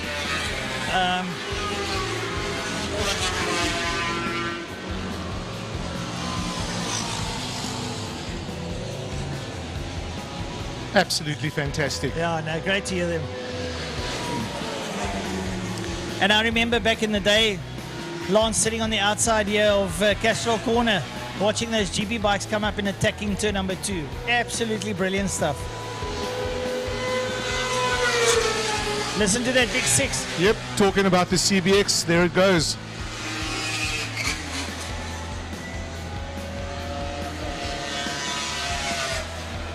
It's actually a pity that the guys don't make two strokes anymore, especially road bikes. They are absolute fun. Yeah, I mean, so we will remember our little youngster days, my little MB100 or my little AL80 that I had, and you know, you just used to be able to tinker on it, and it was a road bike. Yeah. Look, you were fast, you were doing 120 or 130 and you thought you were flying until a cop came past you in second gear and said to you, excuse me, pull over. And then you had to go to explain to your parents why you got a 50 Rand fine. Daddy, I got a pink ticket. So you think I work for the traffic? I'm going to squash it. You're going to work for this one, buddy. No, it's great stuff.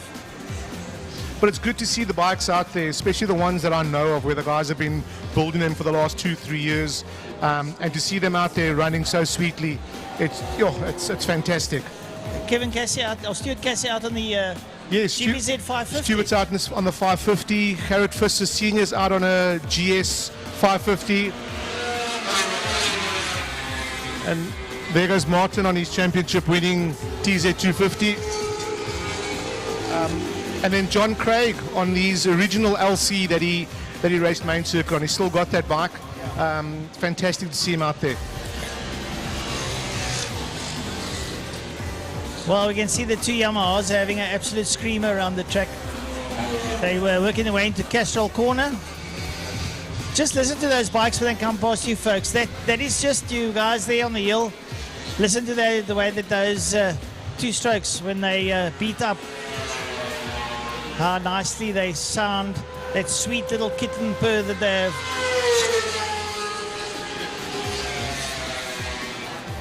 And back in the day, Lance will tell you, you would go 3 or 4 bikes into a corner. No one gives up, and we all rub shoulders and bang handlebars. 100%. And 9 times out of 10, all 4 came out of the corner. Oh, yeah, which was great. Yeah, they had a way of riding. Guys having lots of fun out there, poking it down the back straight. I see Alan Turner also out there. I think it's on bike number 40, riding with Martin.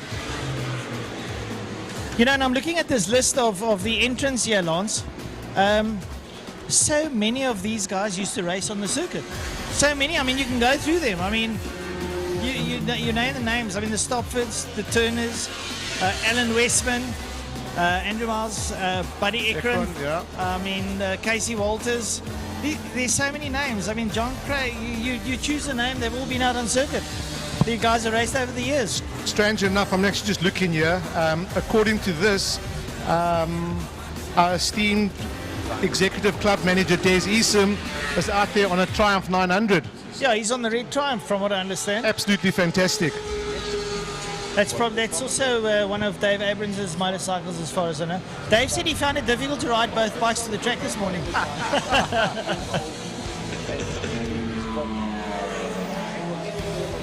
Stavro Michel out there on his RD400. That thing is absolutely beautiful. I saw it a couple of weeks ago. Yeah. The restoration on that is just absolutely first class.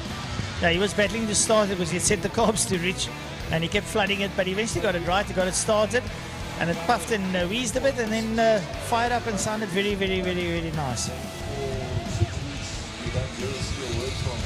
Well, going into Castrol now, Marty Petzold on his ace, having a bit of fun, rolling back the years. So nice to have everybody out here, all these renditions of motorcycles. And strangely enough, I mean, if you look at all the bikes here, massively dominated by Yamaha. Oh yeah, Yamaha's always been the bigger brand. I think I've seen, one Suzuki two-stroke. I think other than Paul Medal on his RS125, I haven't seen any other Honda two-strokes. So yeah, so obviously Yamaha is the bike of choice when it comes to restoring a two-stroke. I think the parts are a little bit more readily available in that essence. I remember Martin buying over some factory or something, and he got all those Yamaha parts which he sold off. I mean, they were whole motors basically. Yeah.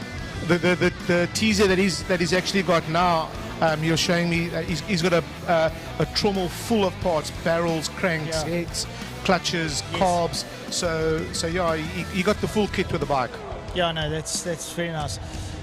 And it's nice to see guys riding it, not putting it up above the bar. Yeah, these things mustn't be put in garages and lounges and bars. They've got to bring them out, and I mean, hopefully West Bromwich Motor Club can have a few more of these during the year, where the guys can showcase these beautiful motorcycles. And I think what we must also do is at the car show, get them all out here. Oh, definitely. Yes. Let them be, sort of on show. It's not the car show, it's the motor show. The motor show, sorry, the motor show.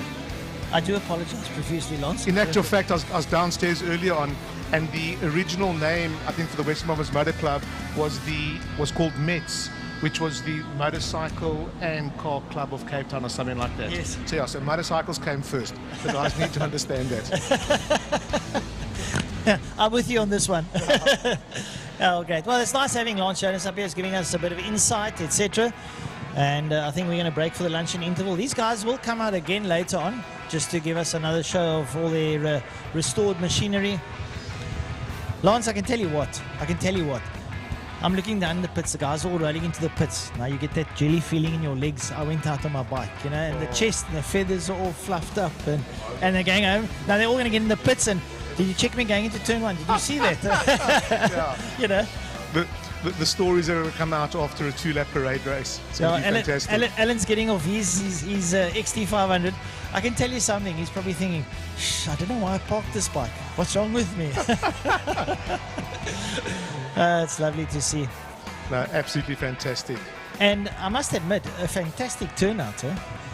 Really good. I mean, Casey Walters has done a fantastic job getting all the guys here. Yeah. And the guys have just reciprocated. And I mean, the bikes that we see are the bikes we grew up with. Yeah, for sure. Watching them race around Kilani, and to see them ride again now is fantastic. No, it's really nice. I mean, there's 2 bikes there which are not those specific bikes, but models that are owned. That GBZ 550N, which Cassie's got, and then that Z1, Hyder Z1 RL Lawson, which was also nice. I mean, I see them, you sort of get that lump in your throat. Why did I let them go? But back in the day, you don't think ahead, hindsight always 2020. 100%, yeah. I mean, we all had 50s. I mean, if we could buy them back, it would be fantastic. Well, you can't even find them now. Well, Marty's restoring a bike that I had, was that Suzuki AG50. So he's restoring one of those. Then there was obviously, I had the AR50. Those were the greats. Then we were at the AR80. Then came the AR125. Then came the KB250, the KR1. I mean, those were all 2-strokes, and they were little bikes, little machines. We want them back. Someone phone Japan, make a plan. Yeah, please. So we're back to four wheels. I'm going to hand over to Frankie. Are you up? Yeah, Byron. Okay. Byron. Thanks, guys. Nice having our Vice Chairman up here, Lance Jonas. He's heading up the motorcycle section and making sure that the club grows in leaps and bounds in year 2020 more.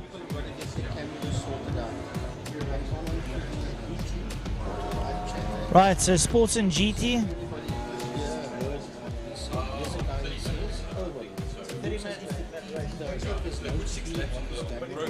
Isn't the 30 minute the end of the day? Take a look over here. I think this is 6 lap the end of the day is 30 minutes. And people are picking it up. You must make it known. That's the name of the class, Stephen. Okay. End of the day is Who's saying that it's coming on all the time? No, it's not saying that it's coming off all the time. I want to just, by the name of Irwin is saying, I see better productions of this event. And then he says again. Well, at the end of the day, we will be having a 30-minute dash for the this particular class coming up now, the sports cars. But we're first going to have ourselves a 6-lapper for the pre-70s Le Mans sports and GT cars. It's the warm-up, you could say, for the race later on. And there's quite a number of magnificent motor cars out there. I see that Citroen Zara out there. That the last time I saw that was in the Thunder Saloons when we had that class here earlier on last year sometime.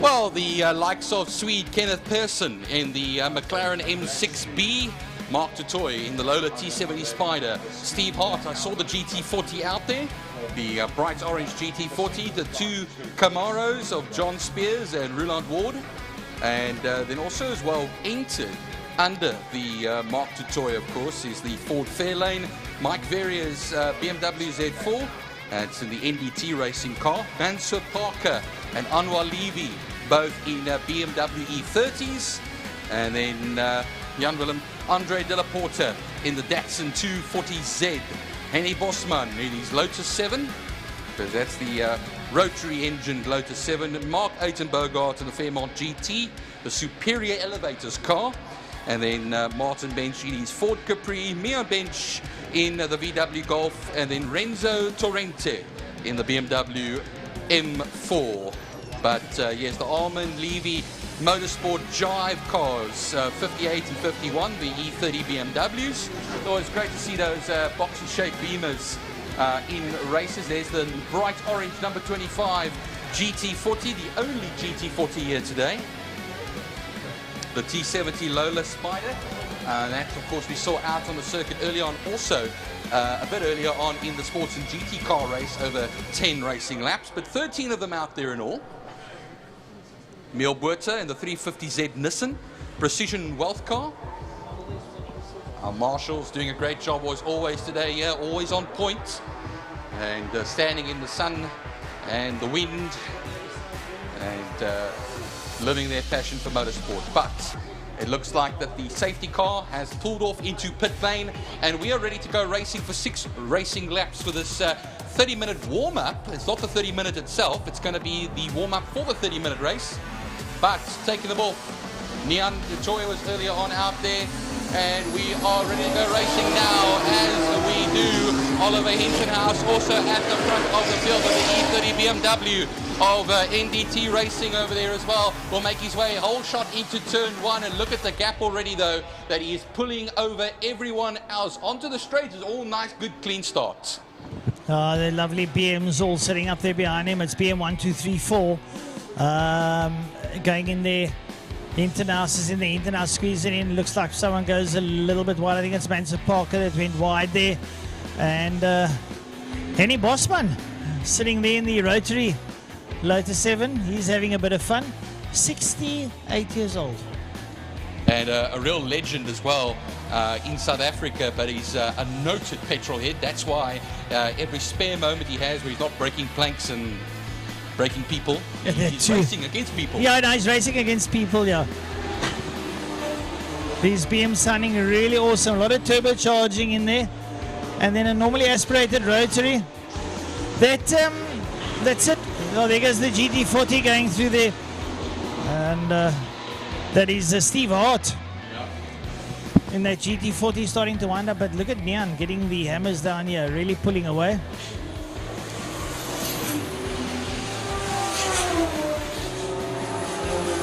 Yeah, well, the GT40 coming up quite nicely over here now. He's right behind that Henny Bosman, Lotus 7, Steve Hart, ahead now of Mark du Toit, Michael Campagne, and Albert Internaus dropping a little bit further down over here ahead of Mia Bench, and then Jan-Willem Andre de la Porta rounding everything off there as well as things are concerned in the Datsun 240Z that rounds off everything here.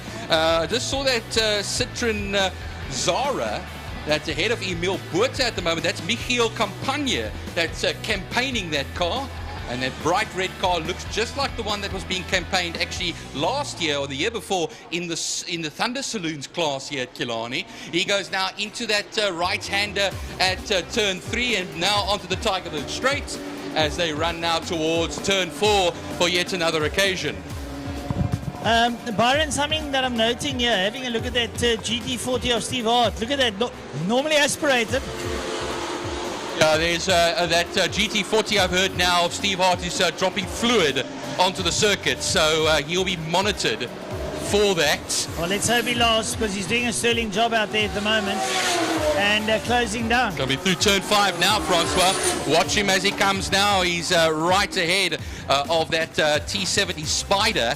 As that, of course, will be the Mark du Toit T70 Spider as they run across the line right now to start another lap. Henny Bosman has now dropped to 7th position ahead of Renzo Torrente. Renzo Torrente in the BMW M4 holding on now to the back of them as well will be Emil Buerta at the moment. Albert Hintenhaus and De La Porta coming through, but De La Porta going quite slowly in that Datsun 240Z.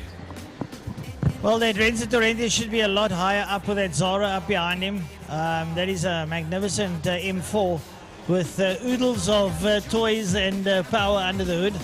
Obviously getting used to the car, but a beautiful piece of machinery. But out front, that man, Neon du Toit, Mr. Wheels himself, has got that BMW sewn up nicely, makes his way down into Pertamina Fastron corner. And up behind him, we got Mansour Parker, Oliver Internas, Anwar Levy. Hart in 5th place.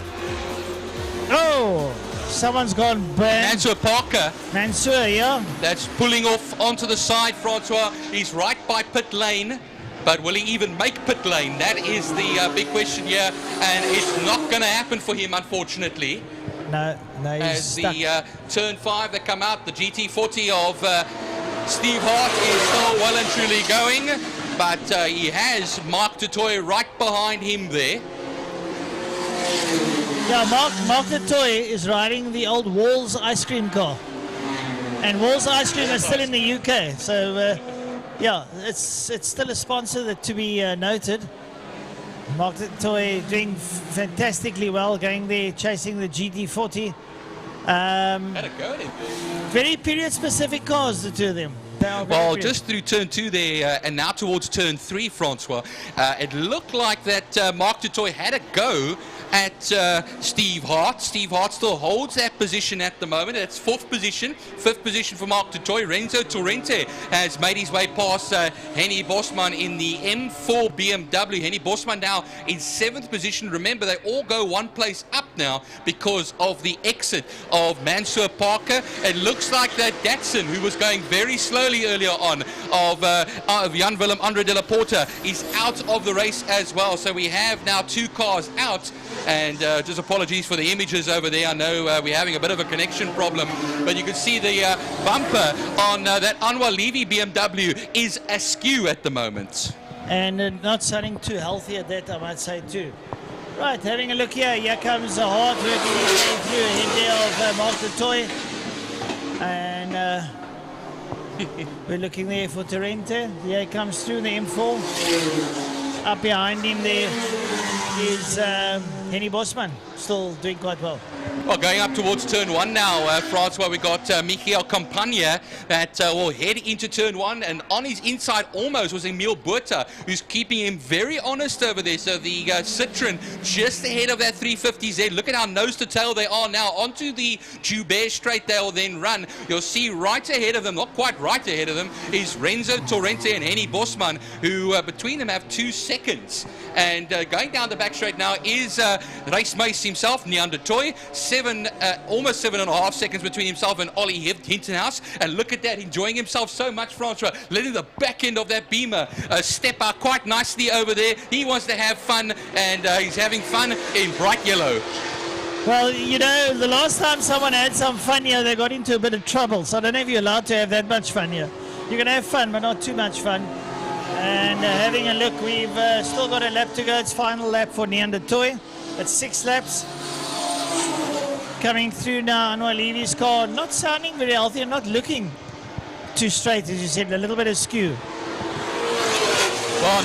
Well, Mansour Parker is now finally into the pits. He's now made his way in there, thankfully for him. But looking at the gaps now, 9/10 of a second in turn 1 there as they go through between Steve Hart and Mark du Toit. Mark du Toit with 1 lap to go now. Remember, only a 6-lapper this one. Might have a go at him into Castrol Corner. Is he close enough? I don't think he's close enough. I think the GT40 might just stay marginally ahead here. But Nian du Toit is the man to look out for now. Where is he? He's going to be coming out of turn 4 onto the back straight now, and he'll charge up to turn 5. What's he doing in that cockpit? He's doing a bit of karate in there or something like it, because I can see his arms moving quite around a bit there. He was waving at someone by the look of it. Or maybe he's pouring a drink. I don't know. Oh, it's quite a day for one, actually. Yeah. So he's working his way around as he comes up towards us. Checkered flag time. Heat number 1, Nian du Toit gets checkered flag. You'll be pretty elated with that one. Get the turbo spool its way down. Ollie Hintenhouse. Great second place for Oliver Hintenhouse. Nice to see him there. And the rest of the cars coming out. This is Anwar Levy down in P3. He's in the M3 BMW. Here comes the checkered flag, comes through. And it is Steve Hart, followed there by Mark du Toit as they cross the line. So that is your top 6 that have come through. And here's Renzo Torrente, that lovely turned out M4. Then it's going to be Henny Bosman in the rotary-powered Lotus 7. He makes way over the line. So that's pretty much it as they make their way back down. So we're going to have a luncheon interval. And we'll be back a little bit later. Guys, have fun. There will be a fan walk. I believe it's going to be the Formula 1 cars, or Formula 2 cars, the open wheelers, and there might be a couple of the 2-stroke bikes down there as well. So we'll see you after lunch and break. Your viewers at home, go and have something to eat, have something to drink, and we'll chat to you a little bit later.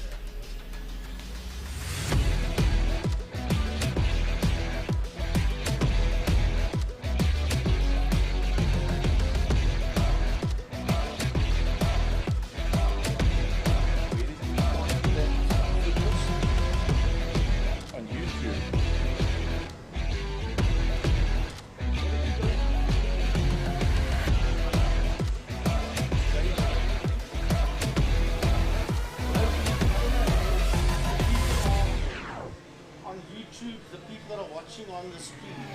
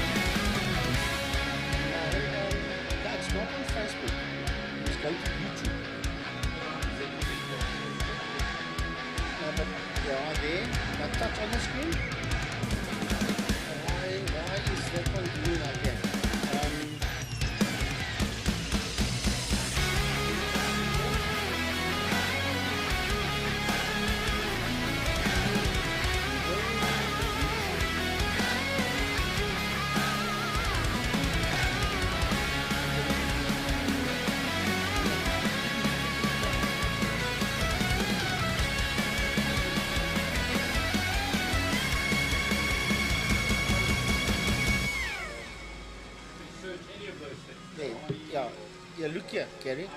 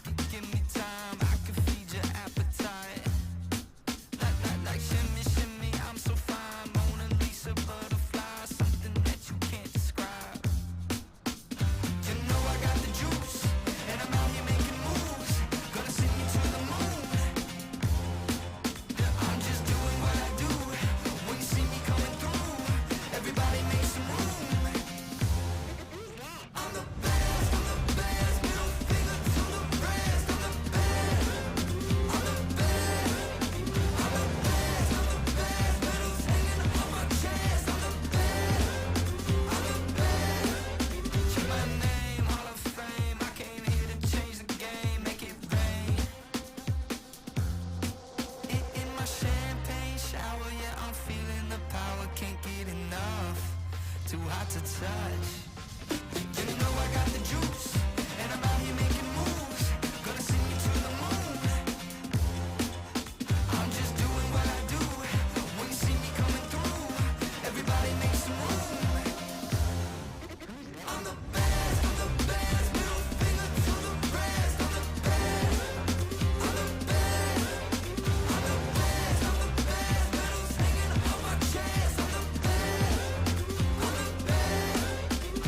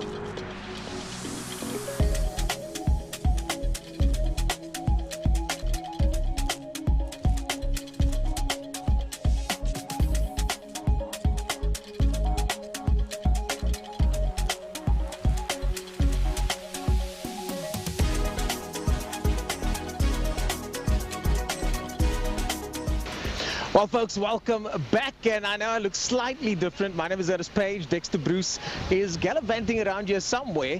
He's done for the day, so I'll be joining you guys for the lunchtime show. And I hope you guys have been enjoying the show. I know we had some technical issues, but the guys are working hard on those issues to give you guys the best possible show here today. And as you can see, the fan walk is in absolute full effect at the moment. So it's still not too late to come through to Kilani, because events like this, the Passion for Speed events, formerly known as the David Piper Invitational or the Piper something, it was the Piper event. I just remember if David Piper's coming down, it's going to be spectacular, and that's exactly what this is today.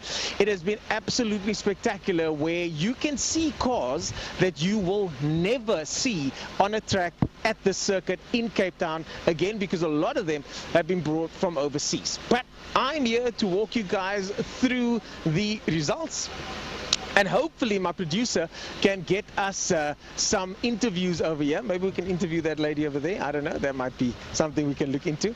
But yeah, folks, my name is Ernest Page, and I am all set and ready to go. Thank you for joining us for the lunchtime show. So let's go through the Le Joubert Sports and GT cars, where, no surprise, Steve Humble, the king of Kilani, the man that won the Kilani Time Attack a couple of years ago for the first time, did a 109 in the pull beam. The pull beam, of course, boasting a Judd engine, and it is just an incredible looking engine. I think it's a V8, and yeah, that Judd is just an incredible LMP3 car. I had a look at it yesterday, and Big Slick's 109 is the best time, which is absolutely phenomenal for that car. David Joubert gets second place, and Francis Carruthers in the other pole beam gets third place. Further down, you got Andre Brink, Martin Prince, and the rest of the guys. So if you're looking at the classes of sports and GT, you've got Class S in the front, and the battle then is between Steve Humble and David Joubert. Then you've got Class A, where there aren't that many competitors. Francis Carruthers gets that one. Clinton Thorne, unfortunately, in the Lotus 7, all the way down the order. And then Class B, I think, is where most of the action happens. So congratulations to Andre Brink for snatching Class B. Martin Prince right behind him. Class D, Kenneth Persson gets that Class D first position, with Mark de Toit just in front of him. Then we go to the next one, where I've got a bit of an embarrassing moment here today, but it's fine. We're going to talk about it. So, qualified first in Supercars, and unfortunately had a spin out in lap 2. I'm going to blame a technical fault on the car, but I think that technical fault might be behind the wheel. We're going to work on all the technical faults. Ended up 5th on that one, but congratulations to Glenn Phillips. Glenn Phillips gets the win with the best time of 27.3, getting that comfortable win there. And just behind him was Ryan Catt, my teammate, and in front of the, and behind him was Kyle Halleck. And you got to know, Kyle hasn't been driving for very long, so Kyle Halleck doing exceptionally well there in 3rd place. Brad Fenner, also another relative newcomer to Formula Supercars and racing in general as well. A lot of guys in this series that are here for the first season for the first time. Stefan O'Kay there further down the order, also new to the series. Kyle, of course, from that bike background. I always wondered where I knew him from. Kyle, one of the bikers out there. And unfortunately, guys, I can't see the screen that you're seeing at the moment, but there are action-packed scenes at the moment happening on the main straight. And the thing about the main straight, and the thing about us showing you this, is that we kind of want to get you there. So this is a way for us to entice you to get you here, if you are able to come through. And let's go to those fine cars results. We got Gunther Appelgren. Congratulations to him in that BMW E36 You can't miss him, the big green one. Appelgren gets the win. Arnold Lambert just behind him in that Jetta, and Natasha Tischendorf also from the Lambert stable in that Jetta CLI. Roger Lewis makes up the rest of the field. Now, I've just heard from my producer that we might be able to go check out the action. Dan, are we able to go check out the action over there? Okay, so yeah. Okay, so let's quickly finish the results, and then once we're done with those results, we're going to go head over to the track and let's see what interesting cars we can see there. So, Passion for Speed, next up, Lauda Classic Cars. Rudolf de Vos in Class X in that Chevy Can-Am. Now, that Chevy Can-Am has been turning heads this entire week. You've got to see that car in action. It is incredibly loud and incredibly fast. But right behind him, Franco De Nadeo in another Can-Am doing similar times. Both of them in the 19s. I mean, they are separated by less than 3/100ths of a second between those two in those Can-Ams. So definitely worth watching, racing a half a second gap over the finish line there as Michael Hitchcock, Glenn Attenbogart make up the rest of the field, and both of them in Class A. So Michael Hitchcock getting the Class A win, with Ferdy Mouton getting the Class B win in that Mustang. But when it comes to classic car racing, it's not just about speed, it's not just about ultimate pace. A lot of these cars are just interesting to look at. A lot of these cars are a throwback. A lot of these cars are cars that many of us, I know certainly I would have wanted to see a 250F like that going as fast as it can go on the day, and that's what today's about. These guys bring their cars out for all of us to see and enjoy. So if you are into this type of racing, classic cars and others, and just to give you an example here, Jared Thompson's 333i is out in force today. There's a Datsun Triple S by Byron Bedin, Ford Escort Mark 1 by Steve Becker. I mean, or is that's Brian Evans, I apologize. And there are just so many interesting cars here, 240Zs, 325IS, plenty interesting cars that, again, might not be right in the front of their field, but certainly some of the fastest or most interesting cars in this field today. Now, we move on to historic Grand Prix Association, 50s and 60s. And right in front is Michael Gans in that pre-1966 Cooper 79. In the Lotus 21 is Mark Shaw right behind him. And then further down, much further down the order, is that Cooper T51 driven by Steve Hart. But again, that's the kind of cars that some of us want to see. These are such interesting cars. Some of them are the very first of the rear-wheel drive Formula One cars, an era where Formula One was just coming to its own, where the greats drove, where safety was an incredible luxury to some. Some of these drivers, I've spoken to them, some of them don't want to wear seat belts, but because of the regulations, they have to put the lid on. But when they were racing back then, you didn't necessarily have to wear a seatbelt. So that's going to be interesting stuff. We're going to wrap up for now. We've got the Superbike results, and then in first place, quickly go through the Superbike results. The very talented Kilani Changes. I mean, that guy is an absolute rocket on the Missile Motorcycles bike. The Honda CBR 1000 with Slade van Niekerk, and good old Ronald Slummert still in the mix. Tristan Pina in fourth position, all of them in SBK. And then MC600, Mike Hunter gets that position over there. So we're going to wrap up for now. I take it we're going to head over there and have a look-see. I want to go see what's happening as well. My name is Dennis Pay. Join me. We'll be right back shortly.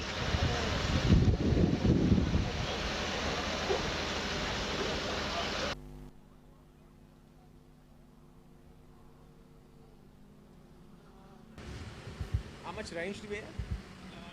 Quite a lot of range to the bridge.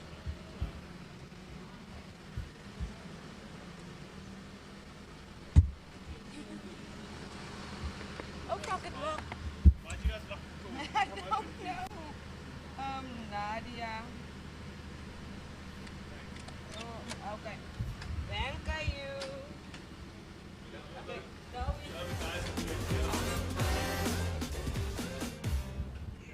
Thank you, Steven.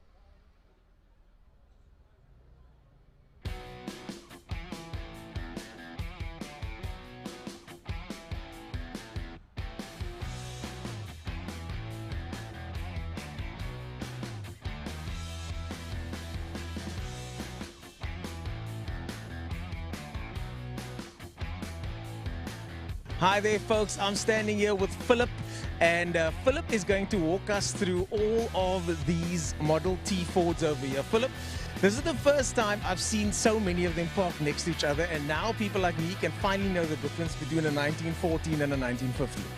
Yeah, it's going to be difficult to explain the small differences between the cars, but I'll try my best. But the thing is, and I always say one of the reasons we do this show is to entice people to come check it out. Because again, it's not often that you get all of them together like this. Yeah, I must say I'm surprised with the amount of Model T Fords that we've got here today. We've got 9 Model T Fords and then 1 Model S Ford, which is an extraordinary car actually. Why is that? It's the only one in South Africa. It's the oldest car here today. It's a 1907 Model S. So it's actually the one model that came before the Model T era. Which wasn't as commercially successful. No, it was. Definitely. But there was a lot of improvements after the Model S was made. But why do I know about the Model T so much then? Why does everybody know? Because I'm not into these cars. Anything before 1940, I don't know what I'm talking about. So why do people like me know about Model Ts more than Model S? Because we only had, I think, 2 or 3 Model N and S's in our country. But there were 19,000 Model Ts that was imported to South Africa during the peak time. Yeah. That's interesting. That's a lot of cars actually, eh? Yeah, but I think the survival rate is also good because according to our records, there's about 130 Model T Fords still running. And considering it's more than 100 years old, that's not a bad survival rate. Yeah. Most of these cars here today is 100 years plus. There's only one that is not 100, and that's a 1926. The rest of the cars are all 100 plus. So I'm going to get Craig to pan across here. Let's start from the beginning. This T3 over here, this is your one? This is a 1915 Model T Ford. This was this is a 1911 Model T Ford. It was the sports version, so you can see it's much lower. It's 9 inches lower. So it's true what they say. As soon as there were 2 cars built, that we started racing. Exactly, and we're fortunate enough to have one of the races here. Number 6. It's a 1940. I hope it's on the parade. It was on the parade lap. So, can you tell me a bit more about the sports model over here? Craig, would you just show us? Because I didn't know there was a sports version. If I say a sports version, the engine, the running gear, the front axle, all those components are exactly the same, interchangeable to my car. It was just lower, and it had more sporting lines. So it's not a Cape Town thing to lower our cars and put a loud sound system in. That's the thing many years ago. That's good to know. It's good to know. Okay, let's take a look at the next one over there. That's a Tourer. Yeah, that's a 4-seater, and that's the oldest Model T in our country at the moment. It's a 1910 Model T Ford. Remember that the Model T Ford started way back in 1909, end of 1908, so you didn't get a 1908 Model T Ford. It was only produced then, and it was put on the market in 1909. So this is the oldest Model T in our country. Okay, cool. So this one specifically here is the oldest Model T in the country? Yes, and it's all the way from Pietersburg, and the owner flew in this morning to drive his car. We picked it up in Wellington, and we drove it here for him. You drove it from Wellington? Yeah, but most of these cars left George on Thursday. So we have covered more than 550 kilos already. A brand new car can hardly cover that kind of kilometers, and you're telling me these 100+ year cars will do that? Yeah, we're doing a trip from George to Kilani. Tomorrow we have got the Kalkbaai run in Cape Town, and then we're heading back to Karlitsdorp, and then next Saturday and Sunday is the George Old Car Show. Yes, I'm going to be there. I'll see you there. Okay, but this is part of our marketing for the George Old Car Show as well. So let's talk about that then, the George Old Car Show. I'm going there next week. I've never been. What am I looking forward to? Apparently it's huge. Yeah, it's not the biggest show, but I think it's one of the best shows in our country because the old cars. When I say old cars, I say 1930 and lower. You will not find a show in the country with more cars than the Southern Cape Old Car on the George show. So I'm in for an education then if I go to that. Because the weird thing is the older I get, the more into these old cars I get as well. It's weird, eh? It's contagious. Eh? I think so. For sure. It's if the bug bites, you're in serious trouble. I got taken for a spin in one of these. I think it was the gentleman that runs the Timer Hall show. His own personal one. It was one of these old cars. It was also one of the early Fords, and the clutch and the way everything works is completely different. Yeah, it is. But it's actually a very modern gearbox. You know, it's a semi-automatic gearbox. What? Yeah, it's only got 2 gears, but... so you're telling me semi-auto gearboxes are from back then? Yeah. I push the pedal in, and it's in first gear. If I drop the pedal, it jumps automatically into second gear. It's only got 2 gears, low gear and top gear. And what kind of speeds do you do if you're going to George? I would say 45, 50. If we're really in a hurry, 55. But it's not nice traveling at that speed. Yeah. Okay, so let's move on, Philip, if you don't mind. This one's got crank start. Seems like they all have the crank starts here. All the cars have got a crank start, except the Model T's started having the Model T Ford started with a starter in 1919. Okay. So if you find a Model T Ford 1919 or younger, then it'll have a starter. Okay. Prior to 1919, crank only. Philip, I should just keep you with me for all of these types of tours, eh? Because you're making me look so smart right now. And then this one over here is the one that we're talking about. Let's take a closer step here. And what are we looking at here? We're looking here at the 1907 Model S Ford. It's the elder brother of the Model T Ford. Can I touch it as well? You can touch it. It's the only car in South Africa. There are not many of them in the world. It's a very, very admirable and desirable car to have. It looks kind of cool. Yeah, and what's interesting, it belongs to a lady. And a lady drives this car. So Ellie van Jaarsveld, all the way from Joburg. She's the proud owner of this car. Wow. So Ellie van Jaarsveld, shout out to you. We are now live on the PA, Philip. So people are going to be hearing your voice, so don't get freaked out. I too myself get a little bit freaked out when it comes on for the first time. And then one of the most interesting cars to me over here is this Model T pickup. Tell us a bit more about that. Yeah, you could buy a running chassis at the Ford factory, and then you could take it to a bodybuilder of your choice, and they could make you a body that suit your needs. A coach works. A coach builder, yeah. Coach builder. Yeah. Okay, you guys, looks like you guys got to go. Is that your lady over there? No, see, I don't know what that signals was, but the cars are much more important. But she looks very graceful with a period outfit over there. I just love how you guys get into the vibe. We got to wrap things up here. But Philip, thanks so much for joining us. Pleasure. Thank you. Awesome, ladies and gentlemen, that was Philip. We got to get going soon. All these cars are going to start. I think we can try and move the camera back there, Craig, and let's watch this procession as the guys leave. They're going to get all these cars out of here, so let's watch some of these cars go past. And this is going to be quite interesting to see some of these cars because for me personally, I've never seen so many Model Ts together at one time. Model S's, Model Ts, we've got plenty cars here as well, and some interesting Formula cars also parked. We didn't even get to those. And now we can watch the startup procedure. The guys are swinging the cranks over here. We're going to watch Craig check this out over here. We've got a crank start over here. That's on the Model T pickup. That's how it's done. And just like that, she's good to go. The Model T pickup, of course, very interesting car. And then right next to that, the one lady driver, Model S, Patrick van Mark there behind the wheel. How's it sitting on the passenger seat over there, Patrick? I hope he's not navigating for Gymkhana today or anything.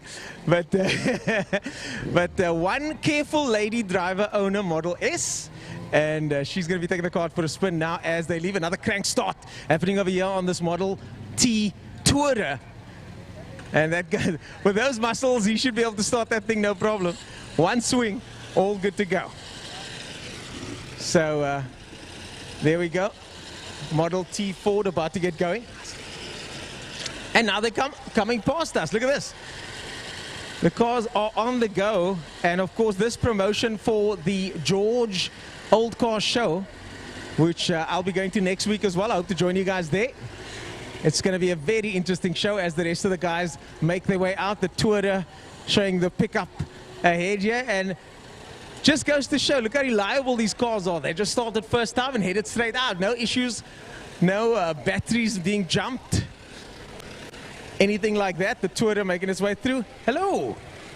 We interviewed them at the Timer Hall show the other day. Yes, so many familiar faces. And here come the Formula One cars now. As you can see, the 250F Maserati, probably one of the most impressive cars here today. The same car as driven by Juan Manuel Fangio. And this car here is reported to have been driven by Sir Sterling Moss a few times. But it's not actually the Sterling Moss car, but he did apparently spend some time in that car. But it is absolutely gorgeous up close. Craig, I don't know if you can zoom in there and give us a bit of a closer look at that car. And these guys are about to get going out now. So we've got an interview lined up. Let's see if we can make our way through there. And they got to get going soon. But if we can have a quick chat. Get my producer to sort that out. But just look at these cars. We've got a GT40 over there. How's it? How's it? Good, thanks. Good, thanks. We've got to get going very soon. So just a quick introduction and tell us a bit about which one of these you're involved with. It's just being wheeled away. It's 128. It's a Trevor Blockdyke car.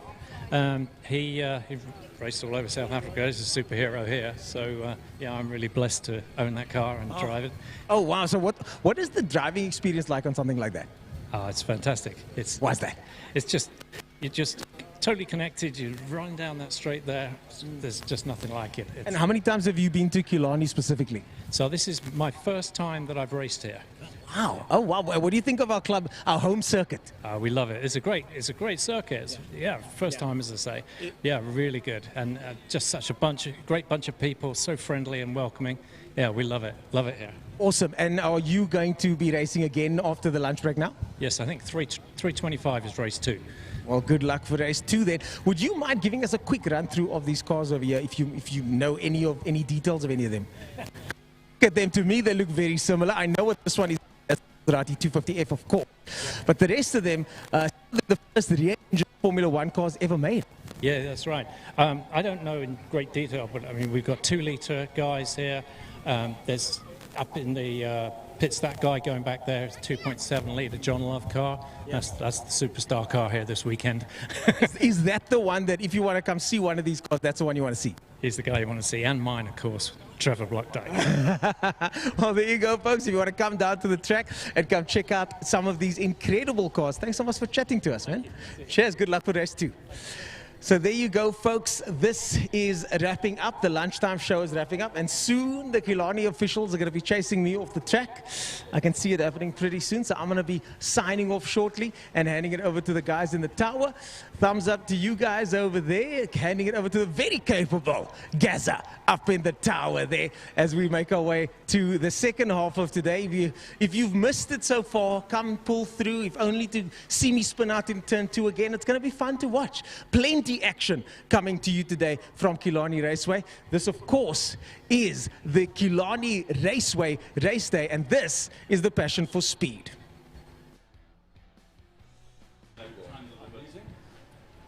So that was coming in, by the way, on channel, this one, channel. Yeah. We just spoke to Steve now. So I've muted that, so you guys are back to... We just spoke to Steve. I'm going to do a reset now on the devices.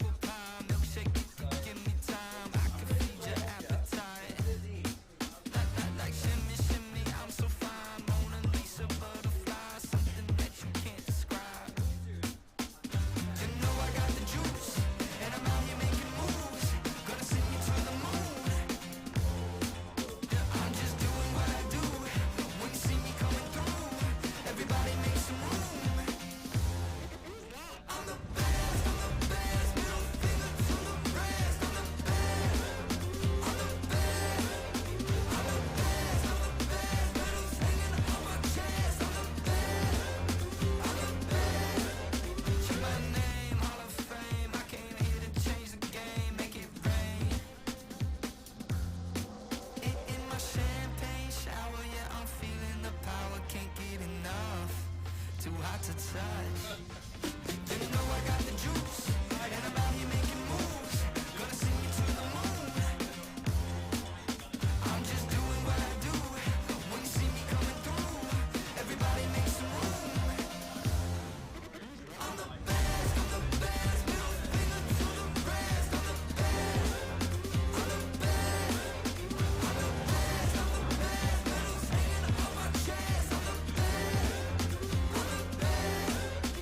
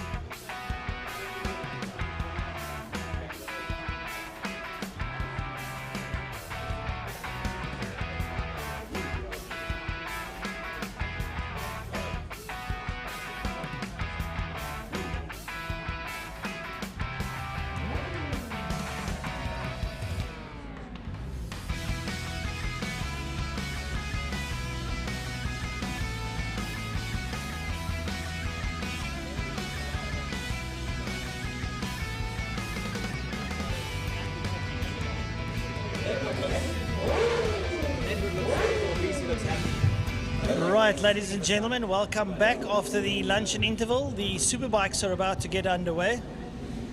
We see Kilani Changes, who took race number 1, sitting on pole.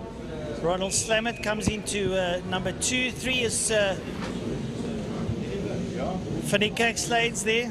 Malcolm Rapson, Tristan Pinot, Jason Lineker. Here we go, Francois. Lights are off and away we go.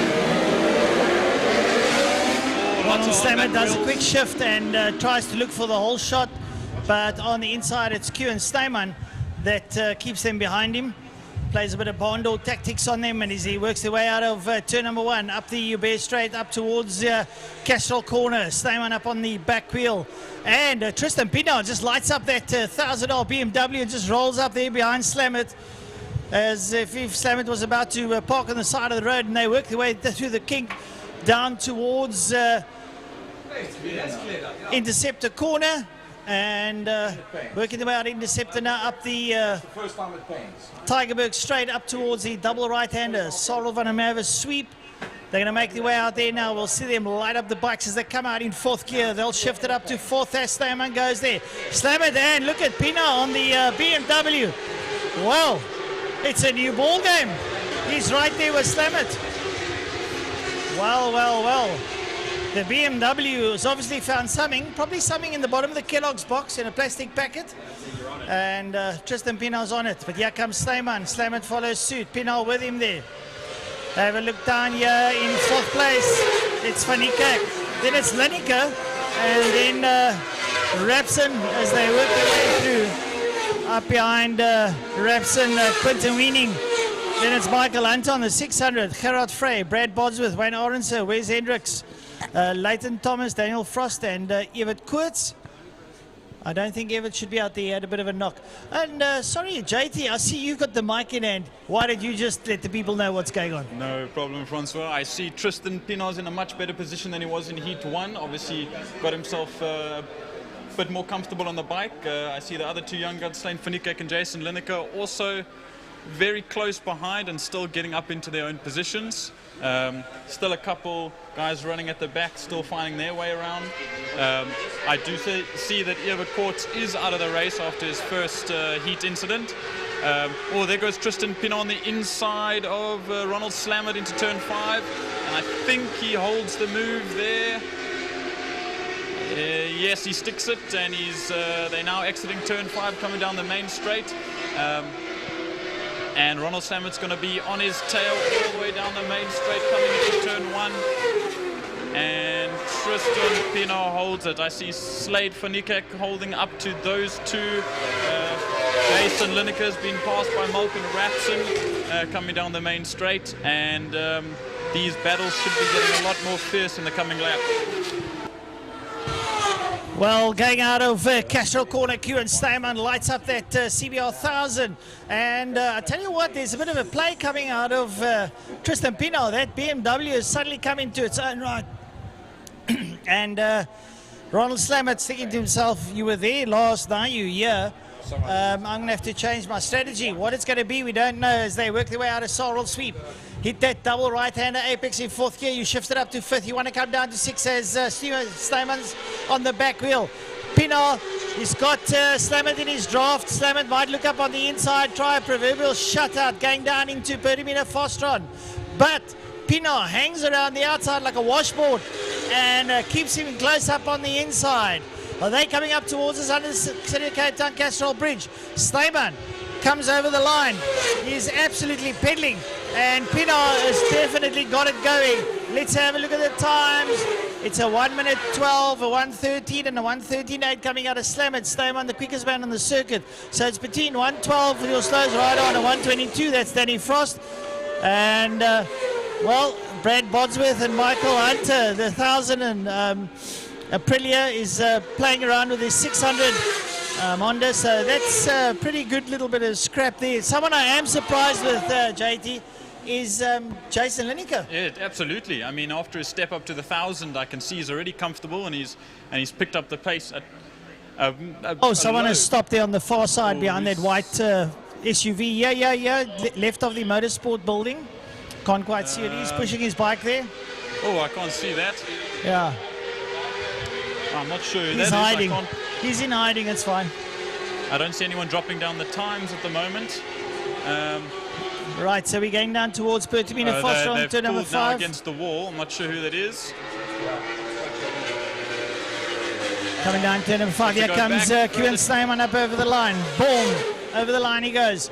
And Tristan Pina's pulling away from Slamet. And here comes Slade Van Niekerk. Van Niekerk ahead here, Malcolm Rapson.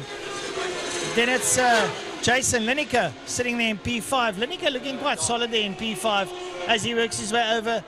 And into Castrol corner now, it's Snyman and Pina. Yeah, guess what?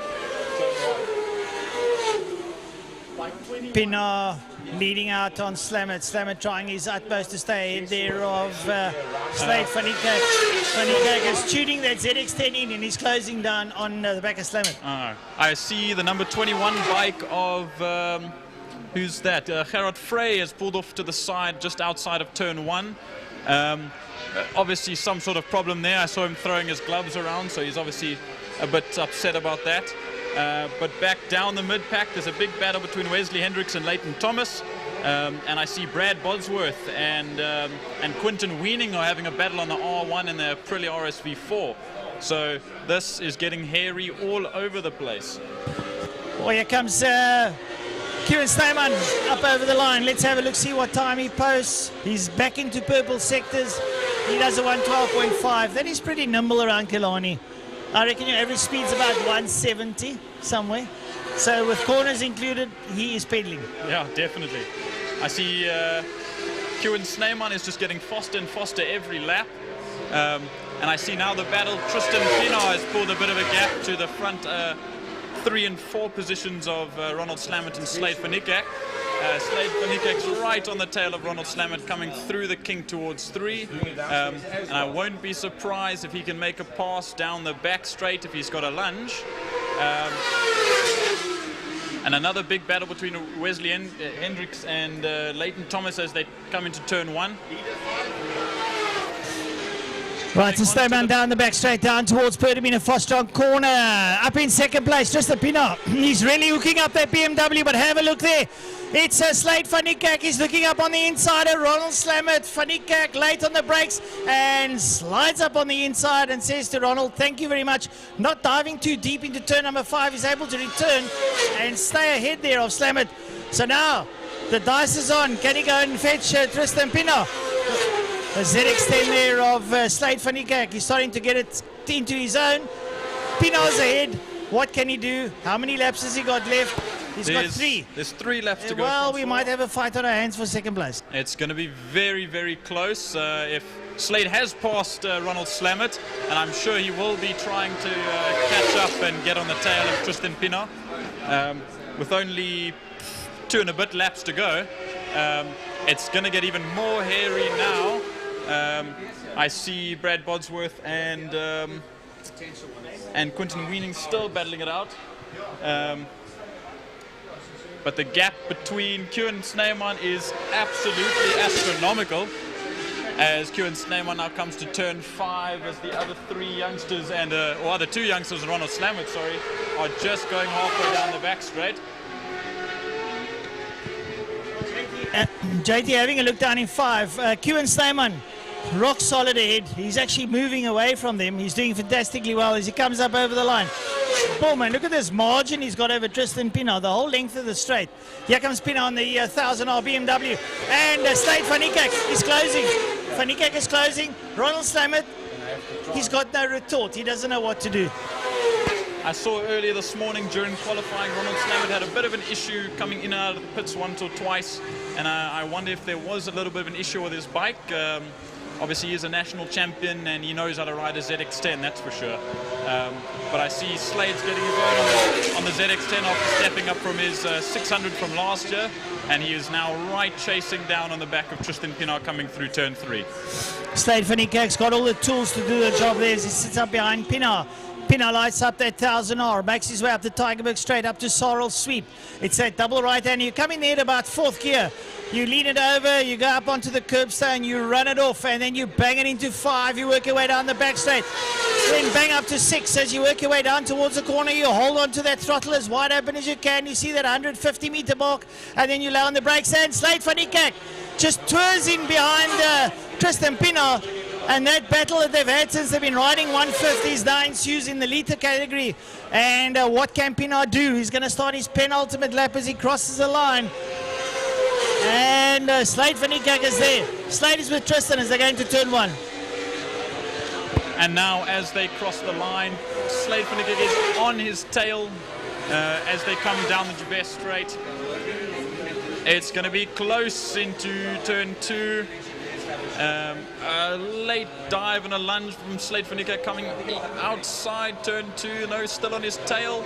Ronald Slammert has backed off quite a bit, letting the 2 young guns fight it out for now what is second position, while Kilani Changes leads quite a lonely race up front. Right, so going down the back straight, Kilani Changes passes a slow marker as he goes down the back straight.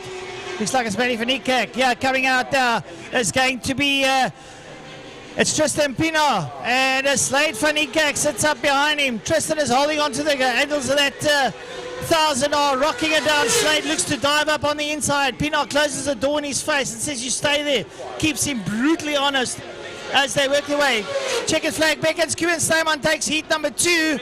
Comes up over, and it looks like Pienaar's going to hang on to it. Pienaar will take second ahead of Slade van Niekerk. Ronald Slammert will take P4. And then it's going to be quite a margin till P5. And I think that'll be... It's Malcolm Rapson, followed there by Jason Lineker as the rest of the field bring it home.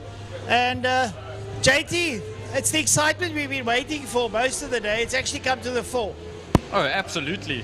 With all these youngsters now making their way up to the litre class, it's really bringing some argy-bargy as Brad Bodsworth now comes across the line after his intense battle with Quinton Weening. But I see that Quinton is made... Oh, I see there's a yellow flag in turn 5. I'm not sure what's happened in turn 5, but I see someone has either gone off or...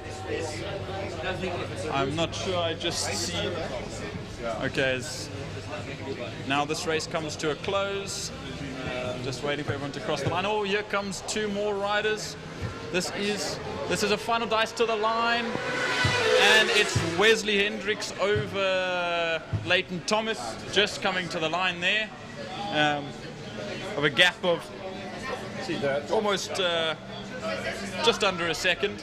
So there's some really intense racing today. After their second heat, but what a beautiful run from everyone. Well done, Jordan. So bad. For the first time ever.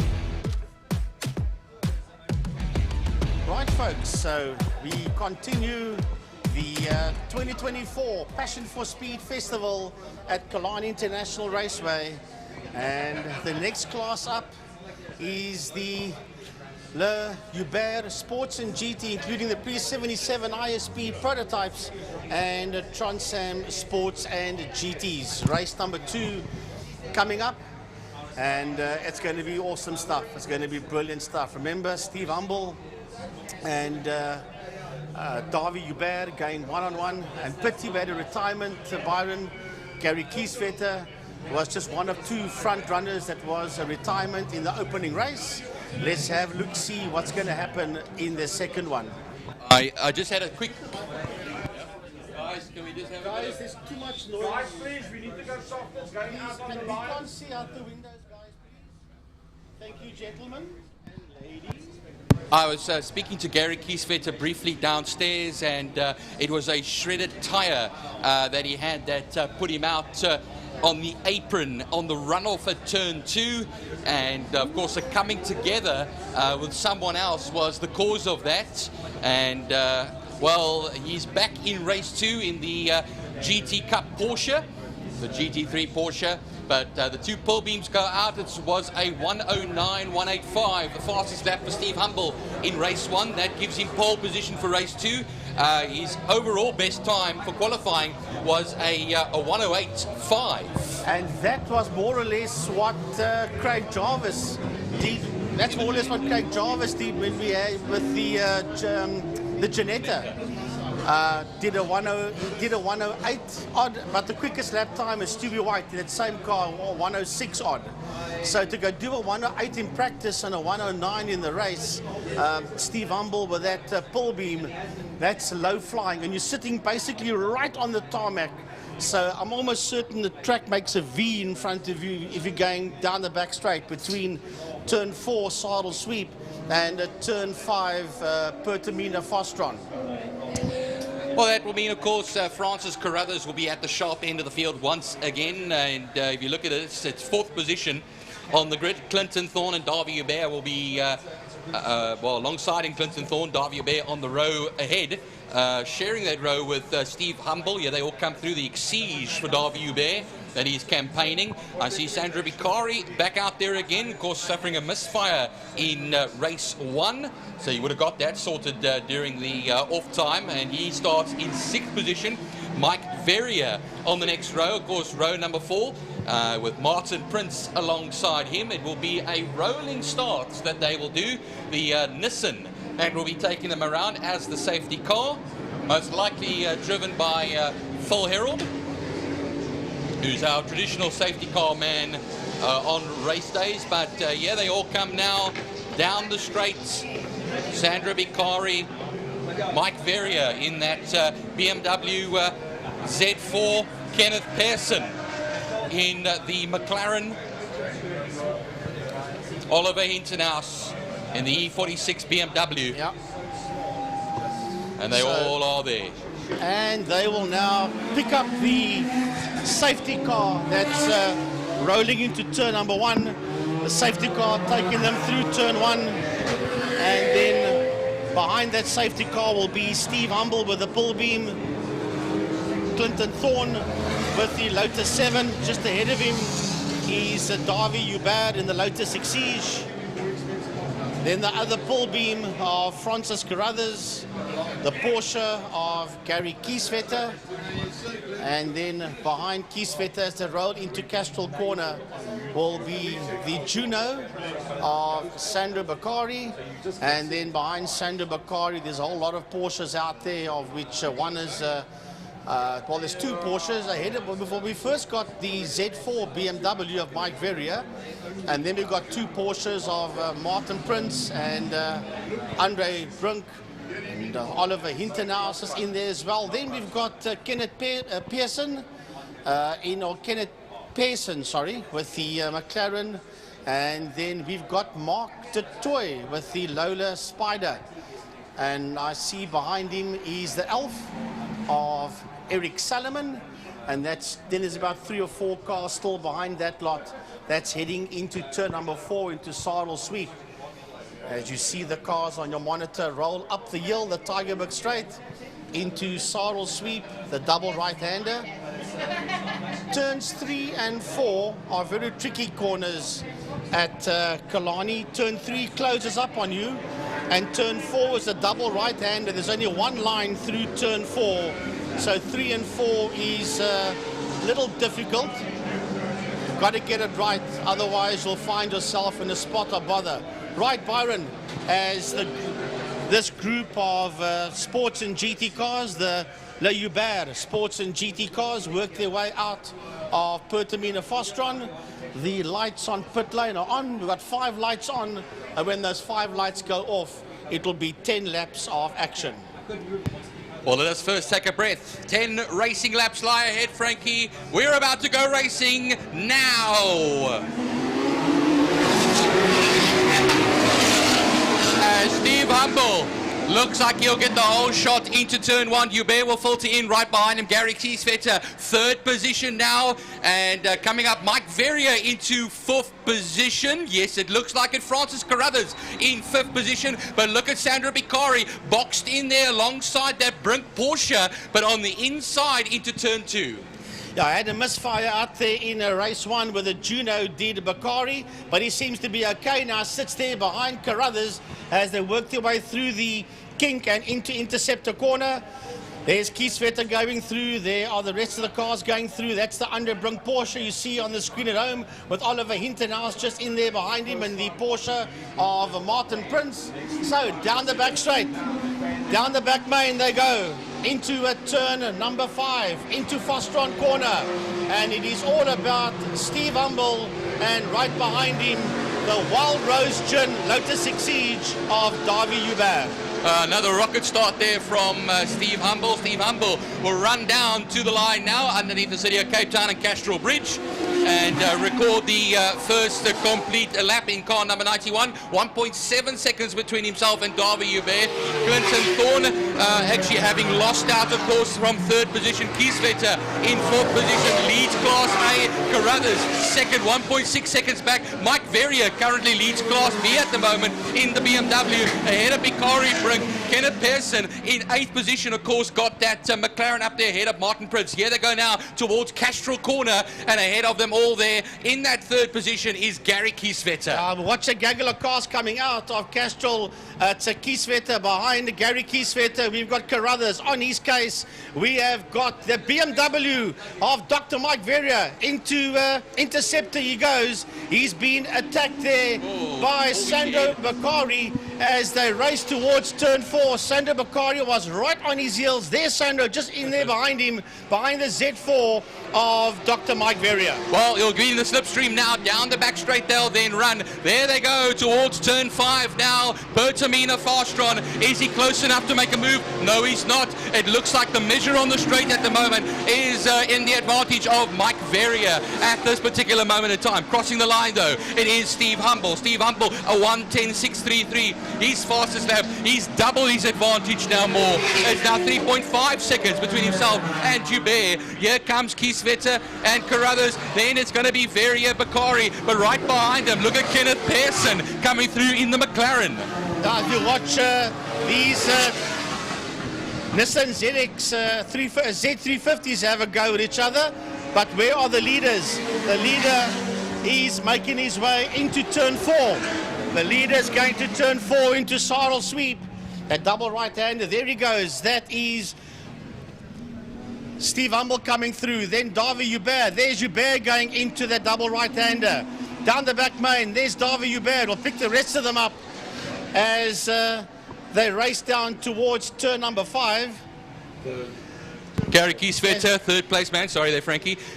And he's being followed, of course, there by Francis Carruthers. Mike Verrier coming through now. He's eased the gap between himself and Bicari is lost out to Brink now. As you can see on the screen, Frankie, they're going to go down the back straight now and into turn 5. We go out of turn 5 with Gary Kieswetter.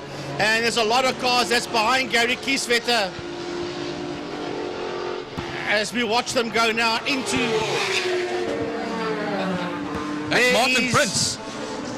Martin Prince just ahead of him is Sandro Bacari, and ahead of Sandro Bacari is Kenneth Pearson, as this group of cars race under the City of Cape Town Bridge and into turn number 1.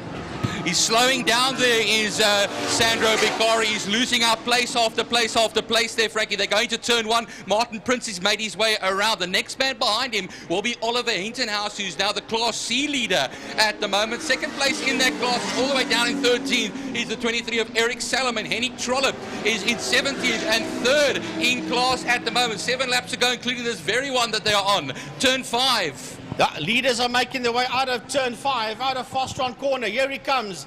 That is an incredibly quick pull beam of Humble. 110.633 by this man, Stevie Humble. Will he better that time? No, he doesn't better that time into turn number 1. David Hubert is in there behind him with the Wild Rose Gin, Lotus Exige. There's the 2 leaders going through turn number 1. We wait for the rest of the guys to come out of turn number 5, out of Fostron corner. Here we go. Gary Kieswetter.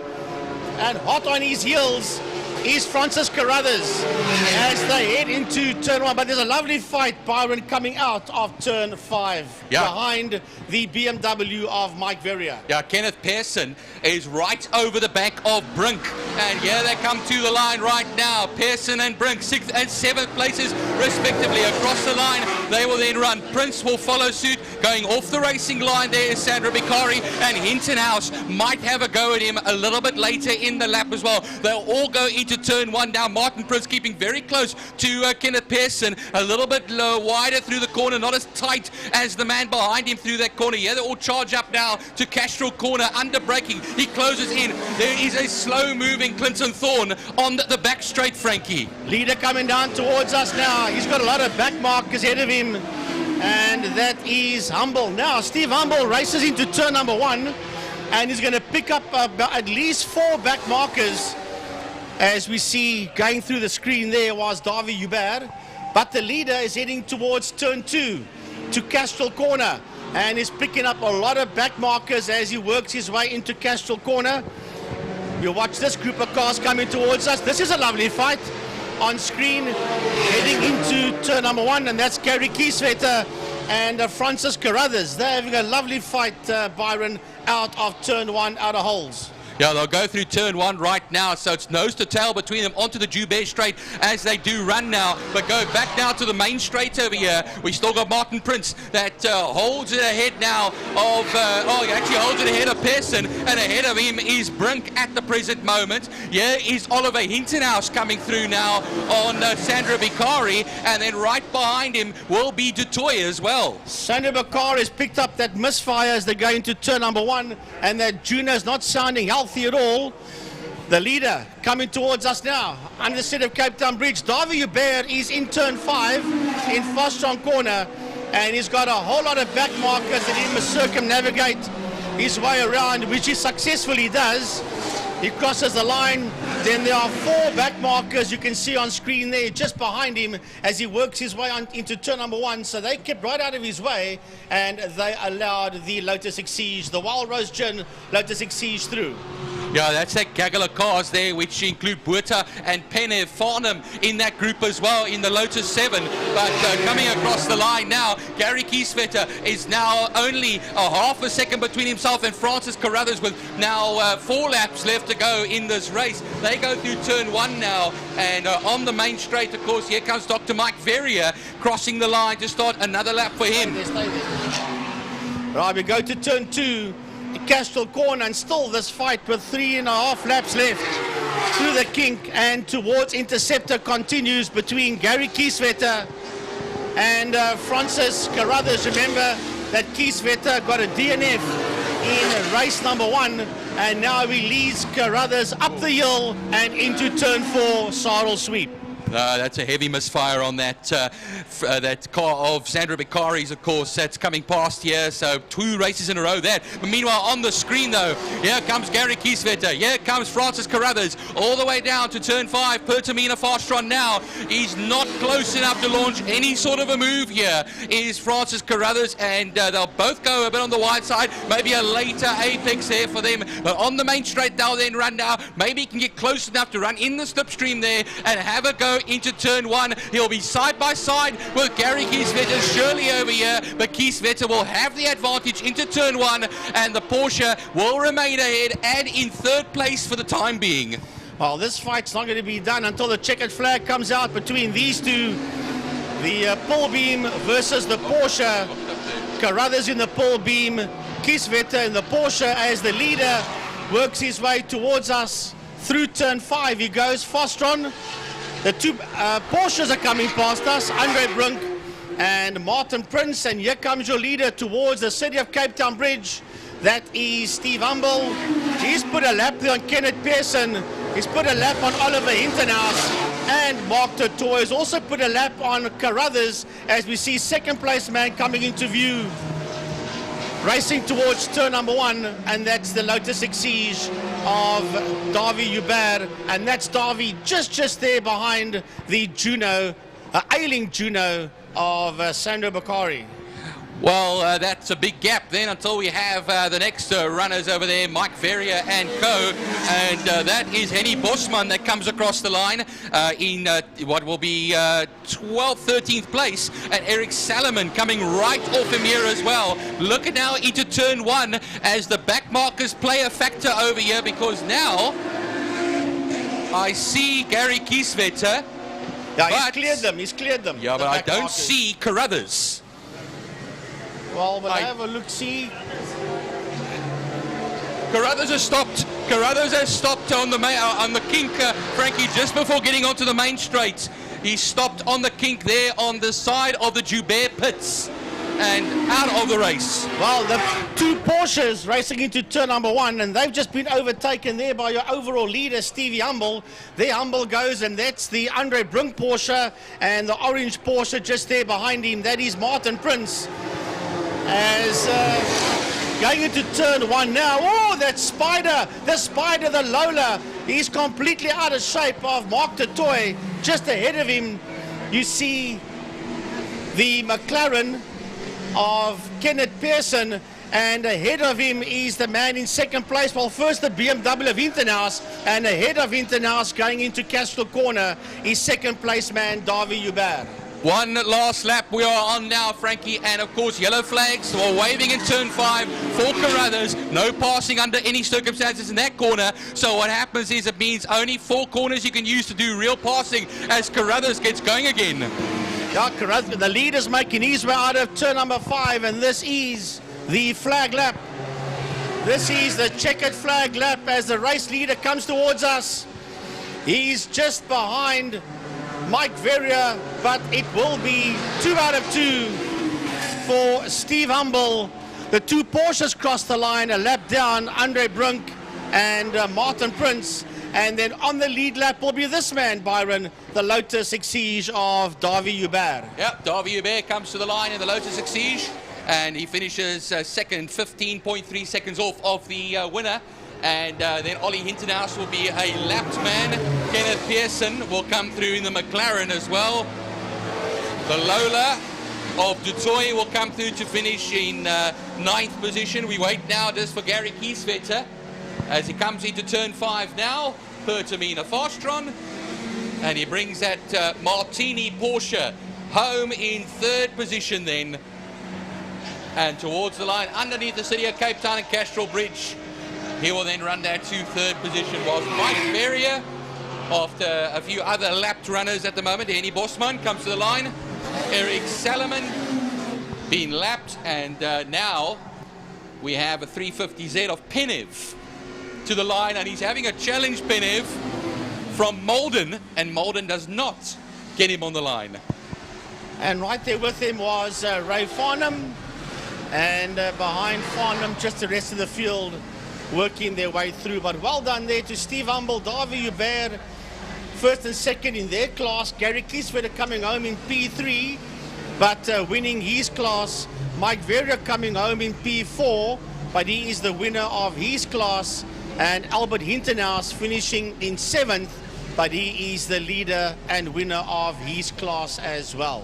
So well done out there to all the drivers, the Le Hubert Sports and GTs, including pre-74 ISP prototypes and Trans Am race number 2. Well, Paul Beachyhead in the R8 Audi was having some troubles. He did not finish his race. Clinton Thorne, I don't think even actually took the start of this race in that Lotus 7 with the wings. But I think there was another Lotus that I spotted earlier on with no wings, of course. That was going very slowly, which I erroneously listed as Clinton Thorne. I was absolutely wrong there. But that one, of course, did make it to the finish. Henny Trollope might have actually been the man, though, that was in that particular Lotus 7. My apologies. So that was plus 6 laps for him. Paul Beachyhead, 2 laps from the end, exiting the Sports and GT Cars race. Their second and last one for today. So we move on now in the program. It should be the next single-seaters, or historic single-seaters parade.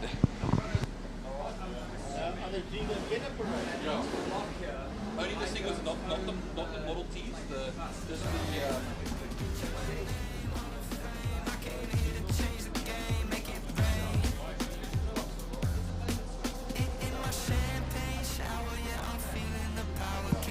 Yeah, the historic single-seater race cars parade, followed by the louder classic cars.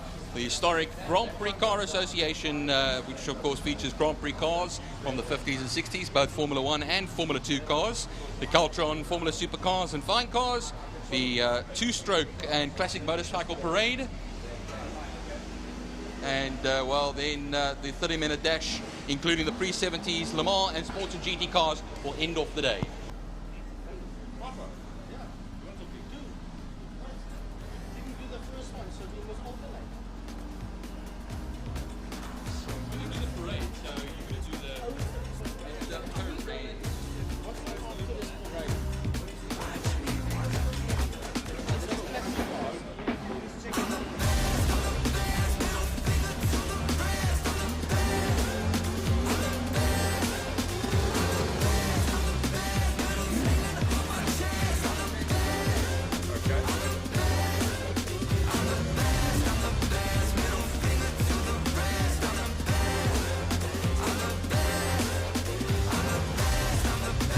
Well, folks, sit back and relax as we're going to have the parade for historic single-seaters, the Formula 5000 cars, a few Formula 3 cars going out there as well.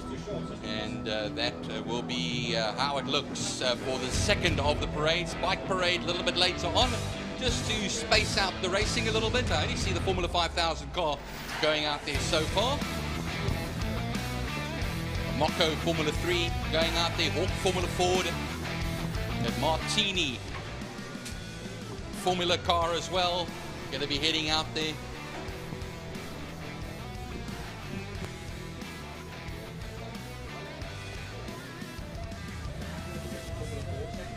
The Hawk Formula Ford goes out down to the circuit as well.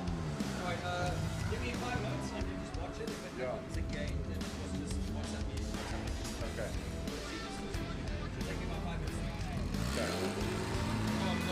Driving what?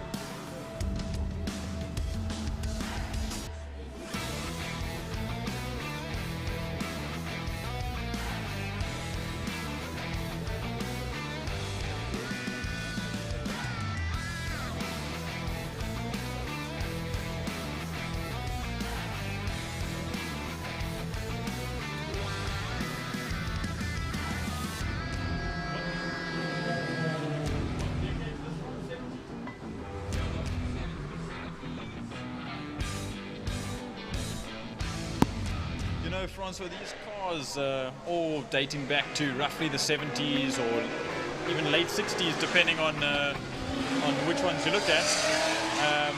And that Lola, especially from the late 60s, those are the types of vehicles paired with the 917 Porsche that used to race in the Kyalami 9-hour, even down in the Cape 9-hour back in the 60s. And those things, I mean, they only weigh 600, 700, 800 kgs, and they've got massive 400-500 cubic inch V8 motors in the back of them that, you know, put down a lot of power for hardly any weight in a chassis. Well, the nice thing is you could, you've got all that power sitting up behind you. So you're getting hurtled forward at some phenomenal speed, and you get a bit of tunnel vision, and suddenly it's that's a corner coming up. And then you got to like sort of get out of your seat again, stomp on the brake pedal to try and bring it under control and start squirming under you. And you get that feeling of it's not going to work. And then suddenly it all comes together and you just sort of creep to the corner, go down to the gearbox. And the gearbox is very difficult. Some of them might have the shift. They got gated or alongside you, the stick shift. Yeah, it's there's a lot of dynamics in racing cars, especially the single-seaters. I mean, there's no space for anything. You know, you got your little gear shift here and a little next to the bodywork. Your hand barely gets around the gear lever, and then you still got a sort of a 6 or a 5-speed gated box which you got to work through and all that. Yeah, I cannot think it can be easy, but I suppose if you get used to it, you get through it. But I've led to believe from some of the drivers in those cars, it's very hard work.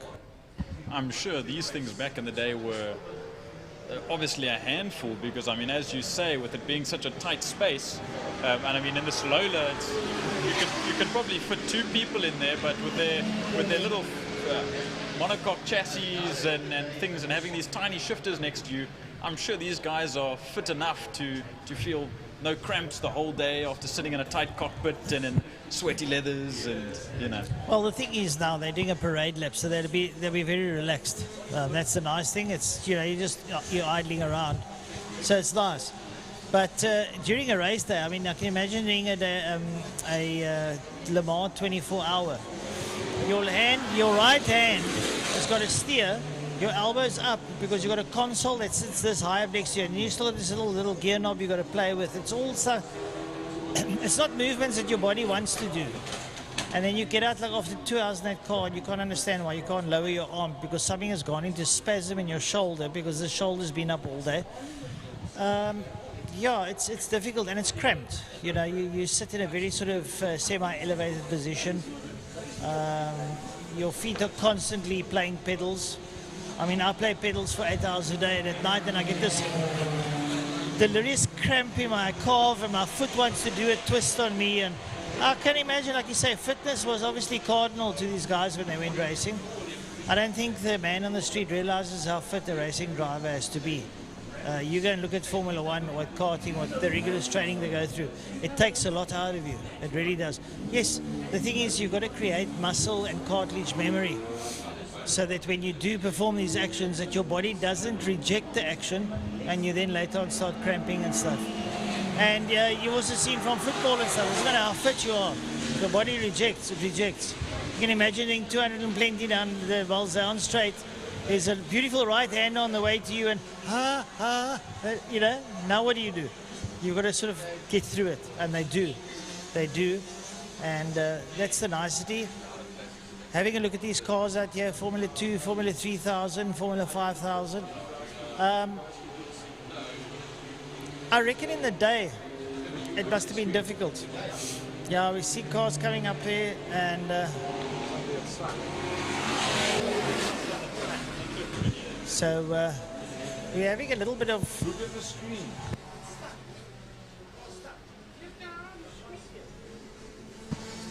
Yeah, I mean, there must be something wrong there if one of those things gets stuck. I see it's just behind the karting building, but maybe, I don't know if these things are, they just stall. It stalls, it could be a clutch, it could be anything, yeah.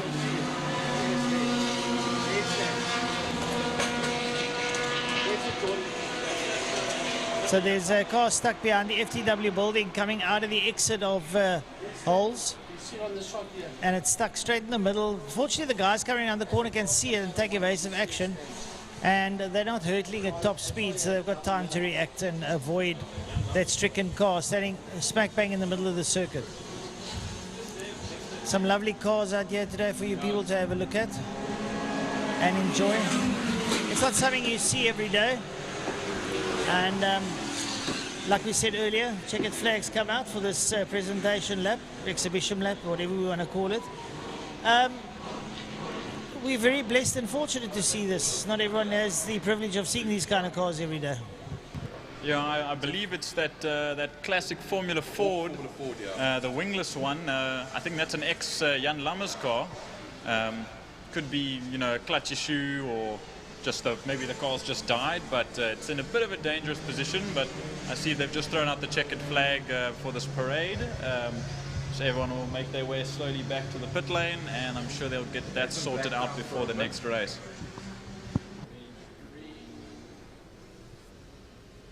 At the moment, there's no blank screens at all for the last about 2.5 minutes.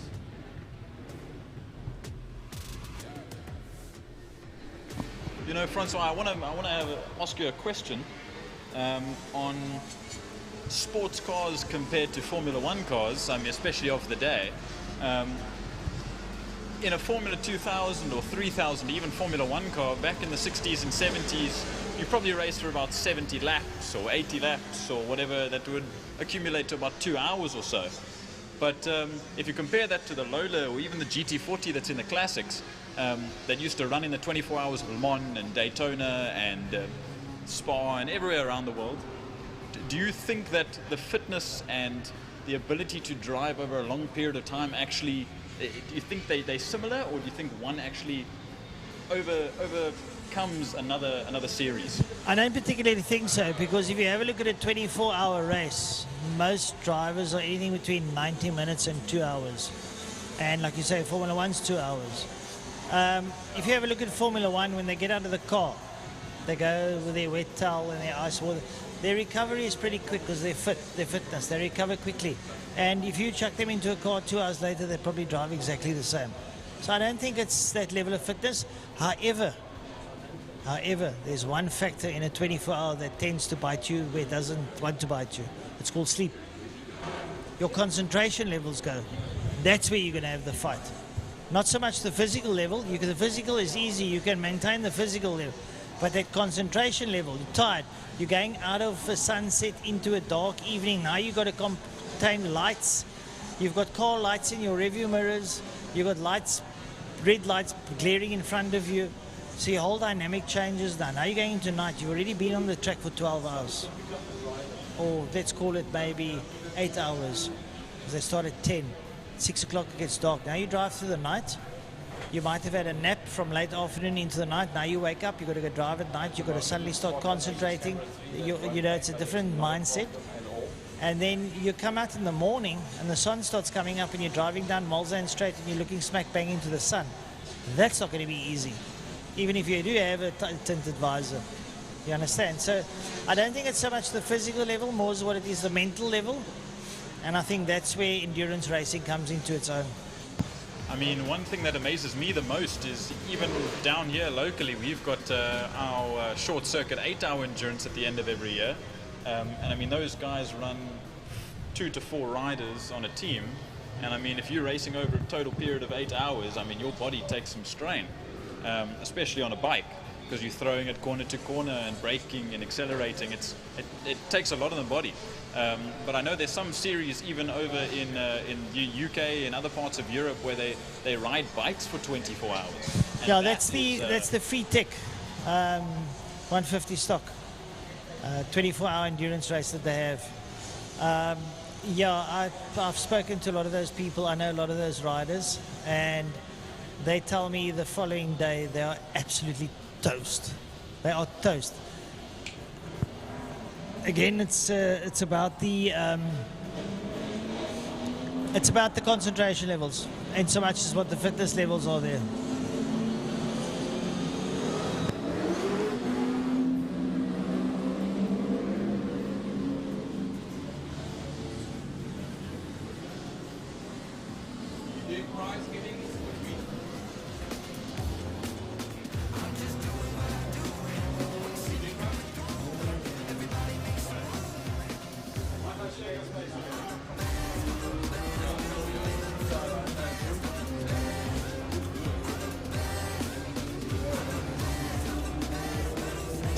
Right, so Jordan, we're going now into our favourite louder classic cars. We saw in race number 1, Rudy de Vos decided to flick the zipper and light the flame and say to Mr. Donadio, thank you for coming. Although Franco was close. We'll have to see as they're coming out. There's Rudy de Vos in screen.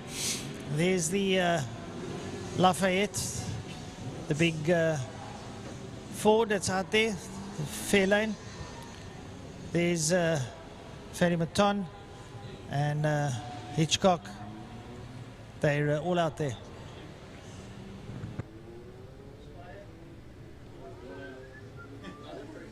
Tomorrow's got trouble coming out. Yeah,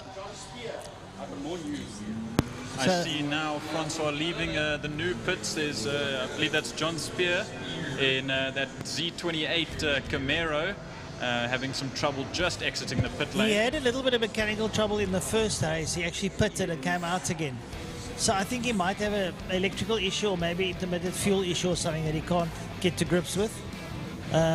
You see them diving under the dashboard, so it's probably something electrical. Yeah, a bit unfortunate.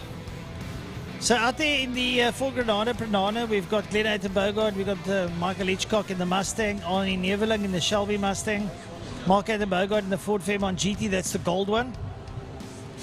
Byron Bedin in the Datsun Triple S, I don't know if he'll be out there, I don't know if he came out, possibly. Jaco Lambert in the Jetta, Ferry Maton in the other Ford Mustang, that's the red 68 Mustang Coupe. Momberg in the Ford Capri, Bruce Vern Taplin in the Corolla. I spoke to Bruce about him going off in turn 5 earlier on. He said, you know, I just misjudged the car in front of me and I had to grab a little bit of brake and it sent me off the track, but I came back. Andrew Honeywell in the Porsche 944 Turbo. Martin Bench, that red and white Ford Capri, he's out there. Malcolm Adam Bogard in the Ford Fairlane. Trevor Hutchings in the Sirocco. Lane Hutchings in the Golf GTI Mark II. Dion Conradi in the Conquest RSI, Vance Kearney in the yellow Camel Ford VW Jetta. Not Ford, just the VW Jetta. I'm looking at two words at the same time here. Then Wayne Lotter in the Ford Escort. Jan Willem Andre de la Porte in the Datsun 240Z. That's also the red and white 240Z that's out there. Brian Evans in that absolutely magnificently turned out electric blue Mark I Escort. It's really Cape Eye Laser Clinic. Robert Rowe in the silver 325 IS, Feltreard, Pit Matier, Porsche 928, Theo Klaassen in the Nissan Skyline GTX, Dave Riley in the lovely turned out flat full racing VW Beetle, the powder blue one, James Matier in the little Honda CRX, Leon van Linden in the Alfa Bertoni Junior. Leon's doing well, he says he's got that car sorted out eventually, and he's got new tyres, so he's very happy. Bradley Rowe, BMW 2002, Franco Donadio in the Chef Can-Am, Calvin Beekman in the Morris Minor, Rob Senecal in the Ford Escort, Jared Thompson is in the new BMW 333i. That must be a real barn find to get a 333i. Jaco Oosthuizen in the black Toyota Conquest, the Ravenel sponsored one, Jermaine Bedin in the Datsun GX 120, well I think it's a 160y. Rudy de Vos is on the Chef Can-Am, John Spears in the Camaro, that's the one that was stuck at the gate. Roland Ward in the other Chef Camaro, and then Mark Dutoy in the Ford Fairlane. That's the big one. So that's going to get themselves all sorted out there on the start line. Beautiful photo or on the screen for the viewers at home. Coming there, compliments of Mr. Fleming. I see now. Well, folks, joining us in the commentary box is Brendan Kelly, the voice of Victory Raceway, the voice of POTR, the voice of so many different race circuits around South Africa. Brendan, you've had a chance to be out in the pits for the better part of today, and the sights and sounds. I do believe you were at Swartkorps for the first round last week, decided to book a ticket and join it for the second week running. Yeah, Gary, thanks, man. I unfortunately missed the round up at Swartkops. I had to watch it on the live stream. We were doing the live stream from Swartkops, so caught all the action on the live stream. But just having a look at what's happened, Franco Donadeo. I don't see him coming out. Oh, here he comes now. So he obviously had a problem and has got late on getting out. Hopefully he can get back into his position, the lineup on the grid, on close to the front of the grid, and we'll see some more action between him and Rudolf de Vos. But lots of talk around the pits. Oh no, Donadeo, I think he's gone off again. He's just going to take a shortcut and slot onto the grid. So we will hopefully see him out there. But what I was going to say, lots and lots of talk around the pits, the excitement with the Forenza Chevy Can-Ams. I believe there is another one going to be making an appearance in the not too distant future. Still top secret who the driver will be, but we'll have another one joining. So we should have 6 of them running on various circuits around the country, and that should be very, very good to see, and we can't wait to get all of these V8s together on a track somewhere in the very, very near future. I mean, looking at some of these vehicles around here, Franco Donadio racing in our local Power Series, racing his Mark II Ford Escort. That thing's got a 4-cylinder. Jumping into this and having is that Hitchcock and Donadio up front? Yep, it looks like he's in his position. That's going to be a fight to see. Yeah, just chatting to Franco earlier this morning, he's battling a little bit with the brake bias, which we saw starting to run out of brakes towards the end of heat number 1, where he ran onto the grass. But hopefully they'll have that made some adjustments, and he'll be ready to go, and we should be in for another crackerjack heat. There's been a lot of hype with the Chevy Forenza Can-Ams, absolutely classic little cars, and to see them racing and just the sight and the sound of them is absolutely fantastic. Real goosebump stuff. Definitely. I mean, these things are, I would use the word scary, because I mean, for such a small car with so much power, it can definitely do a lot of damage to these big boaty V8s that we see, like the Mustangs and the Galaxies and such. But this is going to be a feisty one. Right, I think they get ready to start. I'm going to hand back to the pros and enjoy the action. Michael Hitchcock and Franco Donadio coming to, oh, that Granada is sideways and it's out onto the gravel outside turn 1.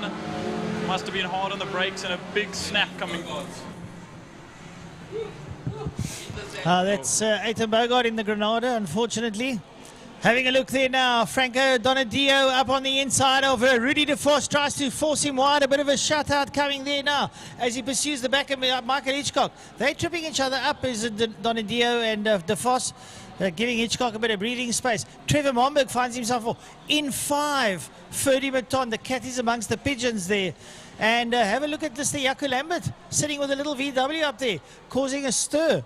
He's got the big Lafayette Ford Fairlane up behind him now as they make their way up to Sorrel Sweep. Double right-hander now. They're going to work their way down the back straight.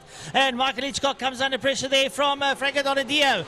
They make their way down to Bertamina Fostron corner.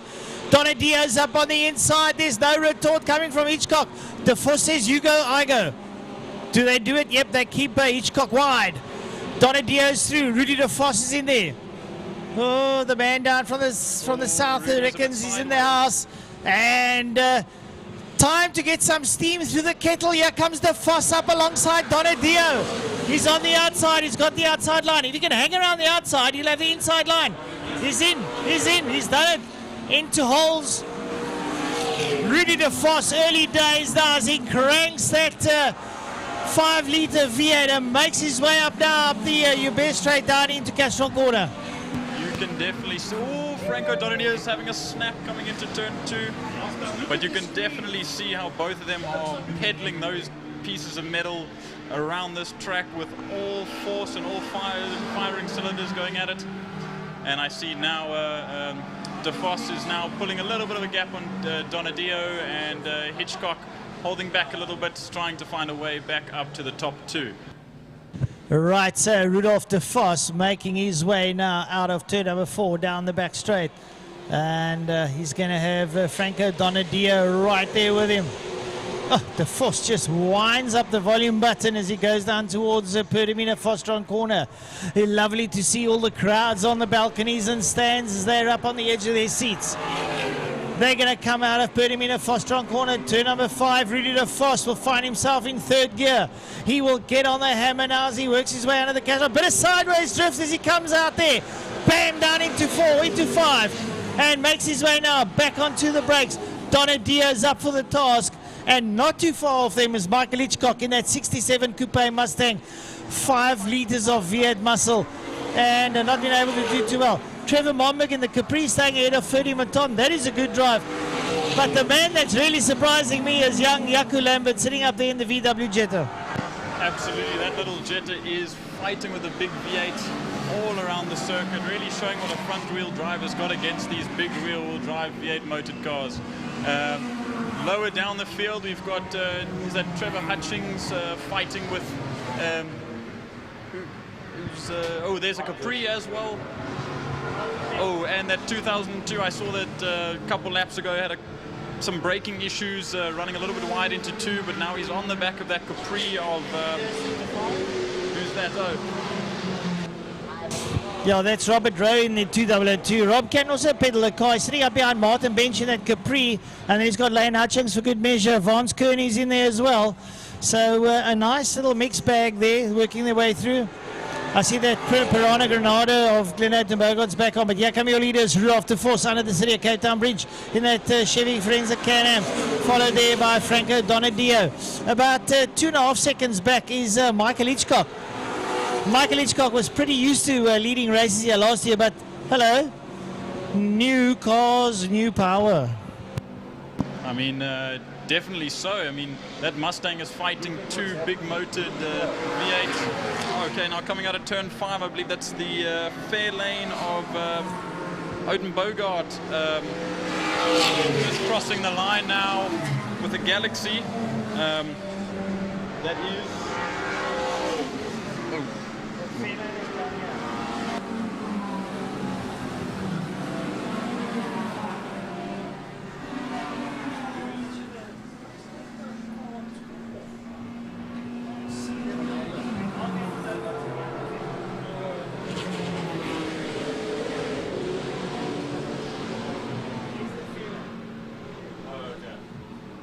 I see the 2 or the Fairmont of Mark Aiton Gobart into turn 3 now, fighting with that green. Yeah, that's the Ford Fairmont GT of Mark Toy that works through there. They're making their way up now towards Sarl Sweep. Looks like up behind them there's Bruce Van Taplin, a little 1600 Corolla contesting with big V8s. Look at that little Corolla go. Up behind him the 333i there of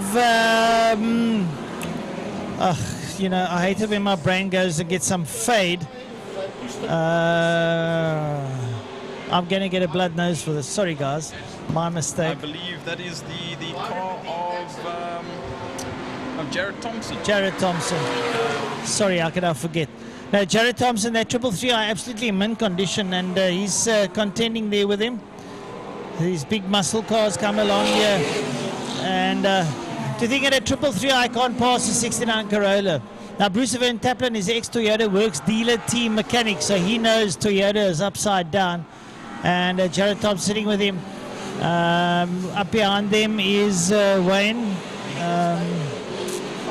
Wayne sits up there behind him. Wayne Lotte in the Ford Escort. So Wayne Lotte had a little bit of a loose moment there in heat number 1. Heat number 2, he seems to be back on it. Oh, that's one of the Escorts, that's Bench. I believe.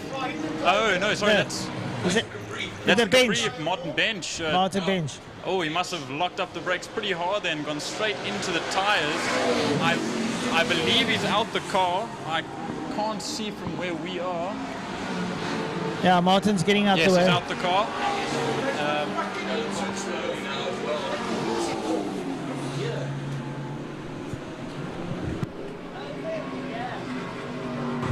Okay, so down in turn 1, all happening there.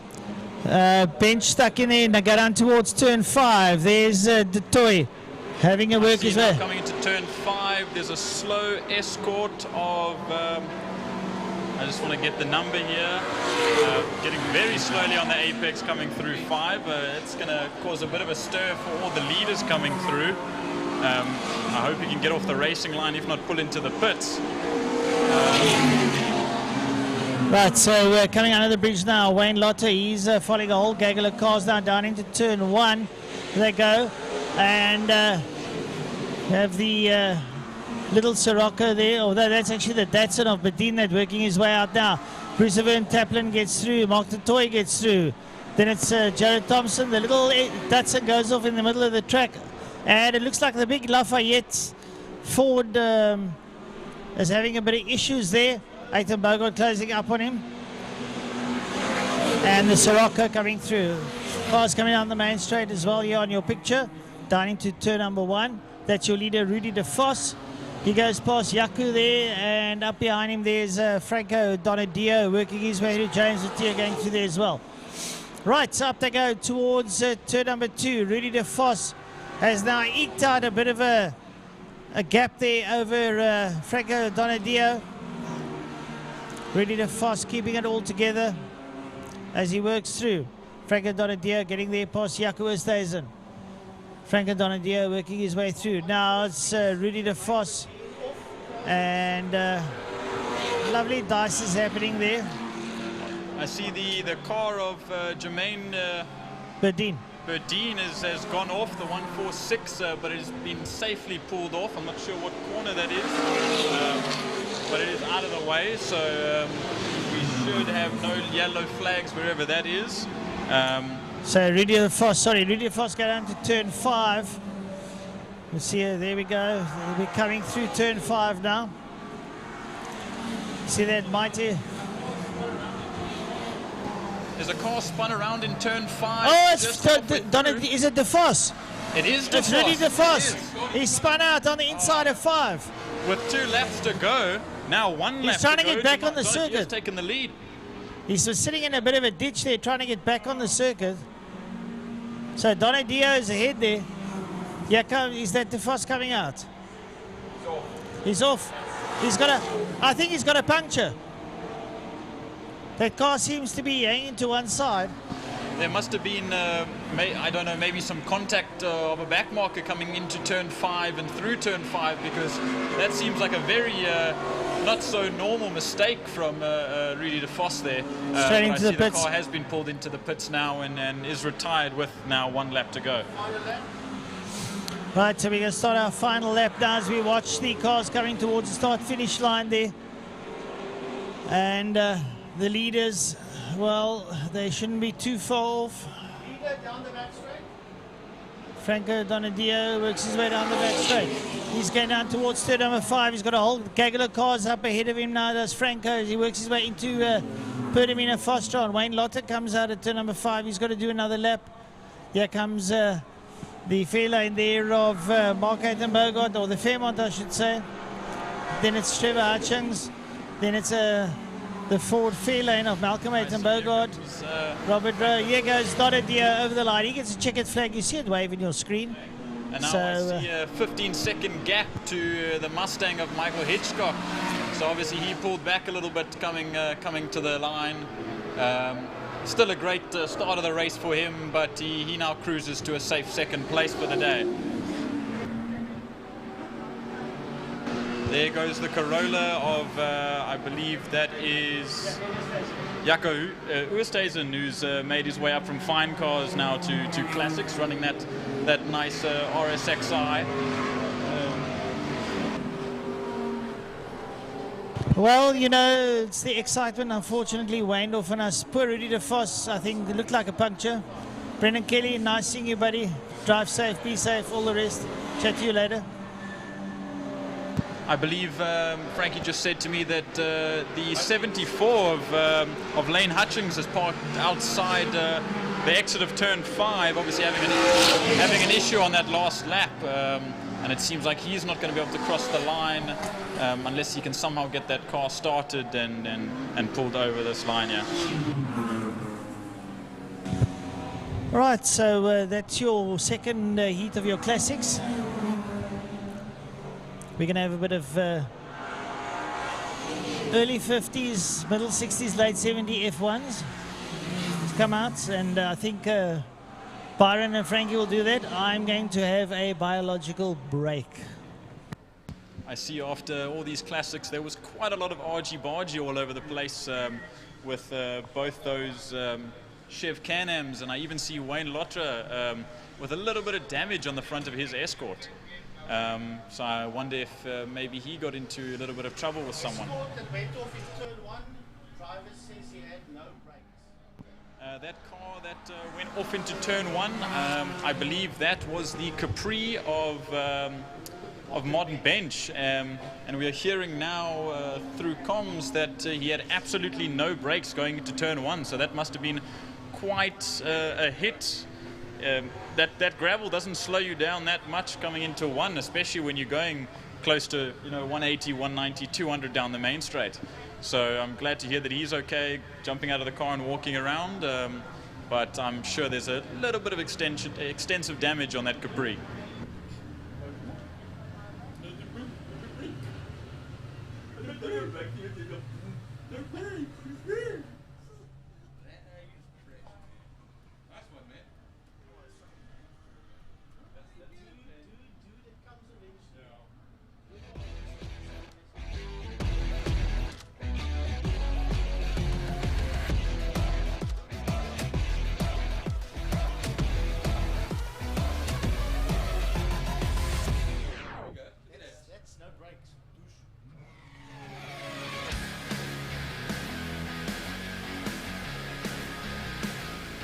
I just saw on the replay, the folks at home, that Martin Bench 43, that just went off the 5. The report came through back from driver that there was no brakes, so they were going to get a fat hit, in other words a rollback, to take that car out, either bring it back to the pits, or maybe they were talking about a normal breakdown just to take it to a safe position. So it seems that's what they're going to do with it. But yeah, must be hair-raising going into turn number 1 after coming down the long straight out of 5 through the kink, or called 5A as they call it, and then all of a sudden putting your foot on the brake pedal, and there isn't, either there isn't any, or there's just the bare minimum. You know for a fact you're not going to make it into the corner. I mean, you can pump your left or right foot as hard as you can, as many times as you want, but it's not going to slow the car down before you hit that tire wall. And I mean, we've seen before, I mean, the worst possible place to lose your brakes is going into 5 when you're at your highest speed around the circuit. Well, I'll never forget when Sarl was racing that Ford Galaxy, and I had a chat to him after the race event, and I said to him what frightened him the most, because the Galaxy had basically standard, or virtually standard brakes. He says what frightened him the most was going down the back straight, and when he came out of turn 5 he realized he's going to go back there again. He says so that was the most frightening thing, realizing that I've got to go back into turn 5 and I've got this office block that's got basically standard brakes. Yes, you had the Hoosier tires, but that means nothing if you haven't got the proper brake system.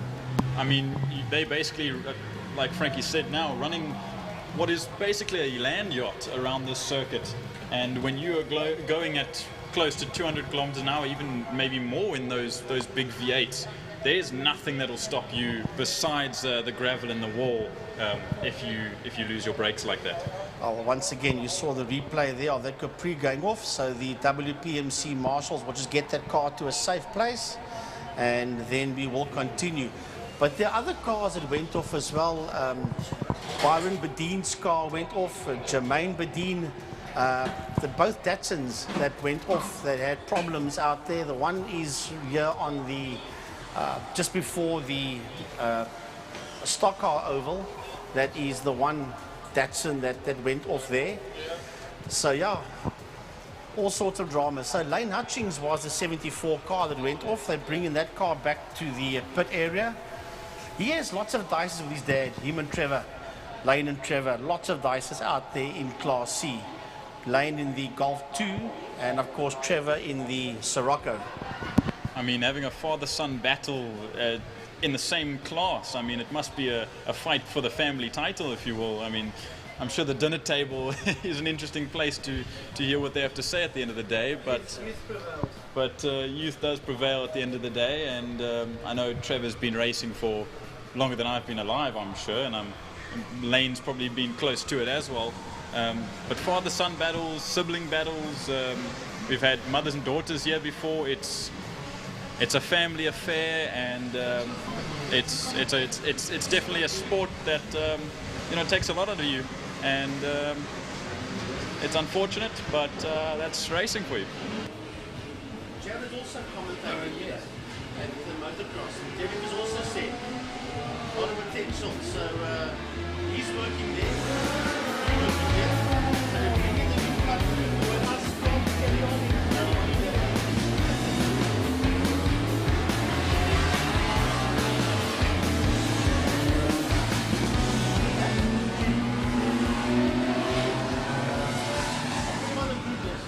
I won't put him on the group. You just have a cool down chat after the race again.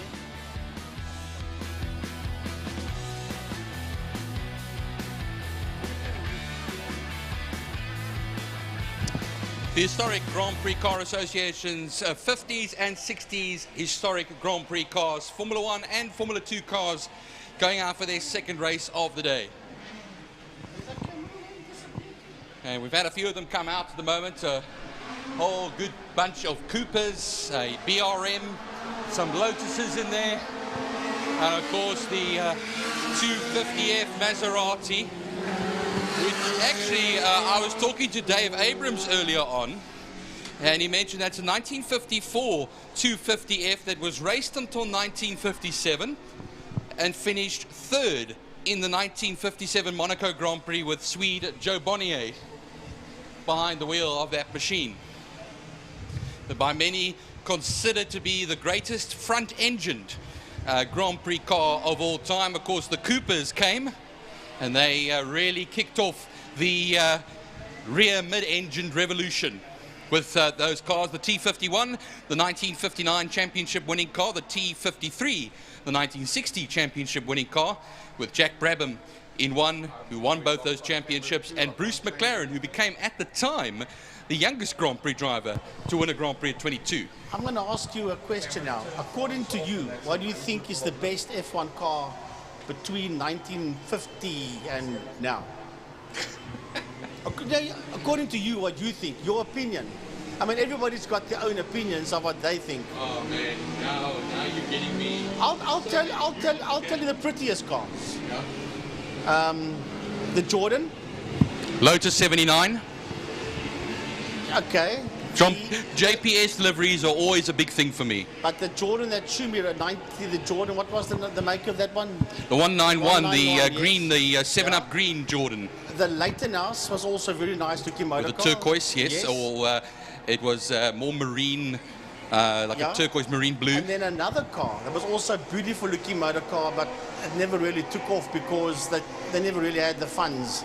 And that was that purplish color, the Simtek. That was also very nice looking. They just had that sexy look on them. But that's just my opinion. Other people will obviously have other opinions.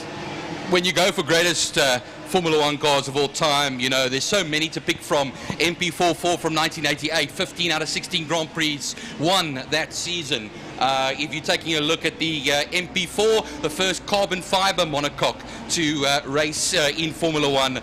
And the only race that they didn't win was the Italian Grand Prix. That was won by Gerhard Berger in a Ferrari, so how fitting. Yeah, 1-2 for Ferrari, only 2 weeks after Enzo Ferrari's passing. So that takes us all the way back to 1988, but there is the 250F out there. There is the number 36 machine as well. As I say, a whole lot of BRMs out there. I don't see the 53 car of Charlie Martin. That car's not out there on the grid. Yeah, the Cooper T53 of his is not out there. We're ready to go racing though, and we are racing. Is going to be our leader in that Cooper T79, but he gets kind of close over there. I think it was the 99 of Mark Shaw right behind him, as it was almost in the latter stages of the previous race of the day for the single-seaters, and then just shoving his way up. I'll just have to try and take a look at who is in that third position at the moment. Oh, and there's contact on the first lap. There's 3 cars off at the moment, and onto the grass on that side. That looks like that Maserati Cooper. No, the Maserati is going. It's the Cooper Maserati. Oh, the Cooper, apologize. Yes, you're quite right. However, as we try to figure out who that is, we wait for the guys to come out of turn number 4 through a saddle sweep. Down the back main they go, and it is Michael Gaines that's been chased there by the 99 of Shaw down the back straight. That's Mark Shaw sitting there in that second position, and he is chasing down He's chasing down Michael Gaines as they exit turn number 5. Yeah, 15 laps in this race, so they're now just about to complete that very first lap of the race now across the line. Michael Gaines will take the Cooper around on the first lap. Mark Shaw, it is 1.3 seconds between himself and Mark Shaw. Then Justin Myers, I should rather say, in that third position, car number 8. Then the 128 over there of Underwood, who currently leads the pre-1966 section of this current race so far over here. And then Eddie Perk, who was actually out there earlier on and did not finish that first race of the day. He finds himself in the top 6, just at the end of the top 6. So we have our first flyer now at the moment. That's the second lap of this 15-lap race underway. And yes, the second of these single-seater races. And we just apologize for some of the pictures slowly but surely also disappearing at times. But that, unfortunately, is a technical issue as far as things are concerned for now. Only 9 of them out there. Dumoulin is currently in 9th position. Right, so we watch the leaders that's going into turn number 5. We'll just settle down. That's Michael Gaines from Mark Shaw. That's first and second. They're heading towards the City of Cape Town Castrol and Wingfield Motors Bridge. Racing down into turn number 1. And then coming towards us now, we've got Mears, Underwood and Smeaton. That is making their way into turn number 1.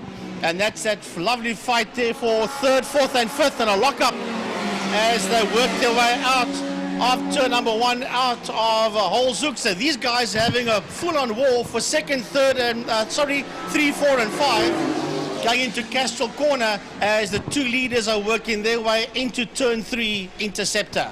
It looks like a fastest lap time, a 1:22.451 for Michael Gaines there, Frankie, on the last lap, that first flyer of the race, and that's 1.3 seconds between himself and Mark Shaw at the moment. But remember, Mark Shaw came very close the last time out as he was cutting into that gap. But this three-way battle over here, just going down onto the main straight now towards turn 5, is going to be one of the ones to watch at the moment. We had, of course, down towards the turn 5 section, and that is the leader and second place at this time. And look how close that 99 Mark Shaw Lotus is. They're going to be charging it now towards the line, and he's going to have mirrors full of Mark Shaw is Michael Gaines. Here they come across the line now, but Michael Gaines has the legs on the straight. Right, here we go. Justin Mears coming towards us, and Jeff Underwood and Richard Smeaton. They are sitting 4, 5 and 6 as they race down into turn number 1. That group that we're talking about now. There they go, into turn number 1. That's Justin Mears, Jeff Underwood and Richard Smeaton, as they exit and work their way now towards turn number 2, Castrol Corner. But the leaders, Gaza, our man that's on the camera today, is in turn number 3, Interceptor, and they're close. They are very, very close, working their way towards turn number 4 now, into Saddle Sweep. as we watch this group of cars fighting for 3, 4, and 5 coming towards us. And it is now Underwood that's right on the case of Myers, and he has got Smeaton right there with him as the two front runners race down towards turn number 5. All right, so going down towards turn 5, Pertamina Fastron. Michael Gans still has the measure on Mark Shaw, but just 0.6 of a second the last time they crossed the line. Look at how Mark Shaw closes up the gap in the corners, but on the straights though, it's going to be the legs there for the man up front, Michael Gans. 0.6 of a second the last time around.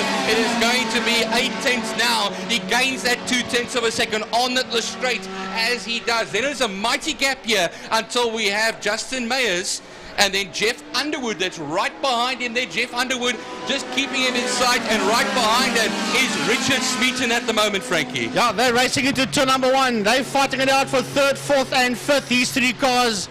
And then you've got the 7 car of Lucas coming towards us now. He sits there in P7. That is Buhoffer. He sits out there in P6 at this point in time. But we are the leaders. They are working their way towards turn number 4. They're heading towards Saddle Sweep. I'll pick them up on the back straight as they run down the back main. It is Michael Gans and Mark Shaw that sit first and second. There they race down the back main, nose to tail. When they crossed the start-finish line, there was 0.845, other words, just under 0.9 of a second between them as they head into turn 5 into Fastron now, and it is Gangs that's still ahead of Shaw as they work their way out of Fastron. Well, look how Shaw actually closes up on the exit of 5. Coming out of 5 onto the main straight now underneath the Castro City of Cape Town Bridge. Down the straight there, then run. It is going to be 1.1 seconds now between the two of them. But we see now who's coming behind them. Justin Mayers, the number 8 machine, the Cooper, is coming out through turn 5 now. Jeff Underwood, actually Jeff Underwood's ahead. Thanks, Frankie. You're just trying to signal that to me over there. Jeff Underwood has put himself up a position at this moment in time. Of course, that's the Cooper T5659 from 1961. That's Underwood, Mears and Smeaton working their way through turn number 1 as still got 9.5 laps to go. The leaders are making their way through Interceptor Corner, and it was 1.11 seconds, 1.111 when they crossed the line between P1 and 2. But now they'll be working their way down the back straight, our 2 front runners. Down the back main they go. Lovely looking machines, these of a golden era of Formula 1 and Formula 2 racing as these cars make their way into turn 5, Fastron. Sound of the straight 6 of Dumoulin's 250F coming through now. He should be being lapped fairly shortly. 10 more laps left to go when they cross the line. Now it's going to be 9 laps left to go, as now it was 1.1 seconds between Gans and Shaw. They cross the line now, and it's going to be 1.2 seconds. So a fastest lap, a 1:21.829 from Michael Gans, and that over there is a 1/10 of a second faster than Mark Shaw. Right, working their way out of turn number 5, Fastron now. That's Jeff Underwood. That is now getting away. He is now pulling away Underwood from Mears and Smeaton. That's Justin Mears and Richard Smeaton as they head into turn number 1. Then we've got the 7 car of Lucas Buhoffer coming towards us, and then behind him, yes, Burke coming as well to the line. But we've got to find out where are our front runners. They're heading through turn 4. They're going through turn 4, Saddle Sweep. Down the back main, the gap visually is getting a bit bigger between the 17 and the 99 as they race down the back straight towards Fastron Corner. It was 1.224 when they finished the previous lap. They're heading towards the end of this one. It was 1.111, then it became 1.224. Let's see if the gap is going to get bigger or if the gap gets smaller between them as they cross the line and head into turn number 1. That's 1.870, so the gap is beginning to open up where Gans is now getting away from Shaw. Yeah, 1:21.497 now for Michael Gans. and that now would easily be about 0.6 of a second faster. So let's see now as third place man Jeff Underwood comes across the line now. So Underwood in that 128 Cooper, but then it's going to be Mayers and Smeaton that will follow suit. They're keeping Underwood still in sight there into turn 1, and then it will be the next man Buhofer and Perk that will follow suit here as well. Perk in that number 37 machine as they go into turn 2 now. Comes that lovely third place battle now. Actually, that's going to be a fourth and fifth place battles now, as nose to tail it looks like a swap has been made, as it looks like Smeaton is now ahead through the kink and towards turn 3 ahead of Mayers. Right, the leaders are into turn 5. There will be 7 laps left when they cross the line. Michael Gangs and Mark Shaw working their way out of Pertamina Fostron. Working their way under the City of Cape Town Bridge, and the gap has come down again. That's 1.311 seconds between Gangs and Shaw. He took a half a second out of Gans on that lap, did Shaw. So he's got 7 laps to go. He's going to have to keep going at it over here. A 122.8 for Gans, a 122.2 for Shaw. Jeff Underwood is now getting away from Richard Smeaton, that is now ahead of Justin Mayers, as the 3 of them work their way into turn number 1, and you can clearly see that Underwood is now pulling away from Smeaton and Mayers. Then you've got Lucas Buhofer that's coming towards us as well, and then we've got Park. We've got a car off in turn 1. Oh, that's Justin Mayers that went off in turn number 1. Yes, because on the exit of turn 2, we can still see Smeaton, and ahead of him Underwood. Yeah, Mayers, of course, Ben Mayers went out earlier on lap 1 in the Maserati-powered Cooper. But here now come our leaders through turn 5. And look how close it is now through turn 5, because you have Mark Shaw right on the gearbox there of that man ahead of him, Michael Gans. Michael Gans now in massive trouble over here. It was 1.3 seconds. It's now going to be 0.6 of a second. 0.674. So Shaw, will he have a lunge up on the inside in turn number 1? No, he doesn't. Out of holes, Zuki comes, and he can now see that he's getting a lot closer now to Michael Gangs as they make their way into turn number 2. Into Castle Corner they go. And that Cooper, and there, Shaw runs a touch wide. Is he slowing down? He's slowing, Frankie. Unfortunately, I think his race might have been run here. He picks up a bit of pace again, but I think he's coasting, Frankie. I think that's the end of that for him. Well, coming out of turn number 1 now is Jeff Underwood, and he's still got Richard Smeaton there with him.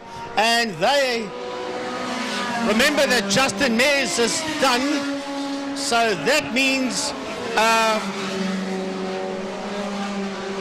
yeah, there goes down the back straight now. Buhofer will be coming through as well, is what I wanted to say, yes? Into turn 5, it will be the leader now. That number 17, Michael Gans Cooper, and will then make his way through turn 5. Then, having picked up a bit of pace again, is the Mark Shaw Lotus, and he'll turn into turn 5 now. But, well, we just now look towards turn 2, and there's some heavy battles going on through turn 2. Lucas Buhofer going through that section as well. And then you can see there right ahead of them, you had Justin Mayers that was battling it out with Richard Smeaton as the leaders have crossed the line. Michael Gans crosses the line, and 15.1 seconds back will be Mark Shaw after that moment at Castrol Corner. Yeah, he seems to be semi on pace again, but not quite where he was. And coming towards us now, we've got Jeff Underwood. Here he comes across the line, and Underwood has been still chased there by Richard Smeaton, but Smeaton is now losing a lot of ground, Byron, to Underwood. Well, Justin Mayers will be coming soon as they all make their way past an already lapped Christian Dumoulin in the 250F. The 7 of Lucas Buhofer across the line, and then coming behind Buhoffer is going to be Justin Myers. So there we go. That will be our top 7 that have already crossed the line. Now Eddie Perk, the last of that group. And then Eric Stays comes across the line in that number 36 machine. And that, of course, will be a Lotus 1821 machine. Lead all on his own into turn number 1. Michael Gangs. And he's got nobody, but absolutely nobody behind him. It's a clear racetrack as he enters Castrol Corner. Only now do we see the next car come into view, and that is the 99 car of Shaw, who is 23.8 seconds behind the leader now.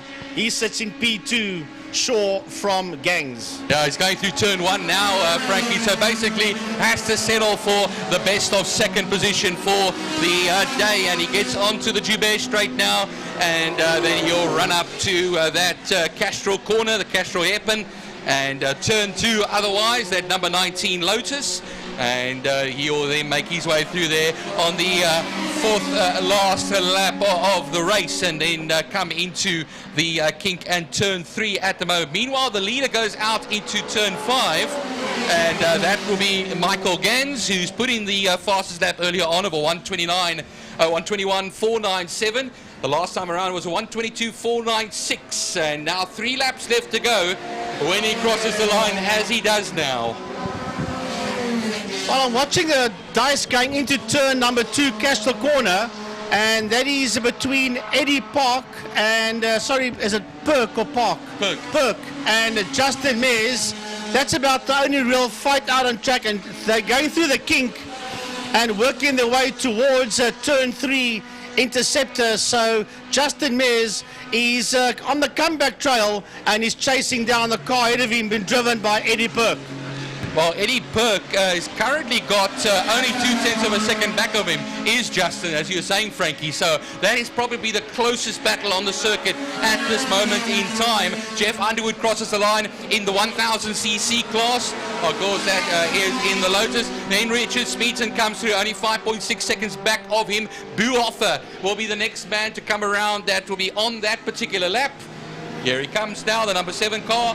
3 laps left to go for him. He's not been lapped, of course. And then the next man that should be coming up, Eddie Perk and Justin Mears, that will be making their way. Here they come now. Eddie Perk, that will lead Mears. Mears in the Cooper will make his way down to turn 1 now, and will not be close enough to launch any sort of a challenge. But the leader is coming under the Castrol Bridge now, so he's chasing down that battle of Perk and Mears. To put a lap on them is Michael Gangs as he races down into turn number 1. And only the second place man, Mark Shaw, is only making his way now into turn 5, into Fostron Corner. Yeah, there he goes into that turn 5 section, out of turn 5 in the Lotus. And the man who was once challenging for the victory, having to make do now with a position that is second, but Jeff Underwood has closed to within 6.9 seconds of that man himself, Mark Shaw, and now 2.2 seconds, so not all is well with Mark Shaw at this moment in time. No. And Underwood feels that he can get himself second. He's battling out there because Underwood is getting closer and closer and closer to him. That's the Cooper of Jeff Underwood that's right on him as they head into turn number 2. He's going to have a look up on his inside, and he does the inside cut on him, and he moves up a position. Visually you can see that he's going a lot slower as Underwood into turn number 3 is now getting away from Shaw. Well, over the last lap, Frankie, Shaw did a 28.6 and Underwood did a 23.9. So you're talking over here about quite a bit of a pace difference. But the flag is out, and we wait for our leader, Michael Gans. And well, not Michael Gans yet. That is Eric Stays that comes across the line. Michael Gans will be now into turn 2. Number 17 T79 Cooper. 1964 comes out onto the kink. Of course, that is turn 3 now. Here comes Gans. He's coming up to that Justin Mayers Eddie Perk battle. And we will then pick them up towards the back straight, the turn 4 as he comes through now. Apex 1, Apex 2 is going to be running it on the back straight now, Frankie. Down the back main he goes. Heading towards turn number 5. Fast. He's got 3 cars ahead of him, that's slower cars. And you'll see him come into view now. That's the slower cars. He's just behind this lot. And he will take the checkered flag. 3 cars to the line, and then we'll have the leader. There they cross, and the flag will come out for that man that crosses the line there. And that is Michael Gans, and it is a mighty, mighty victory for Michael Gans. Well, we rate now for the man who got himself up into 2nd position, Underwood, but I don't see him appearing on the screen at the moment. So this now is Eric Stays that comes across the line, that will finish in 7th position. And it looks like Underwood might have actually dropped out of this race. Nobody can locate him. You're quite right. I don't even see the 128 car on the radar.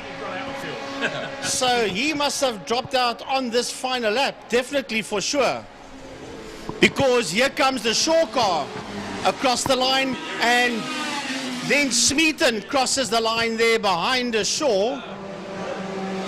So yeah, Jeff Underwood is gone, disappeared off the radar.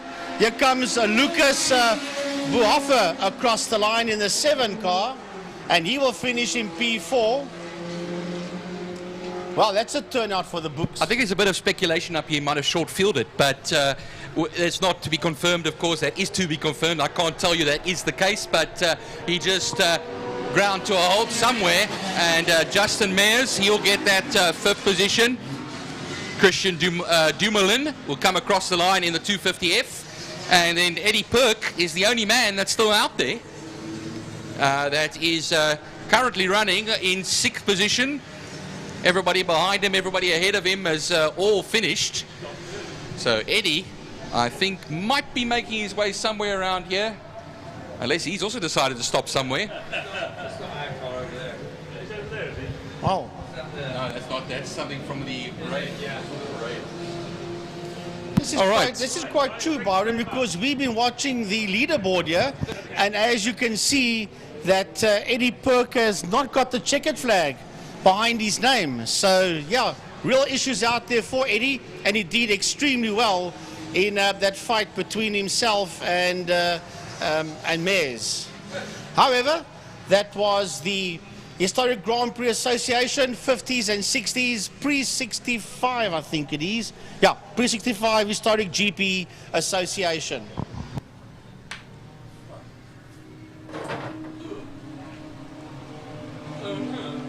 Not the easiest stuff to commentate on either. Not the easiest stuff to commentate on either, because they're so spread out. It makes it a very difficult to commentate. No, one of these guys are SA guys, I think. Yeah, no, look, it's always the thing, you know, the visit, you're not going to much about it. Remember the first race of the year is always like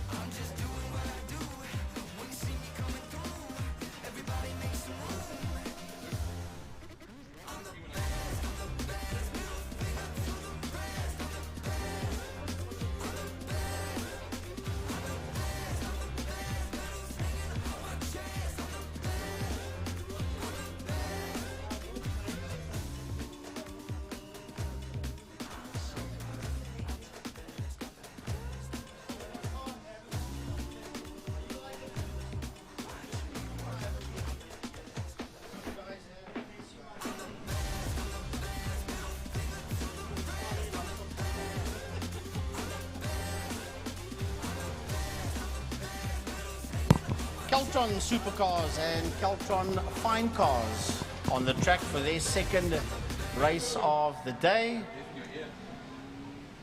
Yeah, it makes a big difference. Well, welcome to 2024, everybody at home. Yes, we... Come on, man, the mic's on. I'm sorry, this thing is bowling over here. Keep bowling. Just throw the bottles away, guys. Hey, man, please.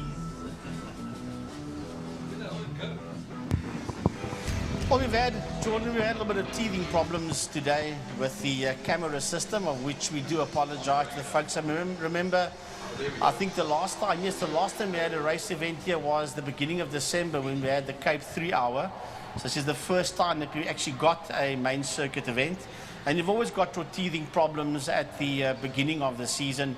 Got to get all the rust off, commentators get their heads back in the game again, and obviously the camera team as well. So we do apologize for the odd little hiccup that has come through here or there, but I promise you, 24th of March, which will be the first Power Series, will be a completely different story. Everything will be 100% spot on. Well, I mean... Sorry, I said February, 24th of February. Yeah, is March first is next round. month, yes. I would have said that's a very long gap. It's the end of January already. Geez, time goes by so quick. But yeah, quite a few teething problems just to get over with. I mean, it's going to happen with everything. But it seems that we're slowly cleaning it up throughout the day. So these last couple races should be, we're hoping, spot on. If the cameras want to play with us, then we should be good for the rest of the day. But now coming up with these Keltron Supercars and... Choose one. I'll take the classics. Fine. With these Keltron Supercars and Fine Cars mix, it's going to make a lot of action with two different speeds, but it's going to be good. Right, so Jordan, you're going to focus on the Keltron Fine Cars. I'll then focus on the Keltron Supercars. Let's have a look, see who is in and who's not in. There's quite a few of them, as a matter of fact. There was 8 of them. Not all 8 finished the opening race, but let's have a look and see. 8 of them are out there again, so that's awesome to see all 8 supercars that has entered back out there for the second race. Of course, the man to beat is Glenn Phillips. He's currently in that 4th spot behind the safety car as they work their way into turn 3, interceptor corner. And the man to beat in the fine cars, Jordan. Byron worked with me in the first one, that's why I'm touch confused, will be the Gunther Appelgrein. Yeah, BMW, he was the guy that had the target and he's back in the opening race. Yeah, and he's been pushing this car to its absolute limit. I'm pretty sure this is the only car you can spot all day, every day, because of how bright that bright green E36 is. But I see that orange and white and yellow VW jet of Arnold Lambert is going to be hot on his tail. And we've got Natasha Tissendorf in the second Jetta that will also be fighting for that top 3 spot. And we've got 2 other more classic cars in the forms of an MG and a Triumph. An Austin. That'll be rounding up the back of the pack. Right, everybody working their way out of Vostron corner. The lights in pit lane is on, all 5 lights. As we wait for the supercars, Ryan Catt is the man that's there in pole position. They're going to drop the hammer shortly, and we're going to be underway as they race down into turn number 1. Oh, look at Glenn Phillips. He wants to come through on the inside as the fine cars get off the line. Now the fine cars coming into turn 1 with Gunther Appelgrein taking the lead, and Arnold Lambert following closely behind. That I believe that is the number 44 Dave Alexander Morgan Plus that's following. That's alongside Natasha Tissendorf at the moment, coming into turn 2. He's going to hold that inside line. and trying to dive to get her to go around the outside, and he makes the position. Into turn 3, Interceptor, the supercars go working their way through up the Tigerberg Straight towards turn number 4, the double right-hander, that is Saddle Sweep, and the man that's trying to cut and carve his way through is Glenn Phillips. And Glenn was not in the lead. He said, oh, Phillips was semi on the dirt there. He's back up, he's up into that 3rd position, and he is chasing down Carl Halleck, who's having a look up on the inside there of Ryan Catt. And then just behind the two of them, I'll just get confirmation, but it looks like it's Ernest Page that sits there in that 4th place as they work their way out of Pertamina Fastron. I see, Frankie, that this Austin Healy of D. Dugmore is... Oh, sorry, no, that's the MJ of Roger Lewis. That's crawling around the end of the circuit. But we've got Gunther Appelgren and Jaco Lambert battling for position, coming down the main straight now to the line. And I believe Albert Lambert is... Oh, there's an accident in turn 1. While we were talking about the fine cars, we had a supercar go off, and I'll tell you now, it's Ryan Catt that has gone off there in turn number 1. He sat in the top group. Yes, it is indeed the Keltron Electrical Engineering supercar of Ryan Catt that is off there in turn 1, as the supercars are now working their way through turn number 3 out of Interceptor corner, and it is Carl Halleck that's got the lead there from Glenn Phillips in that 2nd position as they work their way out of turn 4 Saddle Sweep. Exiting turn 2 now, there's Arnold Lambert coming through the kink ahead of Gunther Appelgren, who seems to have some teething problems of his own, getting caught up there by the Morgan +8 of Dave Alexander.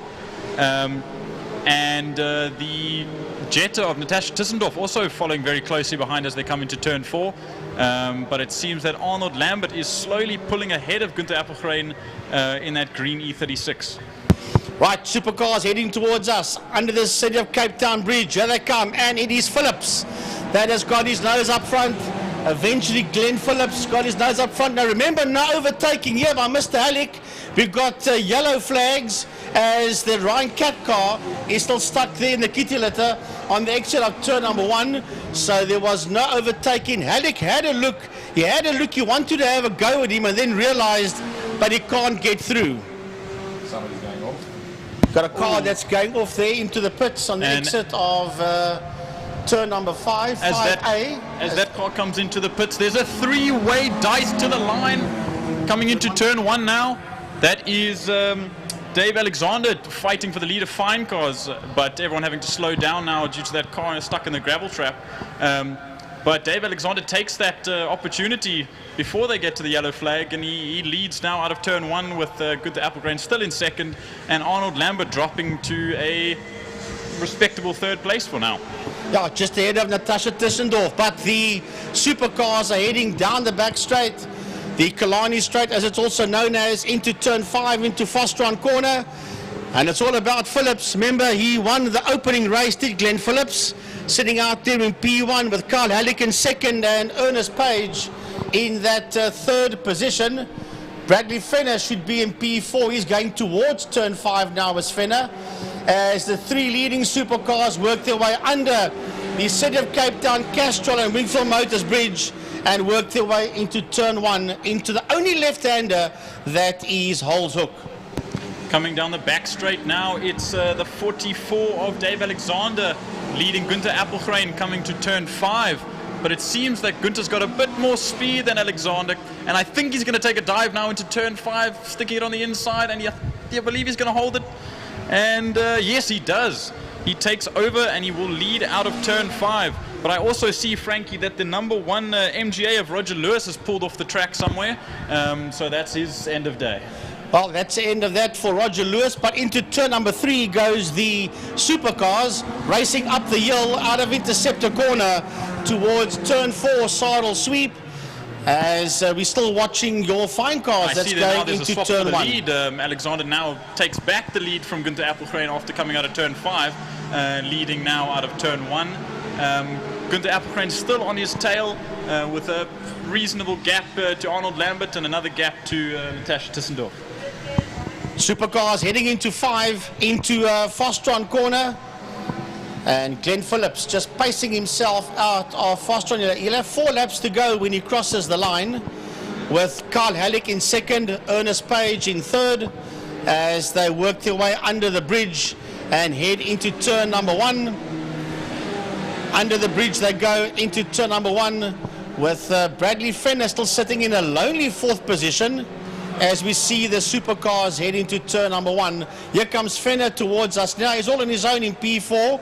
He's a Bradley Fenner, and then behind him we've got the Norkia car. That's Stefan Norkia, and down the back lane, Jordan, there's that lovely fight for 1st, 2nd, 3rd and 4th for that matter in the fine cars. Diving again now into turn 5. That seems like his most comfortable move for today. And I believe he's not going to stick it. Alexander's going to hold it out around the outside of him to keep the lead out of turn 5 as Arnold Lambert slowly creeps up behind both of them. And I'm sure he's going to try and fight them for the lead now. Supercars are busy working their way around.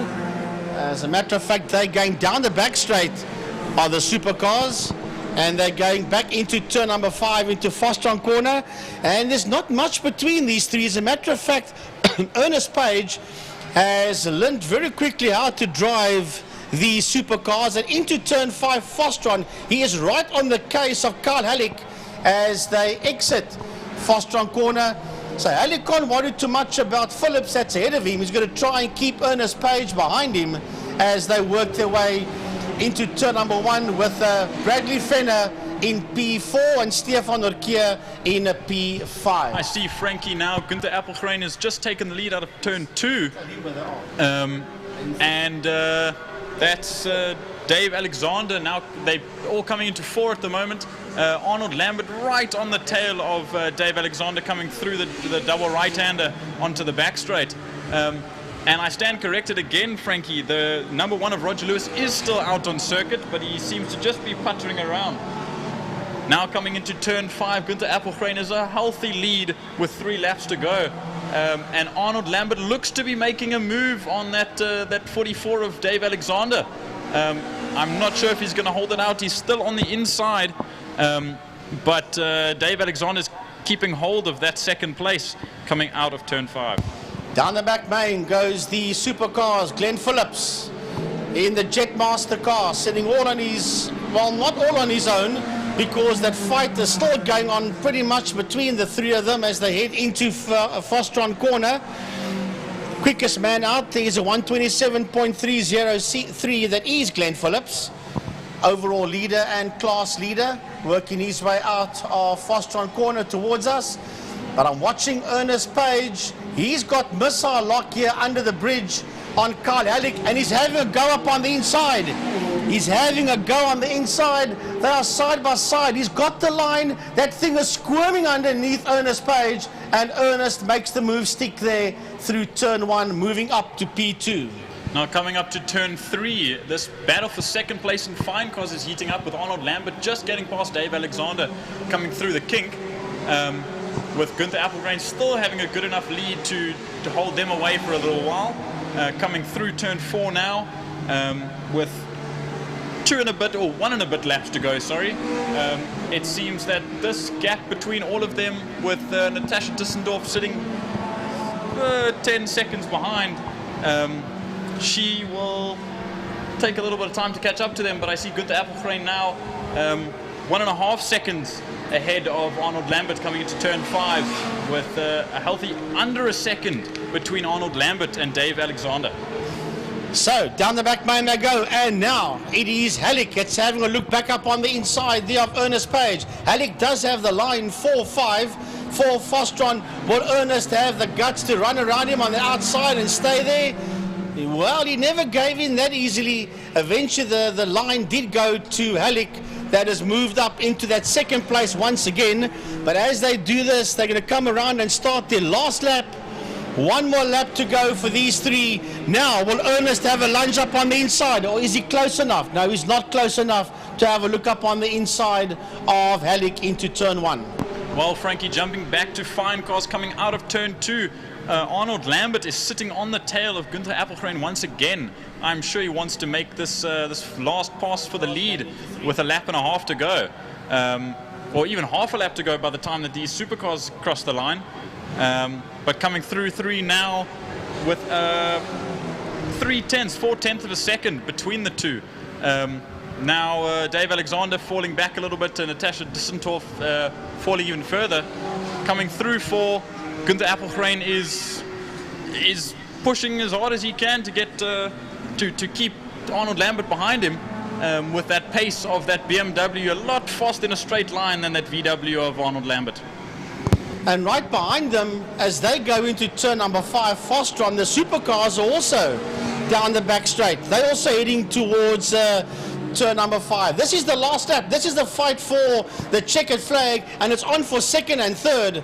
I don't believe that Glenn Phillips will lose the lead, but Halleck is still fighting very much here with Ernest Page for that second and third position as the flying guards go through. They start their last lap, but the checkered flag comes out, and it'll be victory for Glenn Phillips from Carl Halleck across the line in second, and third will go to Ernest Page. Fourth will go to Bradley Fenner, who's making his way towards turn 5 Fostron, and 6 will go to the 42 car of Stefan Norkier. Right, Jordan, your fine cars are working their way out of Castrol. Turn 2 now.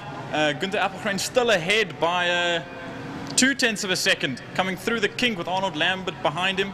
That Morgan 8 of Dave Alexander still very closely behind him, but I'm not sure he's close enough to make a move on the two. Coming through turn 3 towards turn 4 now. That top speed of Günther Appelgren's BMW really showing its prowess to keep ahead of Arnold Lambert. Now coming through 4 down the back main for the final time. Oh, Arnold Lambert's even closer than he was on previous laps. But still, that straight line speed of Appelgren's BMW is just pulling away from him.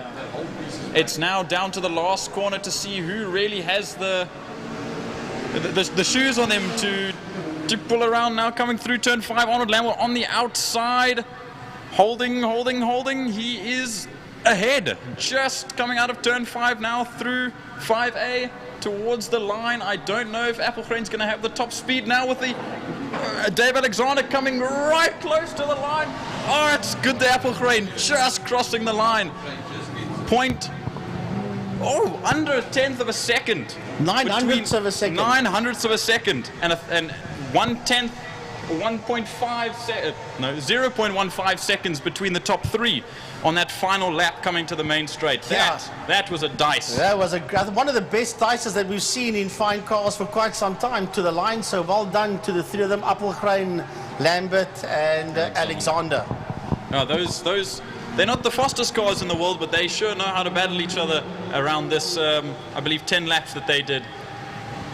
But Ernest Page has come on well. After battling a bit in the opening race and being a little bit uneasy, he actually had the guts to go and have a lunge at Carl Halleck and attempt to get that second place. He finished in third, but at least he's shown that he's now come to grips with that. We're just getting a replay now of who's that? That's Ryan Catt. That's Ryan Catt that locked the brakes up coming into the corner next to Glenn Phillips, and luckily he did not hit the 33 of Glenn Phillips coming into the corner. And that car sat retired for quite a few laps before the end of the race. But speaking on Ernest Page, he's been doing lots and lots of rallycross, which really gets that car control for these supercars who I've heard aren't easy to drive whatsoever. No, So they're it's very thoroughbred. impressive. They're thoroughbred little race cars, yes, and they are not easy to drive. Rear wheel driven, and you got to know your stuff. If you're driving one of those cars, you can ask the great Mr. Jess Huggett. He'll tell you that they're not the easiest things in the world to drive. Very nervous race cars. Watching Ernest's Instagram stories the last couple of days, he's been showing his input after only getting in the car in the last week, doing a few practice sessions, getting the car set up. I see in race 1 he had a brake issue coming into turn 2, where the brakes seemed to fail and he locked up and he got stuck a bit.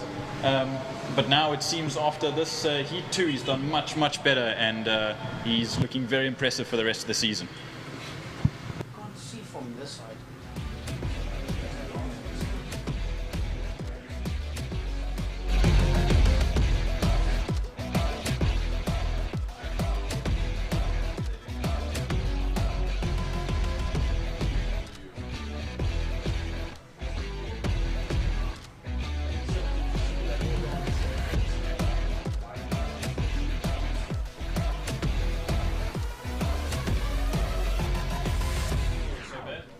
Well done, buddy. Well done. Smaller field, really.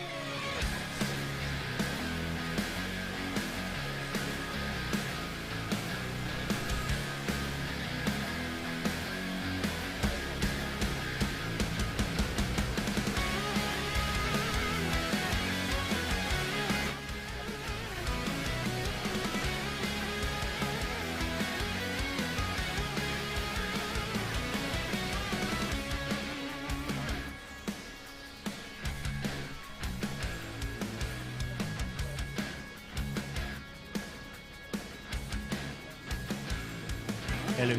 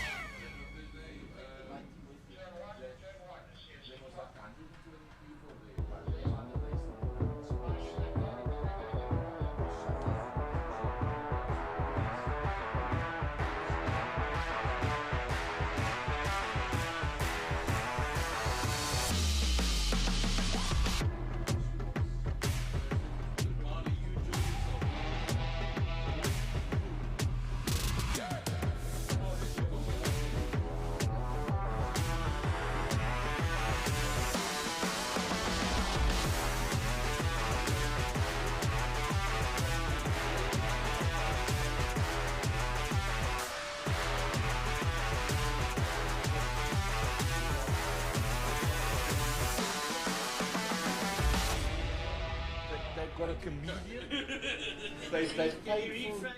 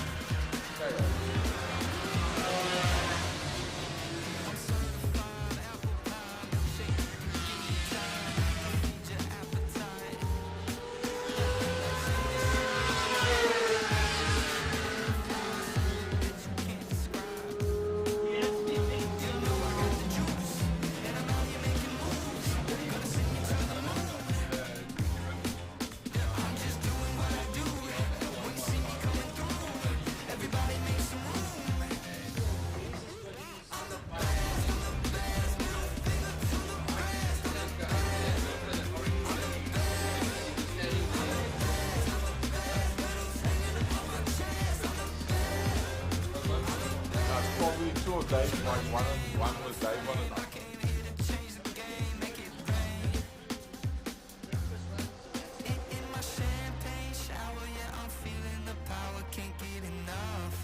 Too hot to touch.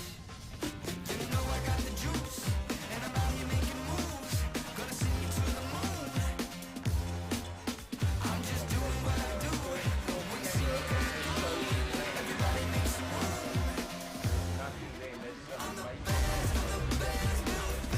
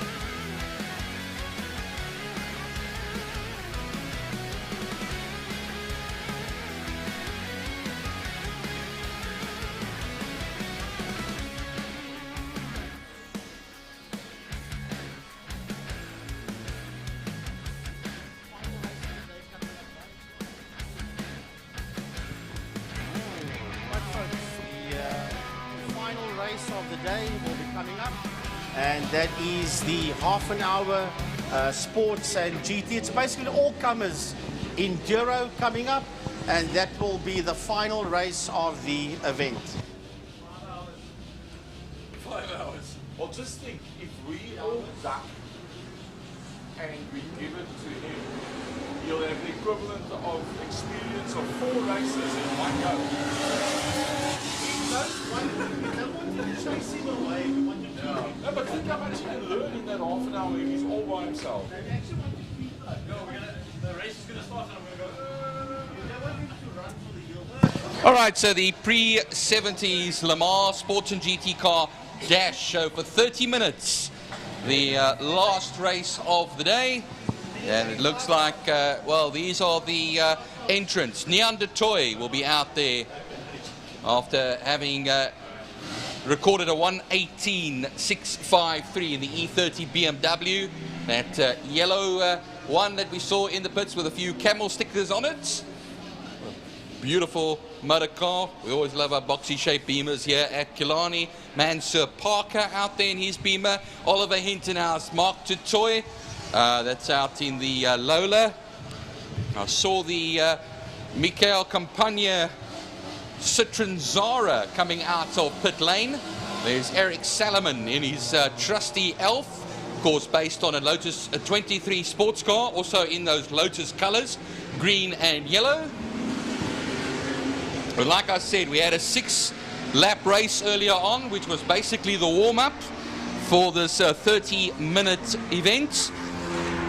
And then what happens is we have the full event now to end off today's racing, which has been magnificent here at Kilani. What a way to start off the main circuit season. And the great thing is we have ourselves a second main circuit event this month in about 3 weeks' time. First power series. That'll be the first Power Series event of the season. But meanwhile, let's take a look at who will be out there. As I said, it'll be Neandertoy in the E30 BMW. Mansur Parker in his machine, in his BMW as well. We had earlier on the GT40, the orange GT40 of Mark Tutoy. Anwar Levy, as well as Mansur Parker, both the Armin Levy Motorsport Drive cars. Just keep your eyes peeled for those beamers. Mike Verrier, number 4, but in the Z4 beamer. Kenneth Persson, all the way from Sweden, enjoying this very hot weather here in Cape Town, well over 32 degrees, and he's in the McLaren M6. The Zara in there as well. We had Jan-Willem Andre de la Porte earlier on out there in the 240Z Datsun. It does not look like he'll be taking part in this race, but Henny Bosman will be doing so, as they'll do a rolling start to get this event underway. They'll be traveling under the safety car, the Nissan safety car. There is Neandertoy, and alongside him that 76 car of, or 46 car of Mansur Parker. I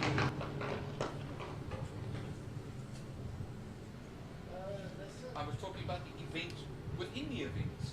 Within the event, within the events. In the events, that the last event is an event. I will tell you that it will be a great event. In the event that it is the event.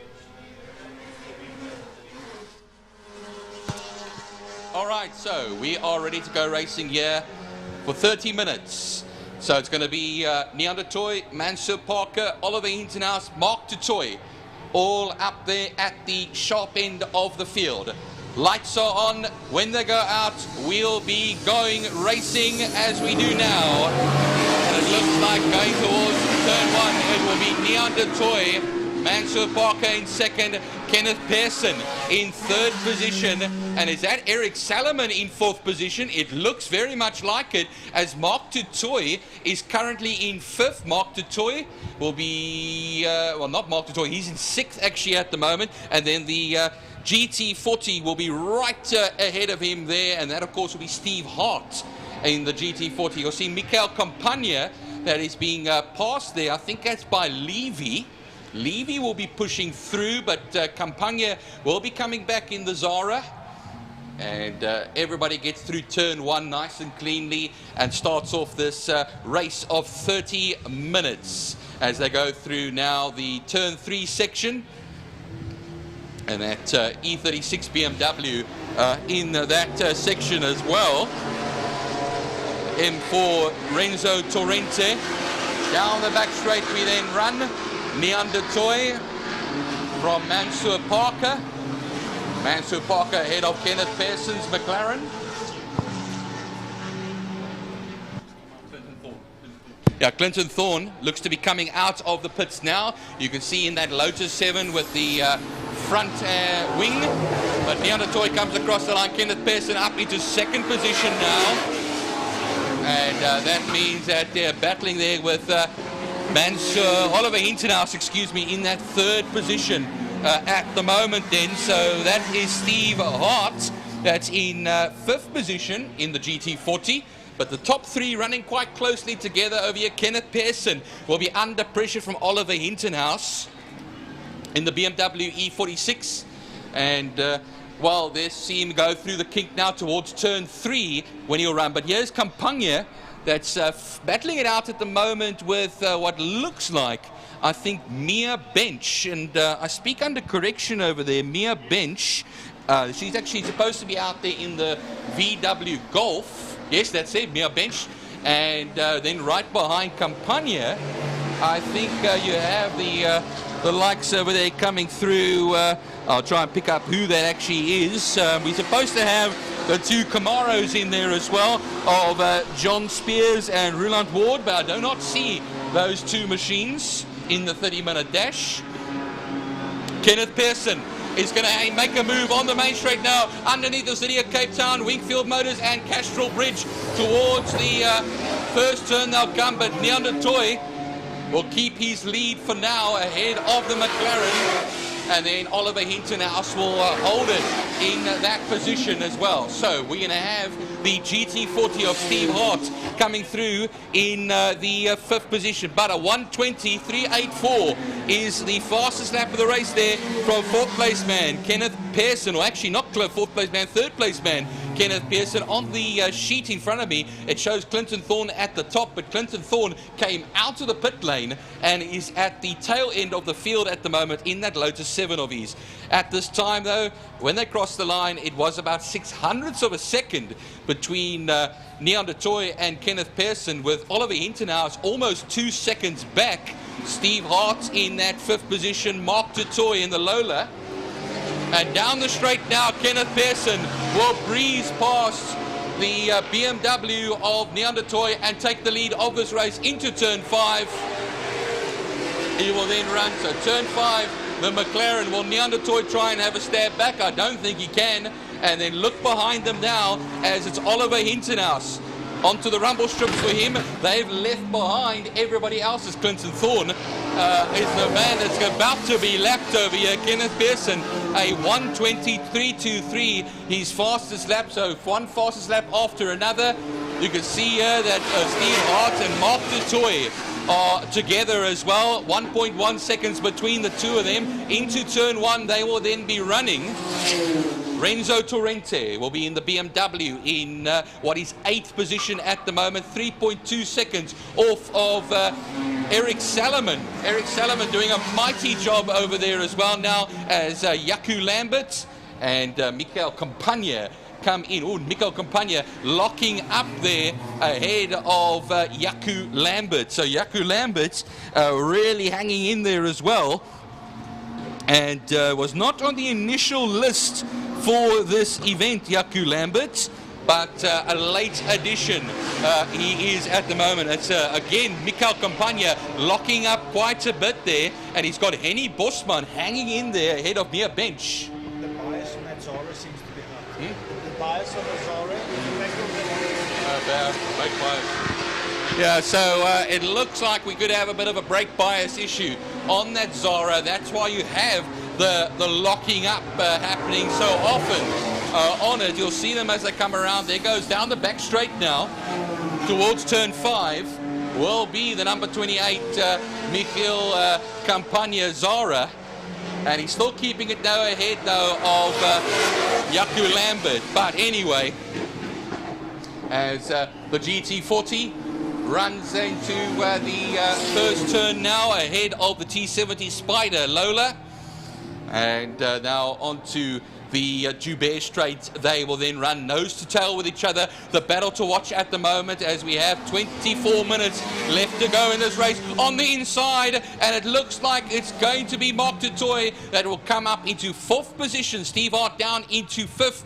And a classic battle there between a Lola and a GT40 as they come now towards turn 3, and it looks like he's basically solidified that place, has Mark du Toit. They are 6.7 seconds ahead of Eric Salomon. Eric Salomon is under pressure now from Renzo Torrente in the BMW. They were 1.1 seconds between them when they crossed the line.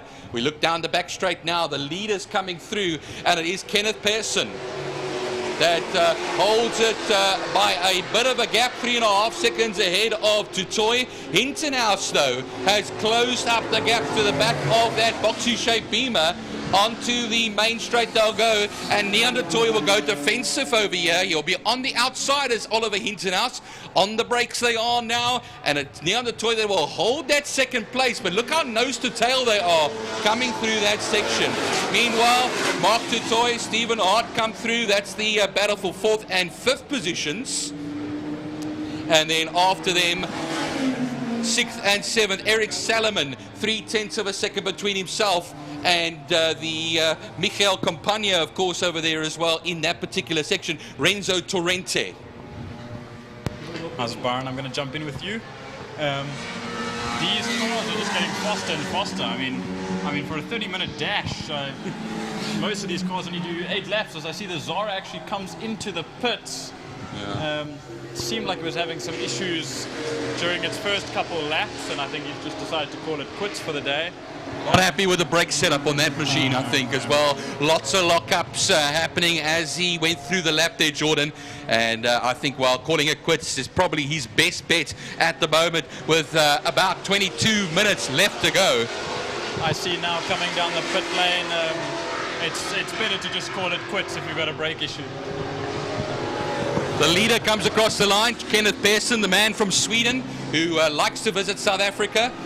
And Leon du Toit, Oliver Hintenhouse has actually made it past Leon du Toit now, so you have the 2 BMWs swapping themselves around. Then the Lola of Mark du Toit has broken the gap between himself and the GT40. The next one on the Jordan is going to be Renzo Torrente. I see he now comes across the line in that 7th position, or 6th position, sorry, as Eric Solomon comes past as well as they exit turn 2. And now I wonder if Leon du Toit is just holding back and preserving his tyres until the last couple minutes of the sprint. And I'm sure he'll take a dash at that McLaren M6B as we get to the latter stage of the race. Well, just taking a look now as Henny Bosman crossed the line, and he was 16.6 seconds back of the ones ahead of him over there, Eric Salomon, and Jaco Lambert is still hanging in there, 2.6 seconds. But we go through turn 3. Oh, going very slowly over there. I think it's misfire. That's a misfire there completely. I heard that. And that could be an exit to the race fairly shortly. We'll watch them as they come around. That McLaren is ailing at the moment. Look at Oliver Hintenhouse. And there comes the McLaren of Pearson into the pits. The V8 Ford misfiring. Well, now Oliver Hintenhouse taking the lead and following into turn 1 at the moment with Leon du Toit fairly close behind, another 2.5 seconds. That Mark du Toit's Lola Spider crossing the line. And Steve Hart's Ford GT coming now in 4th place as they go into turn 1. Renzo Torrente coming now in P5. And P6 is Eric Solomon. The field seems to be quieting down quite a lot. Everyone having late stage, end of the day issues after all these running practice sessions and sprint practices and whatnot. I mean, some of these cars have been in multiple classes today, so I'm sure most of them are taking quite a bit of strain. Well, we look as into turn 2. That is Renzo Torrente. And Eric Salomon keeps him in view, and 3 seconds between the two of them. They've all been promoted. Remember, everybody is now being promoted because we have Oliver Hintenhouse, who's holding the lead at the moment, and he's holding it.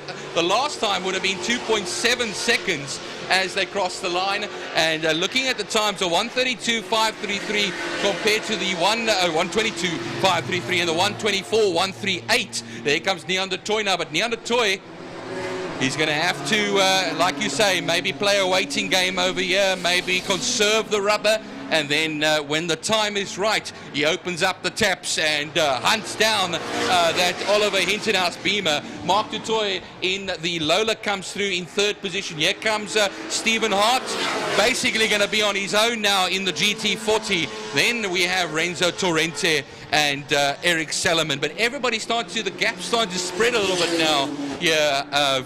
Jordan, and what happens is anything can still happen here between the now and 18 odd minutes from now when the checkered flag waves.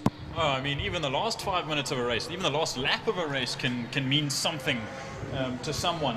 So I see now Oliver Hintenhouse coming to turn 4. He's about to lap his dad, actually, in that white E36. I mean, his dad must just be pedaling around for the fun of it, because, I mean, at the end of the day, I don't think there's any participation trophies, but it's always nice to get some on-track practice. Now Oliver Hintenhouse coming out of 5. It's always a bit of pride to pass dad, I think, in a way. You know, what happens is you love and respect your dad, but, you know, you always want to have one up on him. And this is a big compliment to Albert, because I thought they were brothers, but I think you would like to hear that more than dad. Yeah, I'm sure as well. I mean, at the end of last year, they went up to Joburg with that E46 M3 of Oliver Hintenhouse's, and they won the Joburg 9 hours for their class. So I'm sure Ollie is getting to grips with that car extremely well, and I'm sure he's going to use it for Clubman's regional racing for the rest of the year. So I'm sure he's making his dad very proud. Well, they're coming up to the leaders now, of course, and Neander Toy finds himself right behind Albert Hintenhouse now, the 767 E36 BMW, who of course currently runs in 10th position at the moment. Only 10 of them basically out there at the moment. Even Clinton Thorne pulling out of the race after having a brief basically cameo, you could say. Henny Bosman will still come through in 7th position, but down the back straight though, Oliver Hintenhouse runs it towards Pertamina Fastron. He's got the 6.3 second advantage over Neander Toy, but Neander Toy is going to have to start watching out for another Du Toit in the form of Mark that is coming up behind him. At the moment, he is 3.5 seconds back of Nean. Byron, he is coming quickly on that E30 of Neander Toy. Oh, he's close up. They are nose to tail almost coming out of 5, and I'm sure that that Lola Spider has quite a lot of pace on it. That Mark Du Toit car is pulled into the pit. That's strange. I really would have thought there would be a battle ongoing here, but obviously some late stage issue now has just forced him into the pit. So now that moves Steve Hart in the Ford GT up to 3rd, and that makes us lose another car on track, bringing us down to, I believe, 7 cars left, or 8 cars left. 9 cars. 9 cars, actually. Renzo Torrente now passing the line with Eric Solomon. Henny Bosman should be coming up next on that straight, but here comes the GT40 into turn 2, Castro corner there, Jordan, and we didn't see that GT40 earlier in the day. Well, of course, we saw it in the warm-up session, but I thought it was going to be... All right, so there Bosman is going quite slow.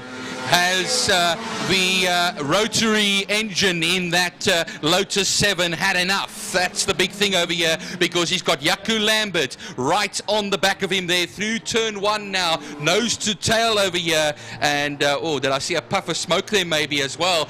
Might be my imagination, but yeah, coming up now to turn 2, not going to make a move quite yet, going very defensive there is Henny Bosman, a wily and experienced campaigner, of course, Mr. Karate SA. I see that Lotus 7 with the rotary, those things do smoke regularly, so maybe it's not too much of an issue. We don't know just yet. I mean, we've still got 15 minutes to go, but Jaco Lambert seems to be on his tail, and I think he's going to sit there for a while until he's able to make a move, or until he suspects that that Lotus has another issue. But it seems to have picked up the pace all of a sudden, and it's running at full speed again. But everywhere else seems to have he picked up the pace. Sorry, Jordan, has he picked up the pace, or has Jaco Lambert actually started slowing down? You know, that's a good point. I didn't think about that. But yeah, it seems that Henny's actually picked up quite aggressively. And we'll see now what lap. Jaco's retiring. I thought that car was slowing on the back straight over there. We were wondering whether it was Henny Bosman who picked up the pace, or it was Jaco Lambert that started dropping back, and it was dropping back. So, Jordan, they're falling like flies over here. It's a real race of attrition. Absolutely, Byron. I mean, at the end of the day, we've only got 7 cars left now, and this really shows you who builds the bestest car. I mean, some of these guys take months and months and even years to build these cars, especially the classics. And I mean, that's just unfortunate for the Lamberts now that they've had to pull out for the rest of the day. Well, Neanderthal will come across the line now in second position, and the gap between himself and Oliver Hintonhouse will be 18.8 seconds. As now, having inherited third place now, is the 25 GT40 of Stephen Hart, and then Torrente has come up into the fourth position. Eric Salomon also gaining from that as well. Eric Salomon's only 1.7 seconds off of the Renzo, but Renzo dabbing the brakes there quite a bit. You can see the brake lights flashing there.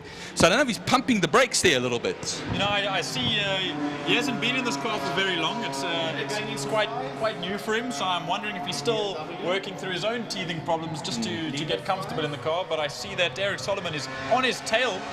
Right, it looks like he's passing on the inside, so Renzo might actually have a problem with that BMW M4. Oh, he's breezed past there, Jordan. Look at how Eric Salomon just breezed past in a very easy way. I think there might be some issues, and you've been seeing it as well, with that machine of Renzo Torrente. Well, one person we haven't mentioned, the only lady racer in this race, Mia Bench, just having a lonely race to herself in that Super Cup Polo. She seems to just be doing consistent lap times as Oliver Hintonhouse now takes her on the inside into turn 2. Everyone seems to be having quite a lonely race this afternoon, but that's what you get at the end of the day. That's a slow-moving Neanderthal. I think that's a slow-moving Neanderthal there.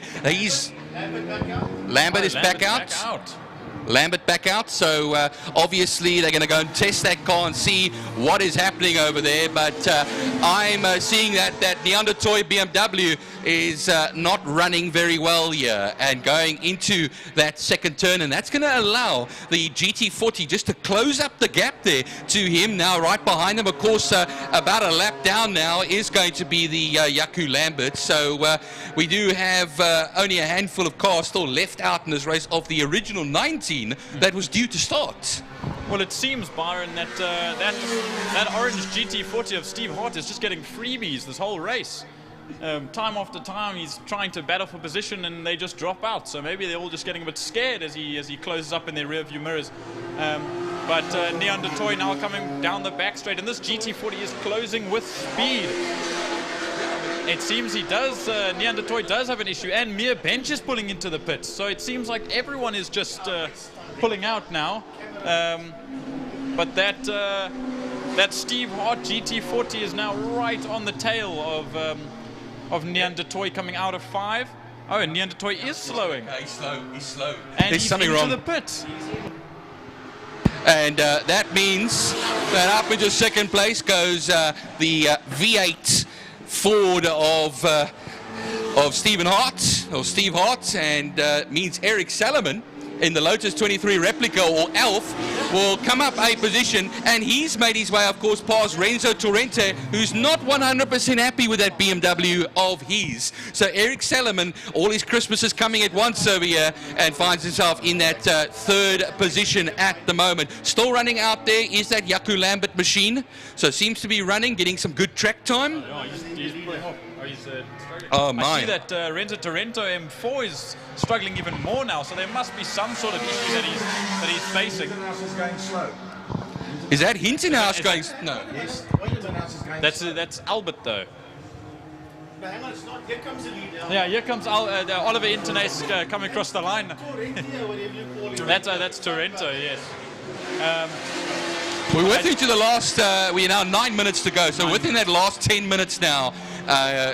Jordan, and of course remember, like we were saying earlier on, everything can go wrong on the last lap as well. The last 5 minutes is a nervy time, the last 10 minutes is a nervy time, and we've already had so much drama before we even reach this final 10-minute phase. Here comes Neon. There we go, he's in the pits, Neon de Toy. I don't know if Neon's coming back out or if he's going to pull into the pits, but he would have gone around. I think he's coming back out. Possibly maybe a little bit more fuel or something. He's back out again onto the circuit, and I'm sure he's lapped enough cars.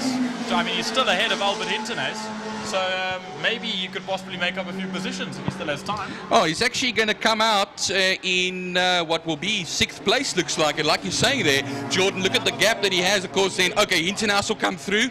Coastal car. And we are now 8 minutes and 12 seconds left to go. Renzo has pulled into the pits now, obviously finally giving up the ghost on that BMW. But now we've lost another car, but Neon de Toy has joined back. He's still not running at full speed, it seems. Oliver Hintenez now crossing the line with just under 8 minutes to go. And you know, I hate to say it, and everyone believes in a commentator's curse, but we're not going to have any cars left at this rate. But luckily that M3 E46 of Oliver Hintenez is renowned for its endurance racing, and it's been put through a 9-hour before, so this should be a breeze. Mia Bench out again. Well, out and back out, back out. Yeah. Well, maybe there is a thought, Jordan. Maybe some decided to maybe short fuel and maybe do some sort of a strategy, or they miscalculated maybe. Remember how often you do these 30-minute races? They're used to the more 10 lappers or so like that. That's only 18-20 minutes of racing, depending on your lap times. So it could be that they've put in 20 laps or 20 laps, 25 laps of fuel, not realizing they've got another maybe 10 laps left of the 30 minutes. But yeah, it's quite an awkward distance, you could say, to call it an endurance race, because it is only 30 minutes, but in some ways it is like a micro endurance event. And Oliver Hintenhouse, the man, of course, who still leads the way by 34 seconds. Sorry, Byron, it seems that Neon de Toy has pulled into the pits, and I think he's going to call it quits. He is parking the car in the old pits now. It doesn't look like he's splashing any more fuel in that, if that was the case. Doors open. Driver will be disembarking. Yep, there goes the boot open. Oh, yeah, Renzo back out again as well. I think they're looking at the back, and they might be filling up just a little bit, maybe just to salvage something from this, Jordan, because we have now 6 minutes left exactly. And here comes the GT40. And remember, those V8s are the thirstiest of the bunch over here. And there's something hanging off the front of that that GT40. It's fallen off now, but I don't know what exactly that was. The second place man, Steve Hart. Well, let's just jump back to the leader of this race, Oliver Hintenez, coming down the back straight. He is still just enjoying himself, I'm sure. Coming into turn 5, Renzo again slowing down out of 2.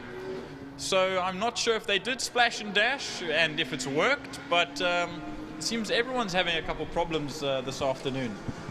Well, that's why in Afrikaans, I think when they talk about endurance events, they say a uithou veteran. So whoever holds out will be at the end. And the leader comes through now.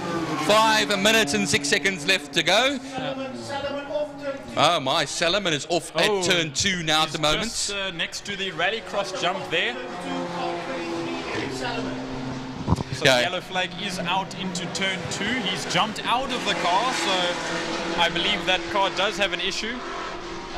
And he won't be finishing this race. Well, that means that Henny Bosman will come up into 3rd position in the Lotus 7, the Wankel-engined Lotus 7, and Albert Hintenhouse will, this is a turn up for the books, come up into what is 4th position. But that means that the leader, Oliver Hintenhouse, has just recorded another lap. Steve Hart will come through 42 seconds back, and he's got Mia Bench all over the back of him. So Mia Bench is running again. I see that Oliver Hintenhuis is now passing Henny Bosman into turn 5, obviously lapping him again. Coming through 5, lapping his father again as well, which I'm sure is giving himself a tap on the back for that. You won't hear the end of it, Albert. Absolutely not. There he goes through past his father, now coming on the main straight to the line. Henny Bosman's picked up some speed actually, and he's right on the tail of Oliver Hintenhuis into turn 1. But I don't think that rotary engined Lotus 7 has kind of the oomph that you'd expect it to have from such a small, light car. Very finicky engines, those Wankel motors, and also running long like this. I don't know if it's in a comfortable zone at the moment, but Henny Bosman doing a mighty job, I have to say, and still holding that 3rd place at the moment. And he'll be, of course, lapped by Oliver Hintenhouse. So he will be a lap down. So it's only Oliver Hintenhouse and Steve Hart that remain on the lead lap at the moment. 19 laps completed, coming up for 20 laps completed for them when they come around the next time. And as Frankie saw, it's now 3 minutes left to go.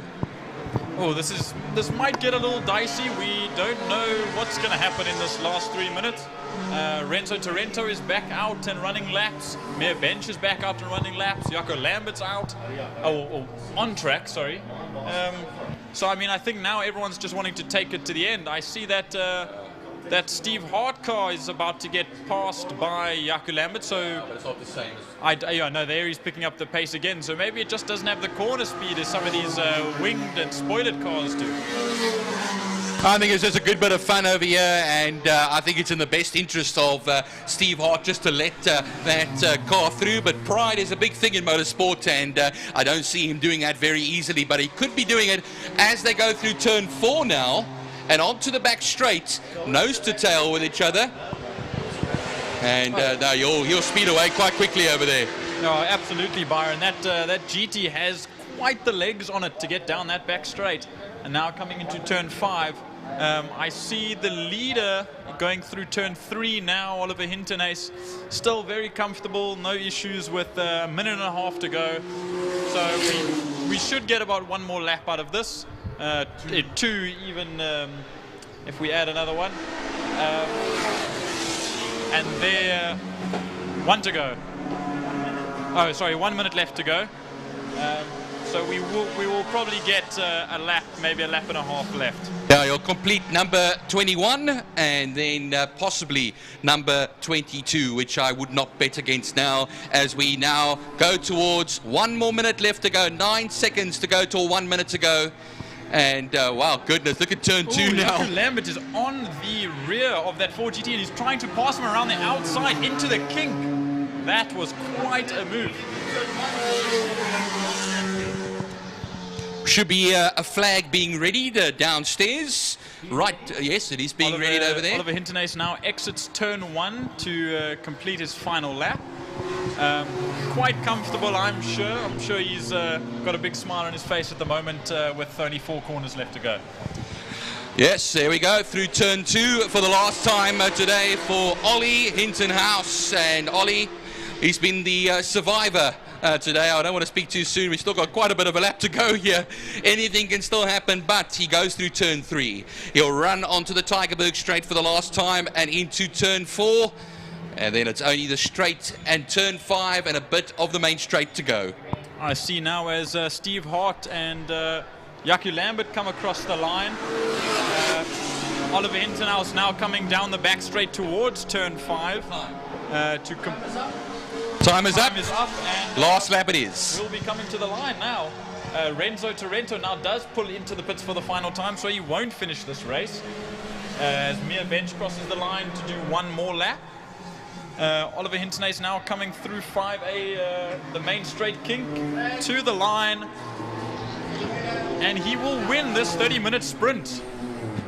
Quite comfortable for the last 25 minutes of driving, I'm sure, for him. Everyone having some ups and downs and going in and out of the pits, but he ran smooth and ran brilliantly, and I'm sure himself and his father and his team will be greatly, greatly proud of him. Wonderful stuff from the man. We still wait for Steve Hart, though, in the GT40. Here comes Albert Hintenhouse. That will finish 4th, eh? 4th for Albert. Here comes Stephen Hart down the back straight. He's still got that Jaco Lambert car right with him as well. And Jaco Lambert just having a little bit of fun there. And then into that turn 5 section comes that bright orange, or just that bright orange GT40. Stay on the track. Still got a little bit to go here, Steve. And he'll take it over here towards the line underneath the bridge and will take 2nd position. Jaco Lambert will get 5th position, and these entrants, these chaps and lady as well, have provided us basically a Le Mans 24 hours in 30 minutes. With lots of chaos, if I can say. I mean, we lost, what's that, 7 or 8 cars just in the last 30 minutes, so it's quite extreme. I see Mia Bench now coming to cross the line for the final time. I'm not sure if there's anyone else on track. No, that's the 6 of them. Oliver Hintenhouse now coming into the pits, and Henny Bosman also finishing in 3rd place with that rotary Lotus 7.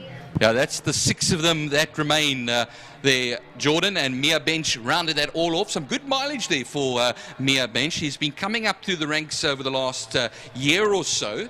So it's great to see her out there as well. They all finished 1 lap off. The only 2 who completed all the laps here, 22 of them, of course, our leader and Steve Hart. Henny Bosman in 3rd position. Albert Hintenhouse, Jaco Lambert and Mia Bench.